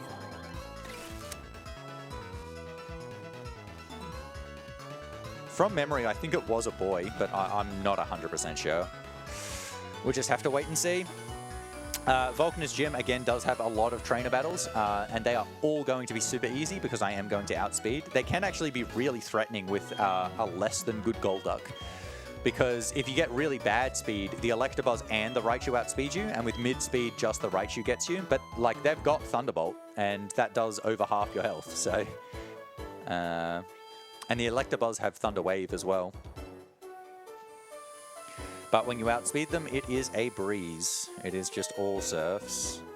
And a few Water Pulse to the things that die to it. Do you mind if I come in with a donation? Yes, so we've got $50 from Saucy that says, here's $50 for Ursaring to be named Mr. Grizz. I feel as though it's my duty after running Splatoon 3 last night. Absolutely. So that puts Mr. Grizz in the lead at $326.88. Get your donations in if you want it not to be Mr. Grizz, or you could just, you know, secure Mr. Grizz. Love that for you too.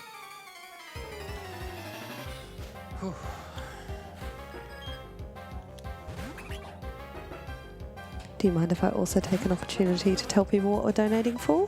What we're raising money for, yes, I mean. you can, please. So we're raising money for Game on Cancer. Now, Game on Cancer is a charity that funds early career cancer researchers who are working all across areas of cancer research to make sure that this is the last generation to die from cancer.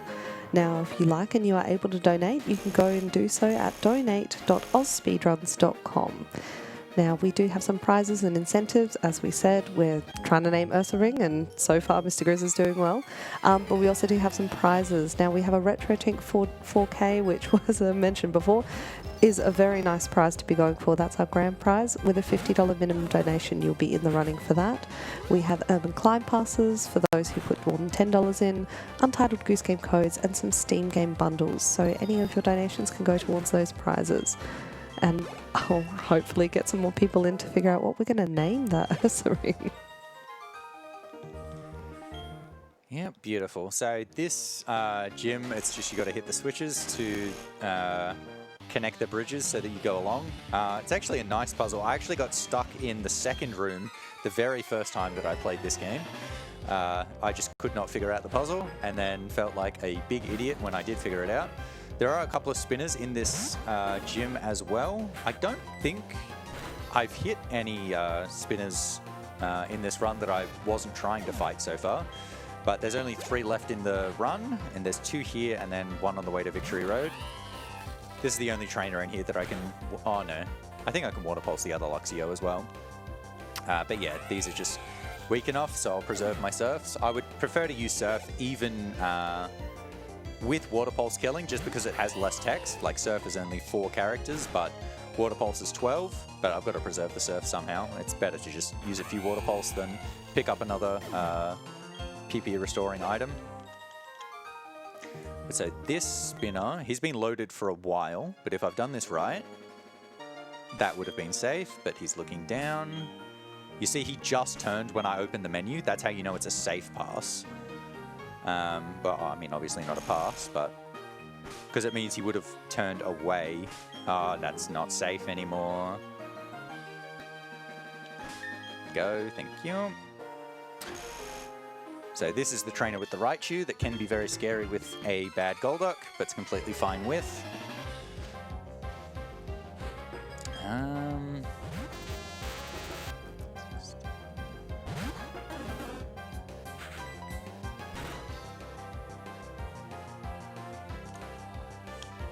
this one away.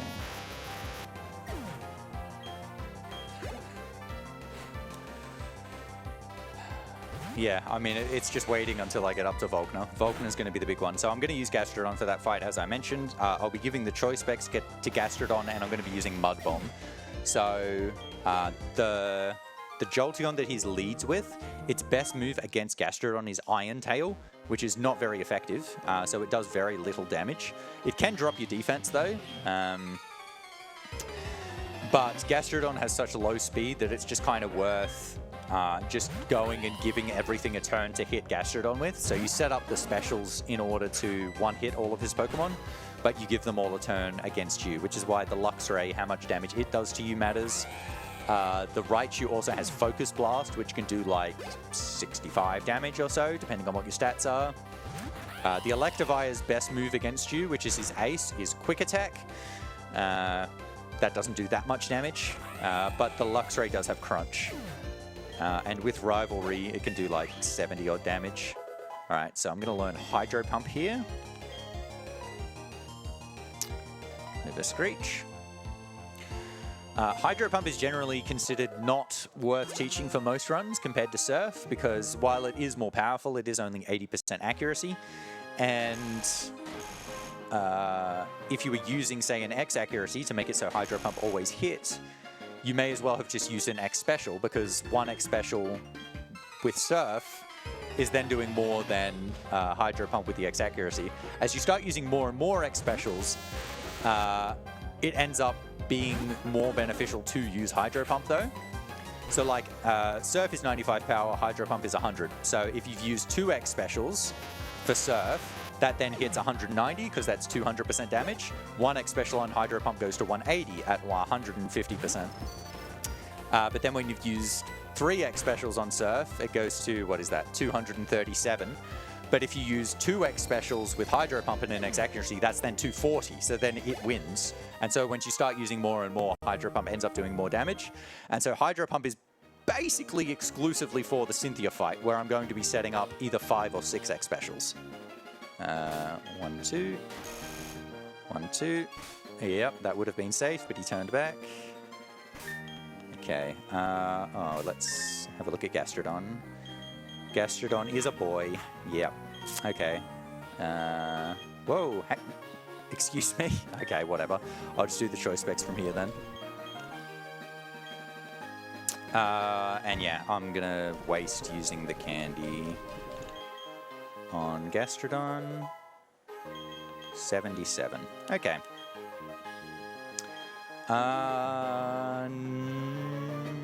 Now I'm not going to bother saving.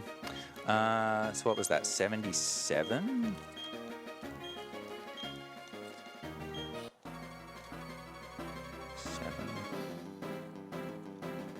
So I still need... So I still need to X-defend.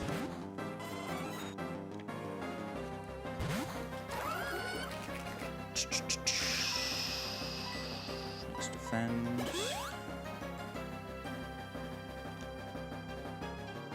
It's a good miss. I should have done the specials first. Actually, no, I should use a second X-defend. I should use a second X-defend. And I'm going to get off 3 X specials, I think. Good miss.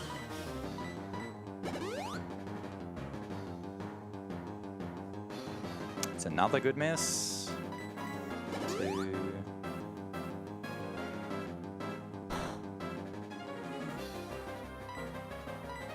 3.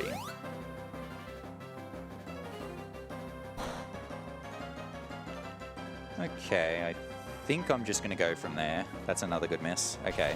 If Focus Blast from Raichu hits me, I am going to have to heal. But if it misses, I think I can just go without healing here.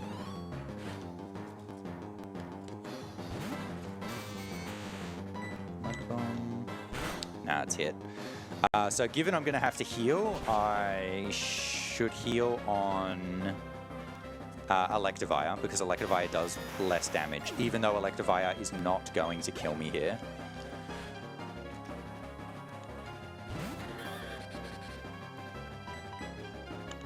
I didn't heal on Electivire. I completely disregarded what I said to myself. Okay. Oh, man. That's some great short-term memory loss.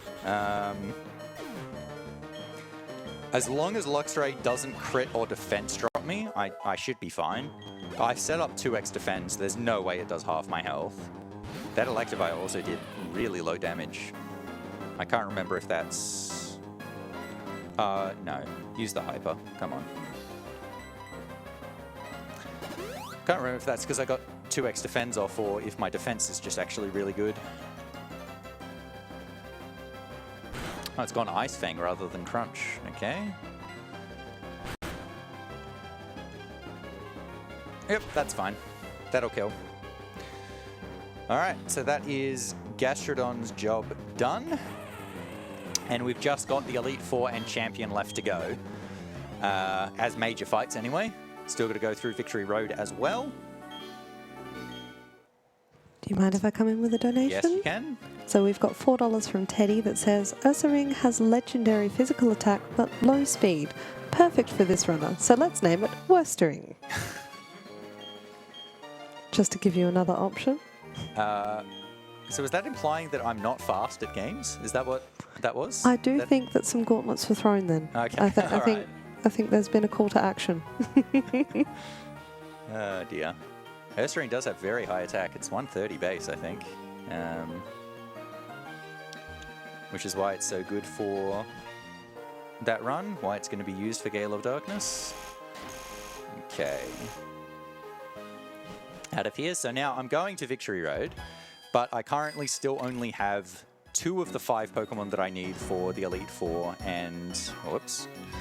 For the Elite Four and Champion. So I have Giratina and I have Golduck, but I need to catch 3 more. So now that I'm at the really late water, water Pokemon can appear up to level 50 as the highest level in their slot. I think they're 30 to 50 rather than 40 to 50, so pressure ends up being really helpful here.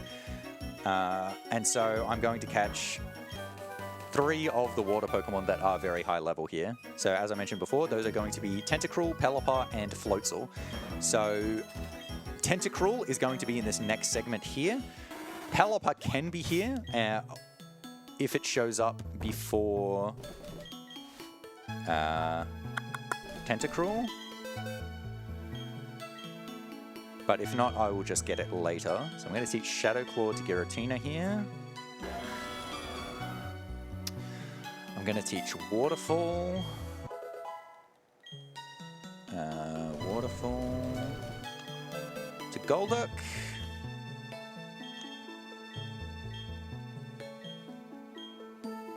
Don't need Water Pulse anymore. I can move the specs later. I think that's all I need to do. So take those off, but I'll put them on later. And Giratina to the front. So it can just repel trick by itself. Has an encounter very quickly. And it's Tentacruel, and it's level 50. All right, perfect. So now I've got to catch the Tentacruel. So these things actually have pretty bad catch rates, and this is why I've bought so many netballs. Because I do expect some of these to fail at some point or another. That damage looked really good. Giratina might have really good attack, or the Tentacruel could have really bad defense. Okay, that's really nice though. Got the Tentacruel to very low health. These should be 62%, I think. Beautiful. One down. And so now, because I've got Tentacruel so quickly, I'm actually going to switch Golduck back to the front. So I can then eliminate all of the encounters. So there is one trainer that I fight on the water here, and it's sometimes done with Giratina and sometimes with Golduck, just depending on if Tentacruel has shown up yet or not.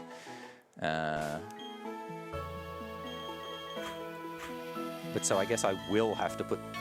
no, I still didn't have to do this because I don't need specs for this fight. Whatever. I have done it.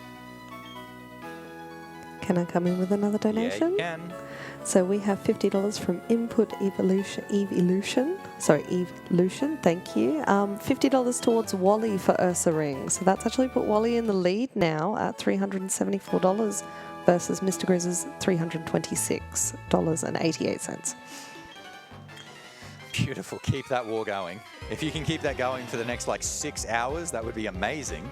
All the way up to when that run starts. Oh, it's actually more than that, isn't it?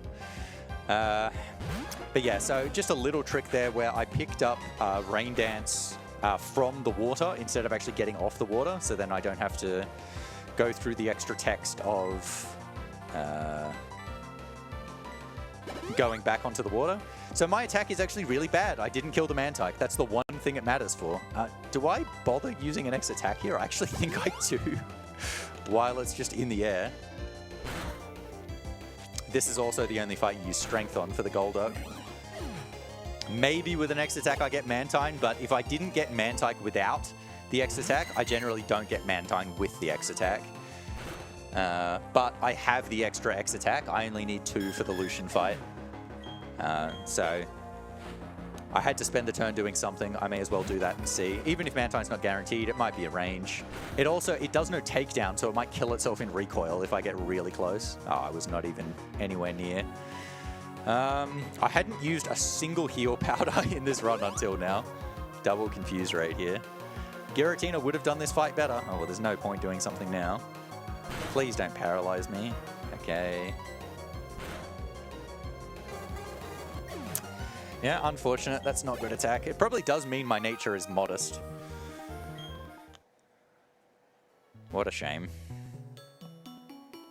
Okay, and now the very last spinner in the run is coming up here. This spinner is, is one that I can pass just quickly going along. But my setup is not there because I had to get Rain Dance. The spinner actually loaded as I was getting Rain Dance. So I'm just going to wait for them to spin away. Beautiful. Yeah, I can make that. Use Repel again. This is where I should have put the choice specs back on as I was doing that menu. Waterfall. So I didn't get Pelipper, so instead I'll be getting Pelipper right before the Elite Four because it's more common in that water. So I can just get it then. Can I come in with another donation? Oh, yes, you can. So we've had a $50 cash donation to name Ursa Ring Espion.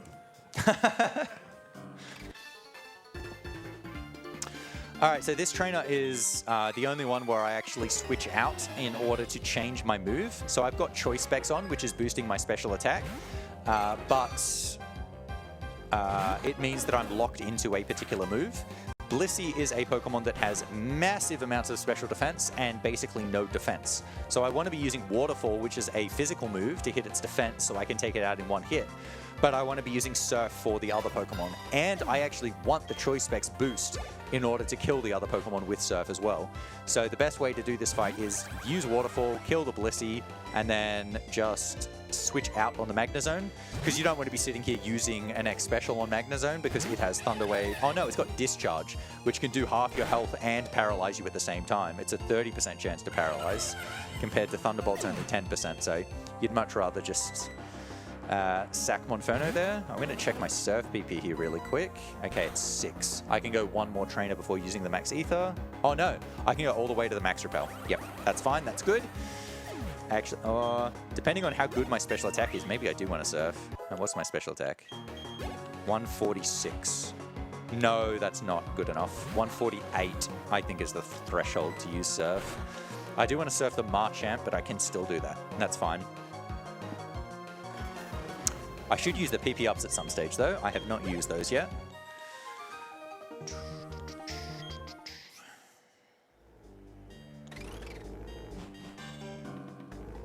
Okay, just going to stay on low gear for areas like this because there's a lot of stop starting and then pushing boulders. And when you're pushing boulders, you really do want to be in low gear. Because you're like moving one tile at a time and then pushing another boulder. Switch to high. I'm going to get this candy just in case. I probably won't need it, but just in case, it might help for something. Worst comes to worst, I'll just use it on Golduck right before the Cynthia fight. But yeah, this fight is just going to be all Surfs, but on the fight after this, I don't think I'll get to level 58, and so I'm going to be using Hydro Pump instead of Surf. Even if Surf I think would be good against Clefable, but I don't think it'd be guaranteed on Torterra. Maybe I'll get the level before Torterra though. But the reason I want to use Hydro Pump is I want to use the Max Ether on Surf when the next Repel wears off, which is not going to happen before the next trainer. So I don't have to go into the menu again. I would get 58 before Torterra.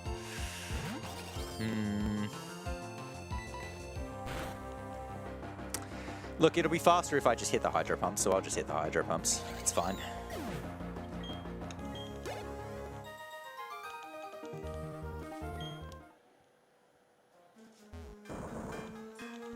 There's also a chance if I used the Max Ether now and then kept using Surf on this fight that I would actually run out of Surfs before the end as well, which obviously would not be ideal. But yeah, so this trainer has a Clefable and a Torterra. The Clefable knows Light Screen and Gravity, so it can go either way. If you miss, it can be really good and it can be really bad. It also knows Reflect. Its damaging move is Meteor Mash, which does basically nothing because it's not very effective. Okay, hit the Clefable, that's good. The Torterra knows Earthquake, which actually does do a decent amount of damage. It's not going to do 132 damage, but it does a decent amount.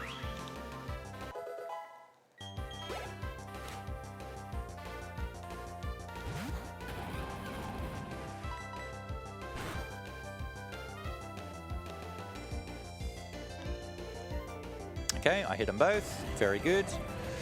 So I'll Surf the Marchant though. I do still have one left. Oh no, because I got the candy, the Max Repel is going to wear off before I get to the next trainer, the Marchant. But it's another one that it varies whether you should use Surf or Hydro Pump on, depending on your stats.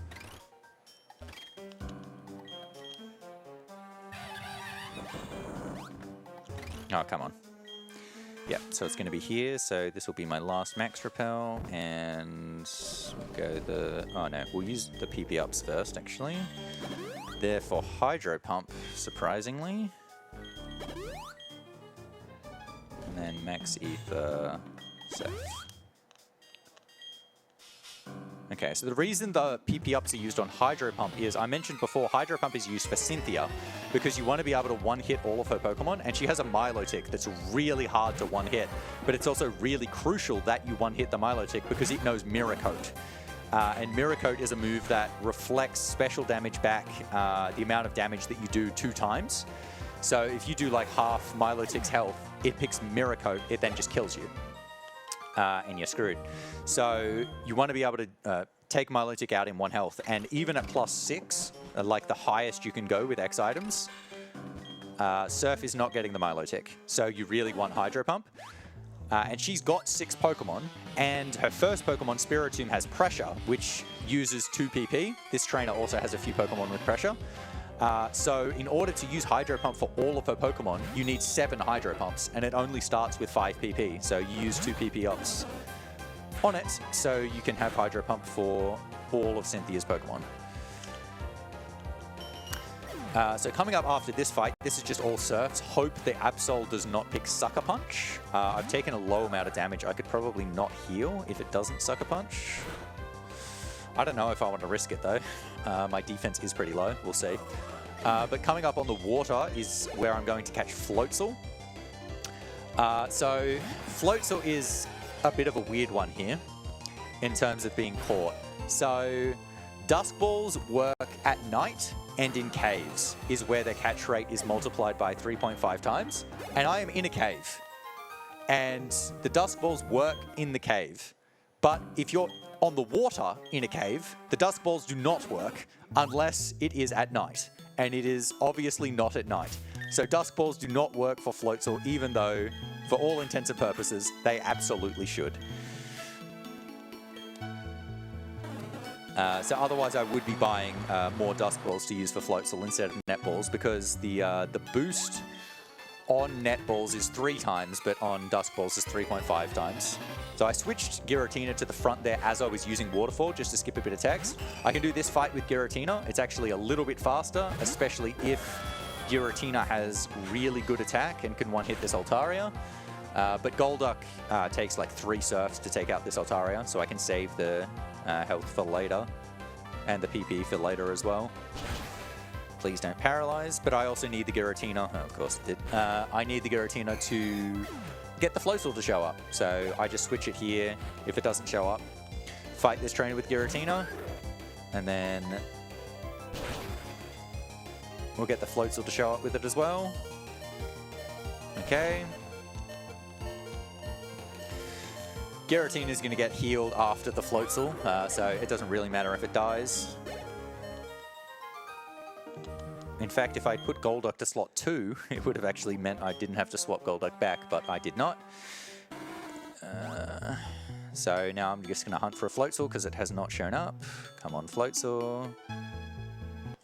There we go. Again, hopefully 50. Very nice. I will try and hit this with Giratina. It does no crunch, but it's a wild Pokemon, so it's got random AI. It's gone Razor Wind. I'm just going to try and catch it there, I think. Floatzel's catch rate isn't too bad, and I don't want to crit and kill it and have to look for another one. Beautiful. All right, so there's only one more catch left, which is going to be Pelipper right at the end. I don't think I give Floatzel a nickname. It's really close for a lot of these Pokemon that get used for one fight, whether it's worth giving them a nickname or not.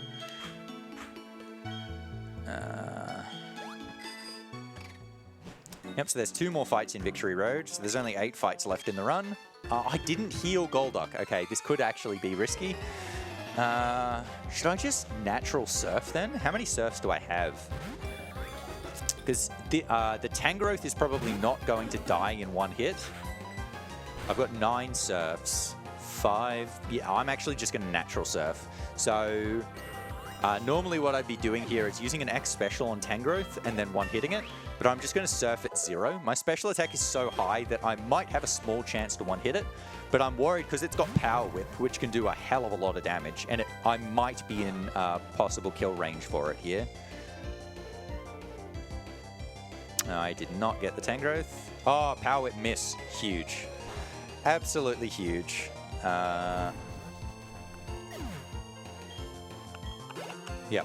So now I'll just Smash Surf on the Empoleon. This Empoleon is not very threatening. It's an Empoleon right at the end of Victory Road. This thing still knows Growl. There it is. Growl. It's even using it. But so it's got Brine and Drill Peck. Drill Peck's not a bad move, but it's only doing like 20 damage to Golduck at this stage. It's not that threatening. That fight ended up going really well with the Power Whip miss. Usually I get, if I heal to full, because it can't kill with Power Whip, it ends up using Toxic, which is fine. It doesn't kill you, but then you have to heal the poison. So getting Power Whip miss is much better. And I didn't waste the time healing either.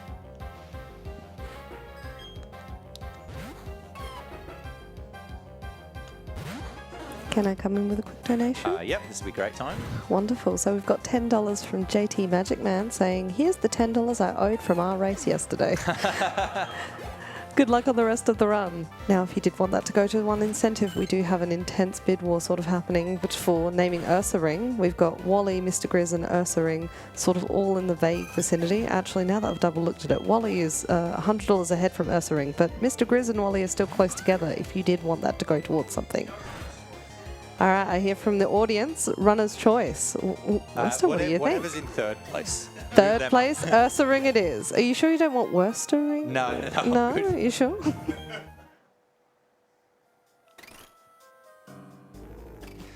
All right, so this is the last patch of water where I'm going to be getting the Pelipper. So once again, Giratina is still alive, thank God. I just realized I do need it for here. But I'm going to do the same thing where I swap it to the front and use Waterfall from the menu, just to save a little bit of text. And then we're going to hunt for Pelipper here.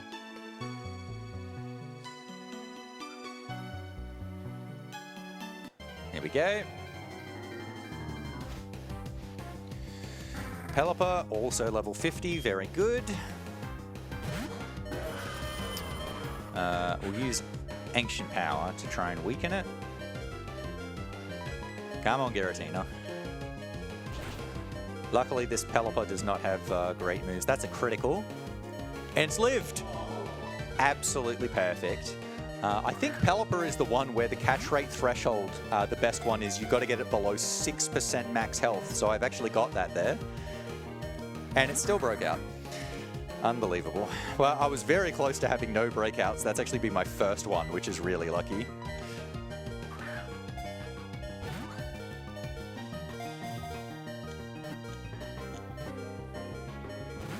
Another one.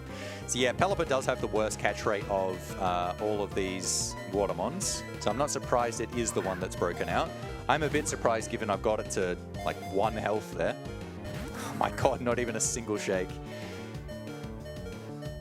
All right, luckily it's not going stockpile and then swallow and getting the health back.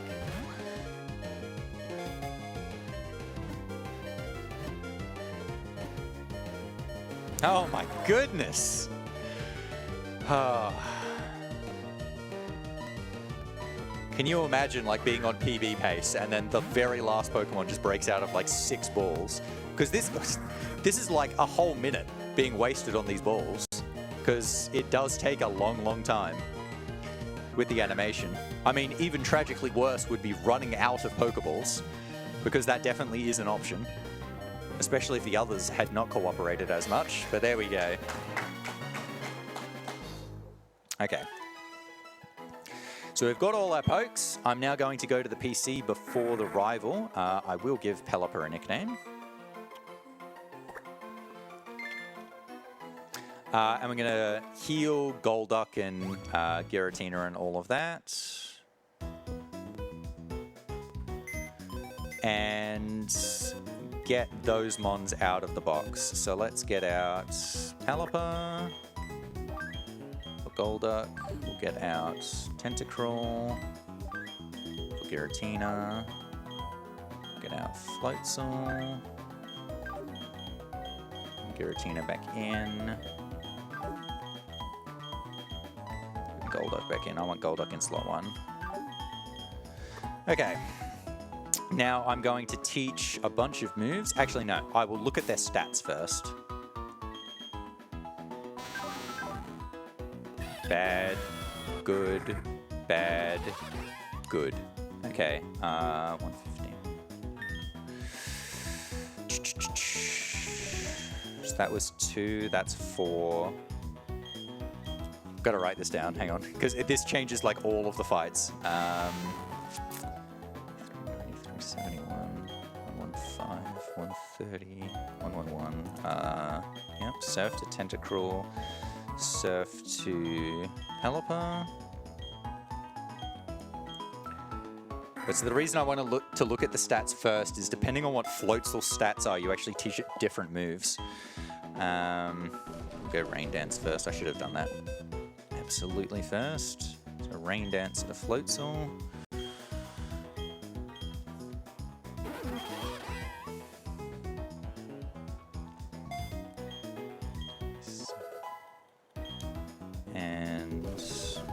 waterfall.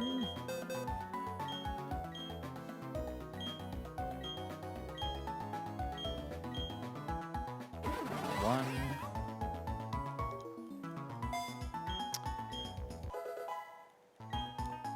And then... no, that's the wrong one. Mystic Water. 2 Floatzel. Okay, and now I'll do the rival fight. So I didn't hit any of the thresholds that I wanted to hit, except Floatzel attack. Actually, Floatzel speed is good as well, but that's probably not going to matter given how that strat's going to go. Special. Staraptor generally does use U-turn and then send out Rose Raid. My special attack is good enough to get this at +2, but not at +1. Hopefully Grass Whistle miss. That would be perfect. Now he's going Giga Drain. Alright.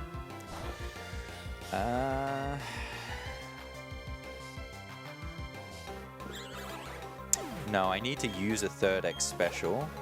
I guess that'll be on Rapidash. I don't have Cloud 9. Just thinking about whether I'm going to have to heal in this fight or not. I guess it depends on what Rapidash does.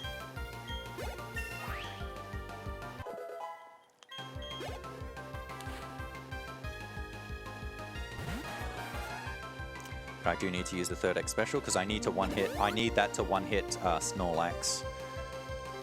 Will-O-Wisp Burn. Alright, well that's full restore. That's easy, because I haven't used either of those yet.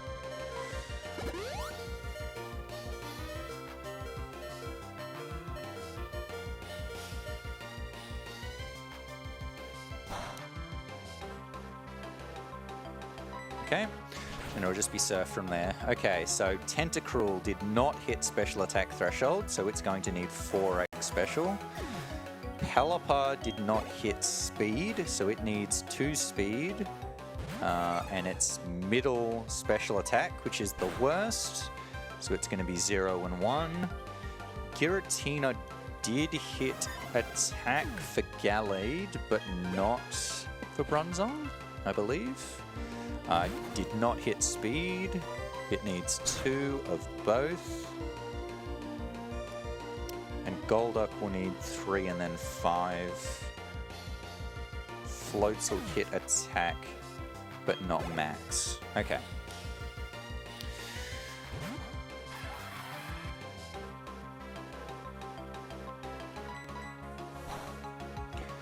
Alright, so this might be a range, but it doesn't really matter whether it dies or not. Again, Empoleon doesn't do a huge amount of damage to Golduck. It did actually kill. That's nice. Oh, I don't have the spare PP item. I guess I should save for Aaron then. I don't really want to, but I guess I should. So I'm going to be using Tentacruel for the very next fight against Aaron. He leads with a Yanmega. Its ability is Speed Boost, so it ends up being much faster than you. Its attacking move is Air Slash, which can flinch you. But the move it loves to use is Double Team. And so while you're setting up X items, he is setting up double teams, basically consistently. Switch and give the specs. So the reason I should save is it's entirely possible you miss so many surfs that you run out of PP on surf. And then you cannot kill, obviously. Just for safety. 419 in-game. Okay.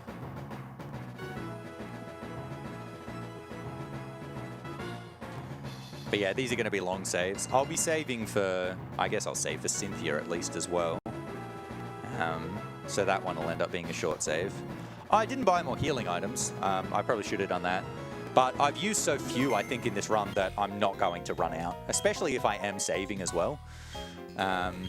Just having a quick squiz at my time to make sure I am going to go that much under. We've only got 5 fights left. This shouldn't take an hour. So I think I'm going to be right that this is going to be significantly under. But so, as I said, we're going to need 4x specials here. I did at least hit the speed threshold, so I don't need to use an X speed. His Drapion will still outspeed me, but that's fine. Air Slash turn 1, that's very rare. It's done less than a third though. Special defense looking alright. There's the double teams. 3. I could go at 3, but I won't get Vespiquen at 3. So I'd rather go at 4.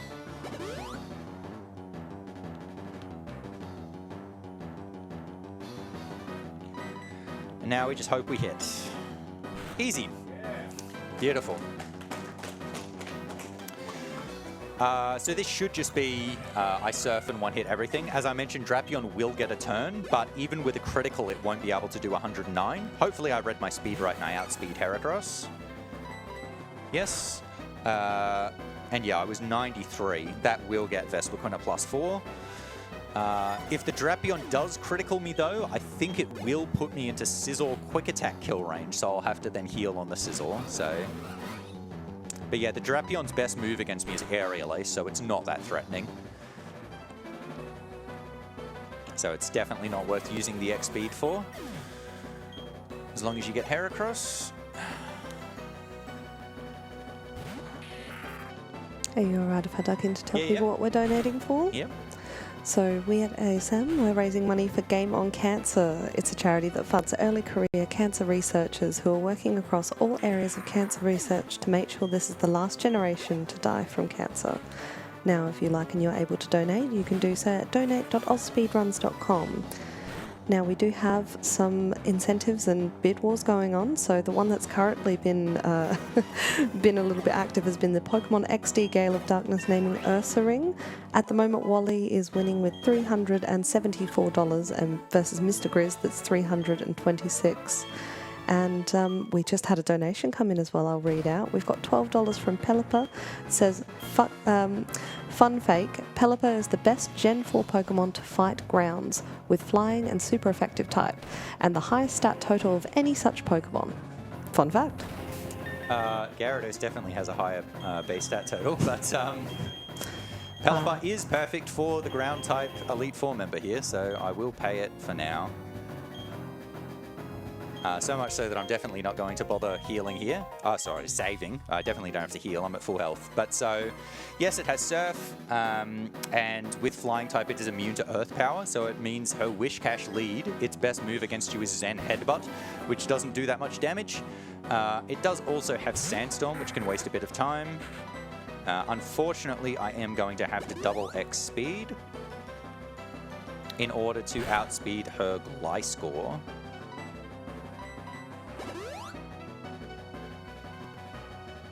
That's on 31. Oh, my defense is terrible.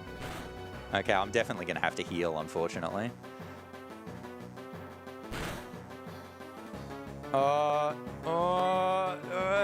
Maybe I could risk it, actually. That one did unders. And gone Sandstorm now. 4, 7. That's good, isn't it? Yeah, that's good. That should leave me at 6. And Hippowdon set Sand, but it comes last. So I should take 3 more damages of Sandstorm. And when I get to 6 and Sandstorm would kill me, Sandstorm should disappear.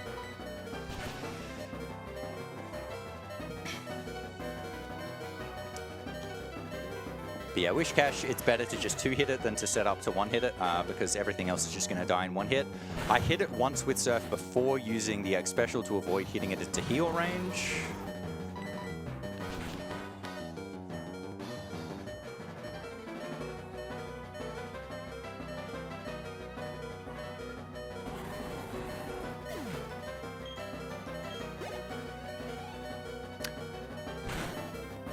I don't think I ever ended up using that spare rare candy yet.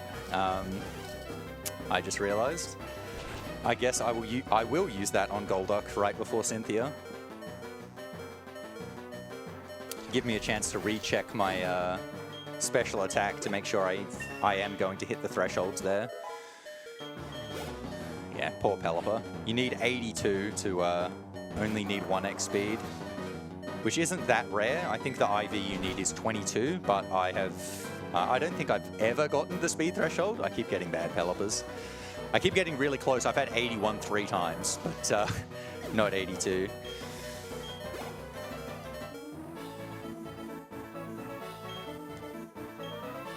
Okay, all right, just 3 fights left to go.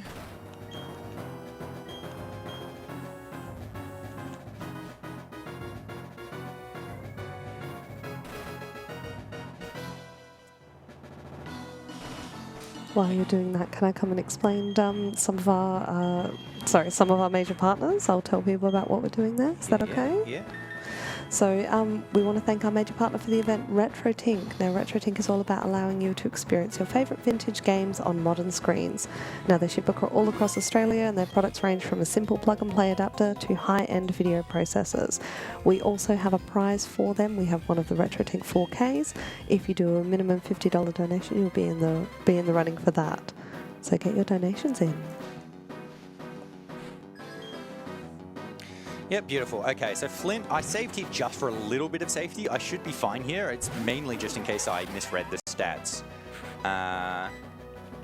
So I'm going to set Rain Dance here. He will probably Sunny Day, unfortunately, but I'm just going to Rain Dance over the top of that now. I'm going to take 1 hit from Dark Pulse here. Okay, that is definitely a heal. Okay, so I should be fine. I'll do the save strat here. So depending on your stats, Floatzel sometimes will not die to Mark Punch from his Infernate, which is about to come out. But as I mentioned before, Mark Punch is a priority move, which means he'll always use it when it can kill. But if you get this wrong and you're not in kill range and you heal, then he won't use Mark Punch, he will use Thunder Punch. And then if he uses Thunder Punch as you heal, he can just kill you. So you've actually got to make sure you are low enough for that to be the right call. Yeah, so I've got the attack threshold. So now what I'm going to do, because unfortunately that has taken an extra turn off the rain is going to go down before I want it to. So what I'm going to do now is he's going to send out Rapidash, and I'm going to use Agility on the Rapidash.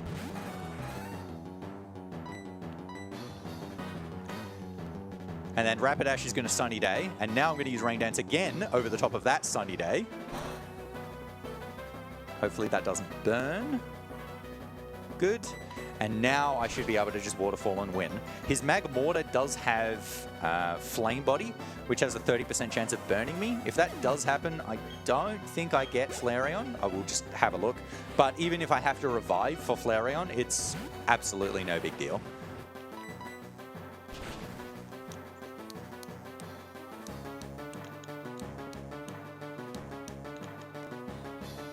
Yeah, there it is. Yeah, because my attack isn't amazing, is it? 17. 60. I don't think Quick Attack will kill me. Why didn't I look at my defense? He's gone Quick Attack. Yeah, not even close.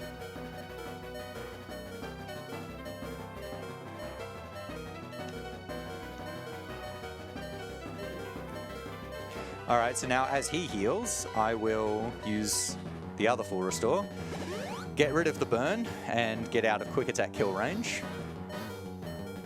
Even if I died, I just would have used a revive, but it is actually significantly faster that I did not die. And then I'll waterfall and take him out. Alright, 2 fights to go. So Lucian is going to be... Oh, that didn't kill? What? How did that not kill? Whatever. He doesn't heal it again. That's fine. Yeah, Lucian's going to be Giratina's fight. Giratina did not have good speed. Had kind of middling attack. I didn't see its special defense. Special defense also matters, but I can just kind of gauge that based on how much damage it takes. I shouldn't have to save for this fight. So Lucian leads with a Mr. Mime. The Mr. Mime loves using Reflect and Light Screen, so it gives you a couple of free turns. And Giratina has Shadow Force as well, which it's 120 power, 100 accuracy move, but it's 2 turn, but you disappear for a turn, so they can't hit you. that ends up being perfect for wasting a turn before Reflect wears off and doing high damage. So, speed.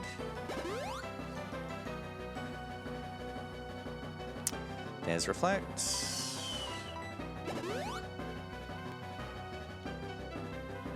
There's Light Screen.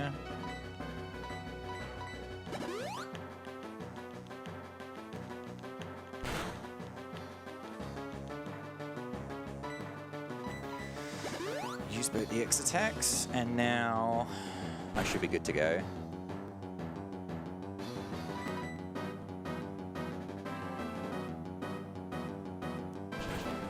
So yeah, Reflect wears off there, and now I can use Shadow Claw to kill a decent amount of the mons as well.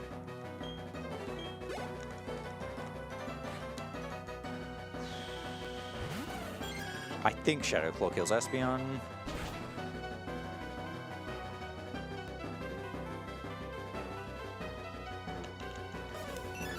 Yep, definitely kills Alakazam, and it'll get Gallade at this health as well.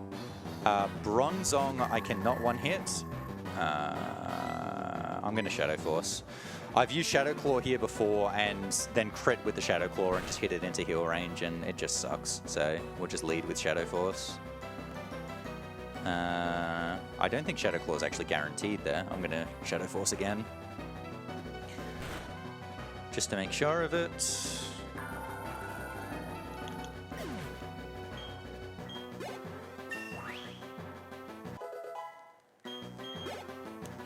Yep, that's definitely got enough for Shadow Claw to kill Gallade.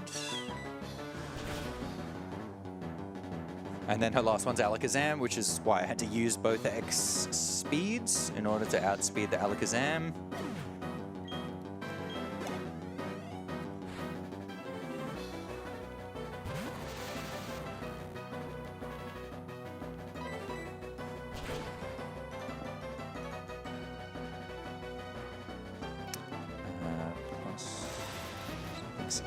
Okay. One fight to go. And after using Golduck for so much, it still hasn't been used against a major fight yet.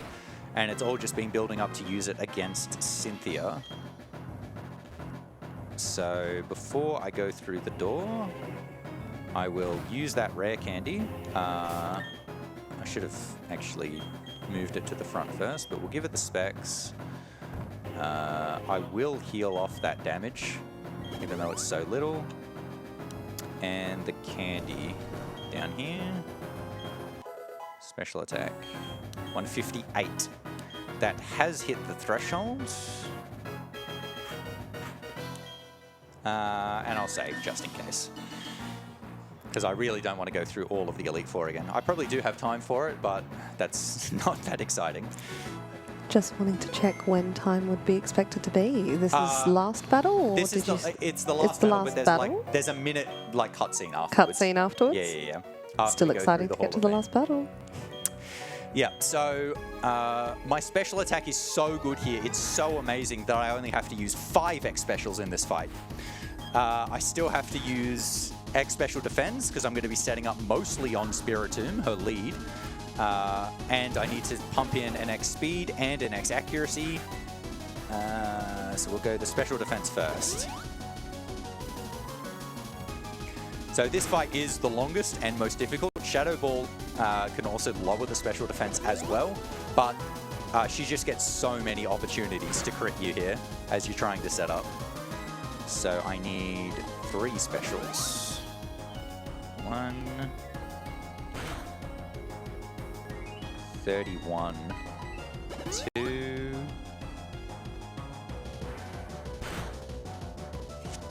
33, and a drop.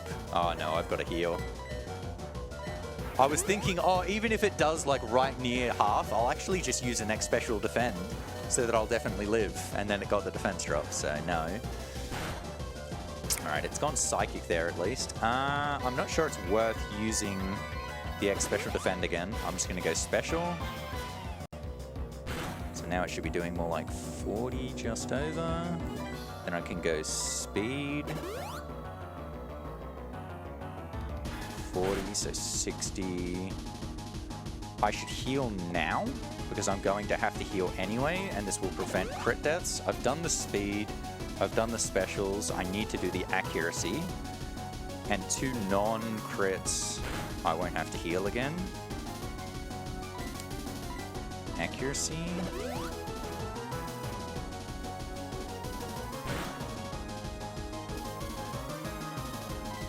Hydro pump. Okay. I'm not fully set up yet, but I am set up enough for now. So I want 5 X specials for Milotic, but I will only need 3 at the moment in order to get everything else. So Roserade is the second hardest thing to get. And so I will Hydro Pump all of them until I get to Milotic, and then I will use the last 2 on Milotic itself, because Milotic loves to use Mirror Coat, anticipating your attack, which then does no damage if you're setting up more. And its only attacking move is, well, its best attacking move is Dragon Pulse, which does less than what Spiritomb does to you as well. But so the reason I wanted to heal early is you still need to be at decent enough health here because her Lucario knows extreme speed. And so you need to be above the extreme speed range, which I am at the moment. Only just, but enough that it won't have a chance to kill, so she won't use it. And that's all that matters. So my lose cons here are Milotic unfortunately picks Dragon Pulse and it criticals.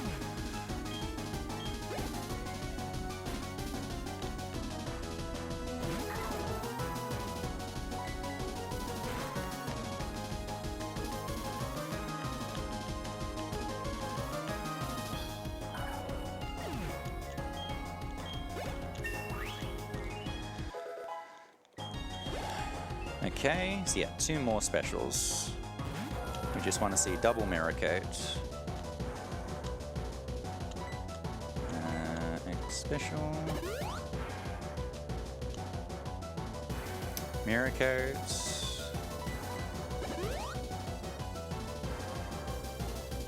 And Mirror Coat. And hopefully this kills. Hopefully I've read my stats right. I'm pretty sure I have. Gornskis. And that is good night.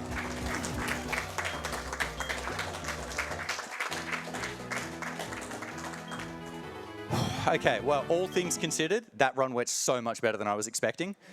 There were obviously still bad points. Wooper took ages to show up. Rotom did not get in a few balls. Pelipod did not get in many, many, many balls. But most of the fights actually went really well. Byron, I think, was the worst with Quagsire, and it almost went the best it's ever been. So for a run that has so much variance and so much that can go wrong, that actually went extraordinarily well. So, I mean, you can tell I haven't looked back at my time, but I'm sure I'm miles under estimate. But the estimate was very much considering things that could happen. Like, this could have been 5.5 hours if things went poorly. And especially given I did not get No Guard or Hustle, the hunts could have taken so long, but they were actually really, really, really quick.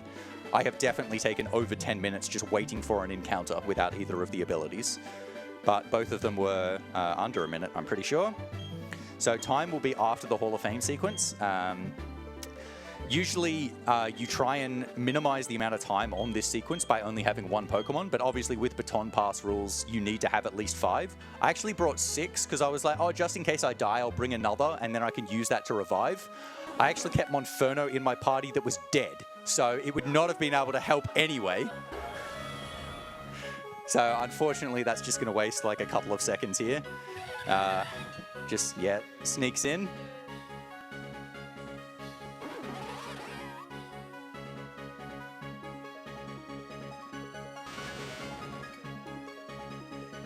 All right, and then it shows them all off, and so time will be on the black screen after the final one closes, which is going to be this one. So time is right now.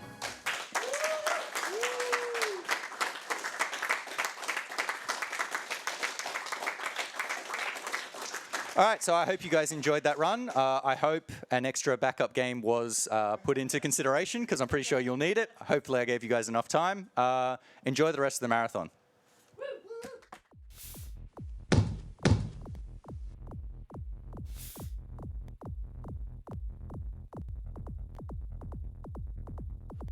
Thank you so much for that amazing run. Just wanted to come in and say we do have something else coming up that we're organising. Sit tight and keep on donating.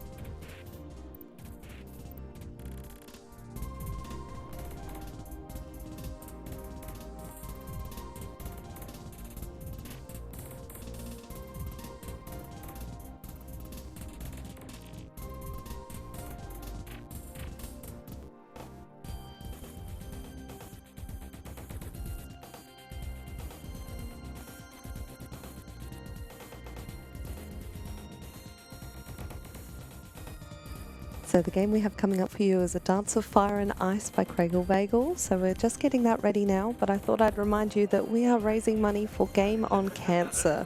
This is a charity that funds early career cancer researchers who are working all across areas of cancer research to make sure that this is the last generation to die from cancer. So if you would like and you're able to donate, you can go do so at donate.ausspeedruns.com. We do have some incentives and some bid wars happening at the moment. Do check that out on the website too.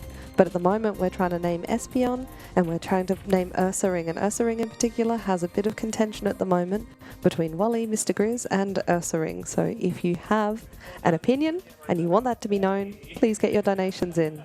We'll get the game up soon.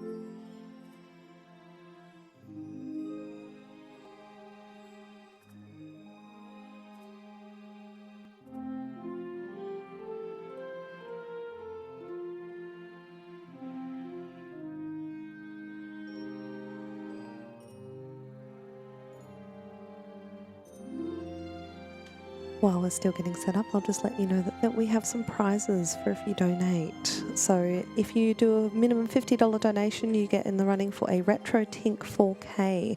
Now, RetroTink is also one of our major sponsors, and they're all about allowing you to experience your favourite vintage games on modern screens. So do put in $50 minimum for that one. We also have, with a $10 minimum donation, you have Untitled Goose Game, Steam codes. We do also have some Steam game bundles, so do get your donations in.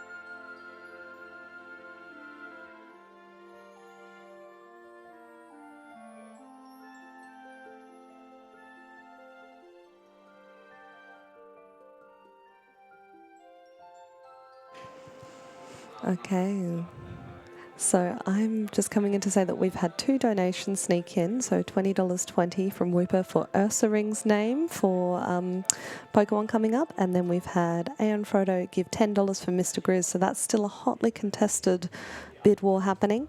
But we are now ready for a Dance of Fire and Ice, so I'll hand it over to Craigle Bagel so that he can show us a Dance of Fire and Ice.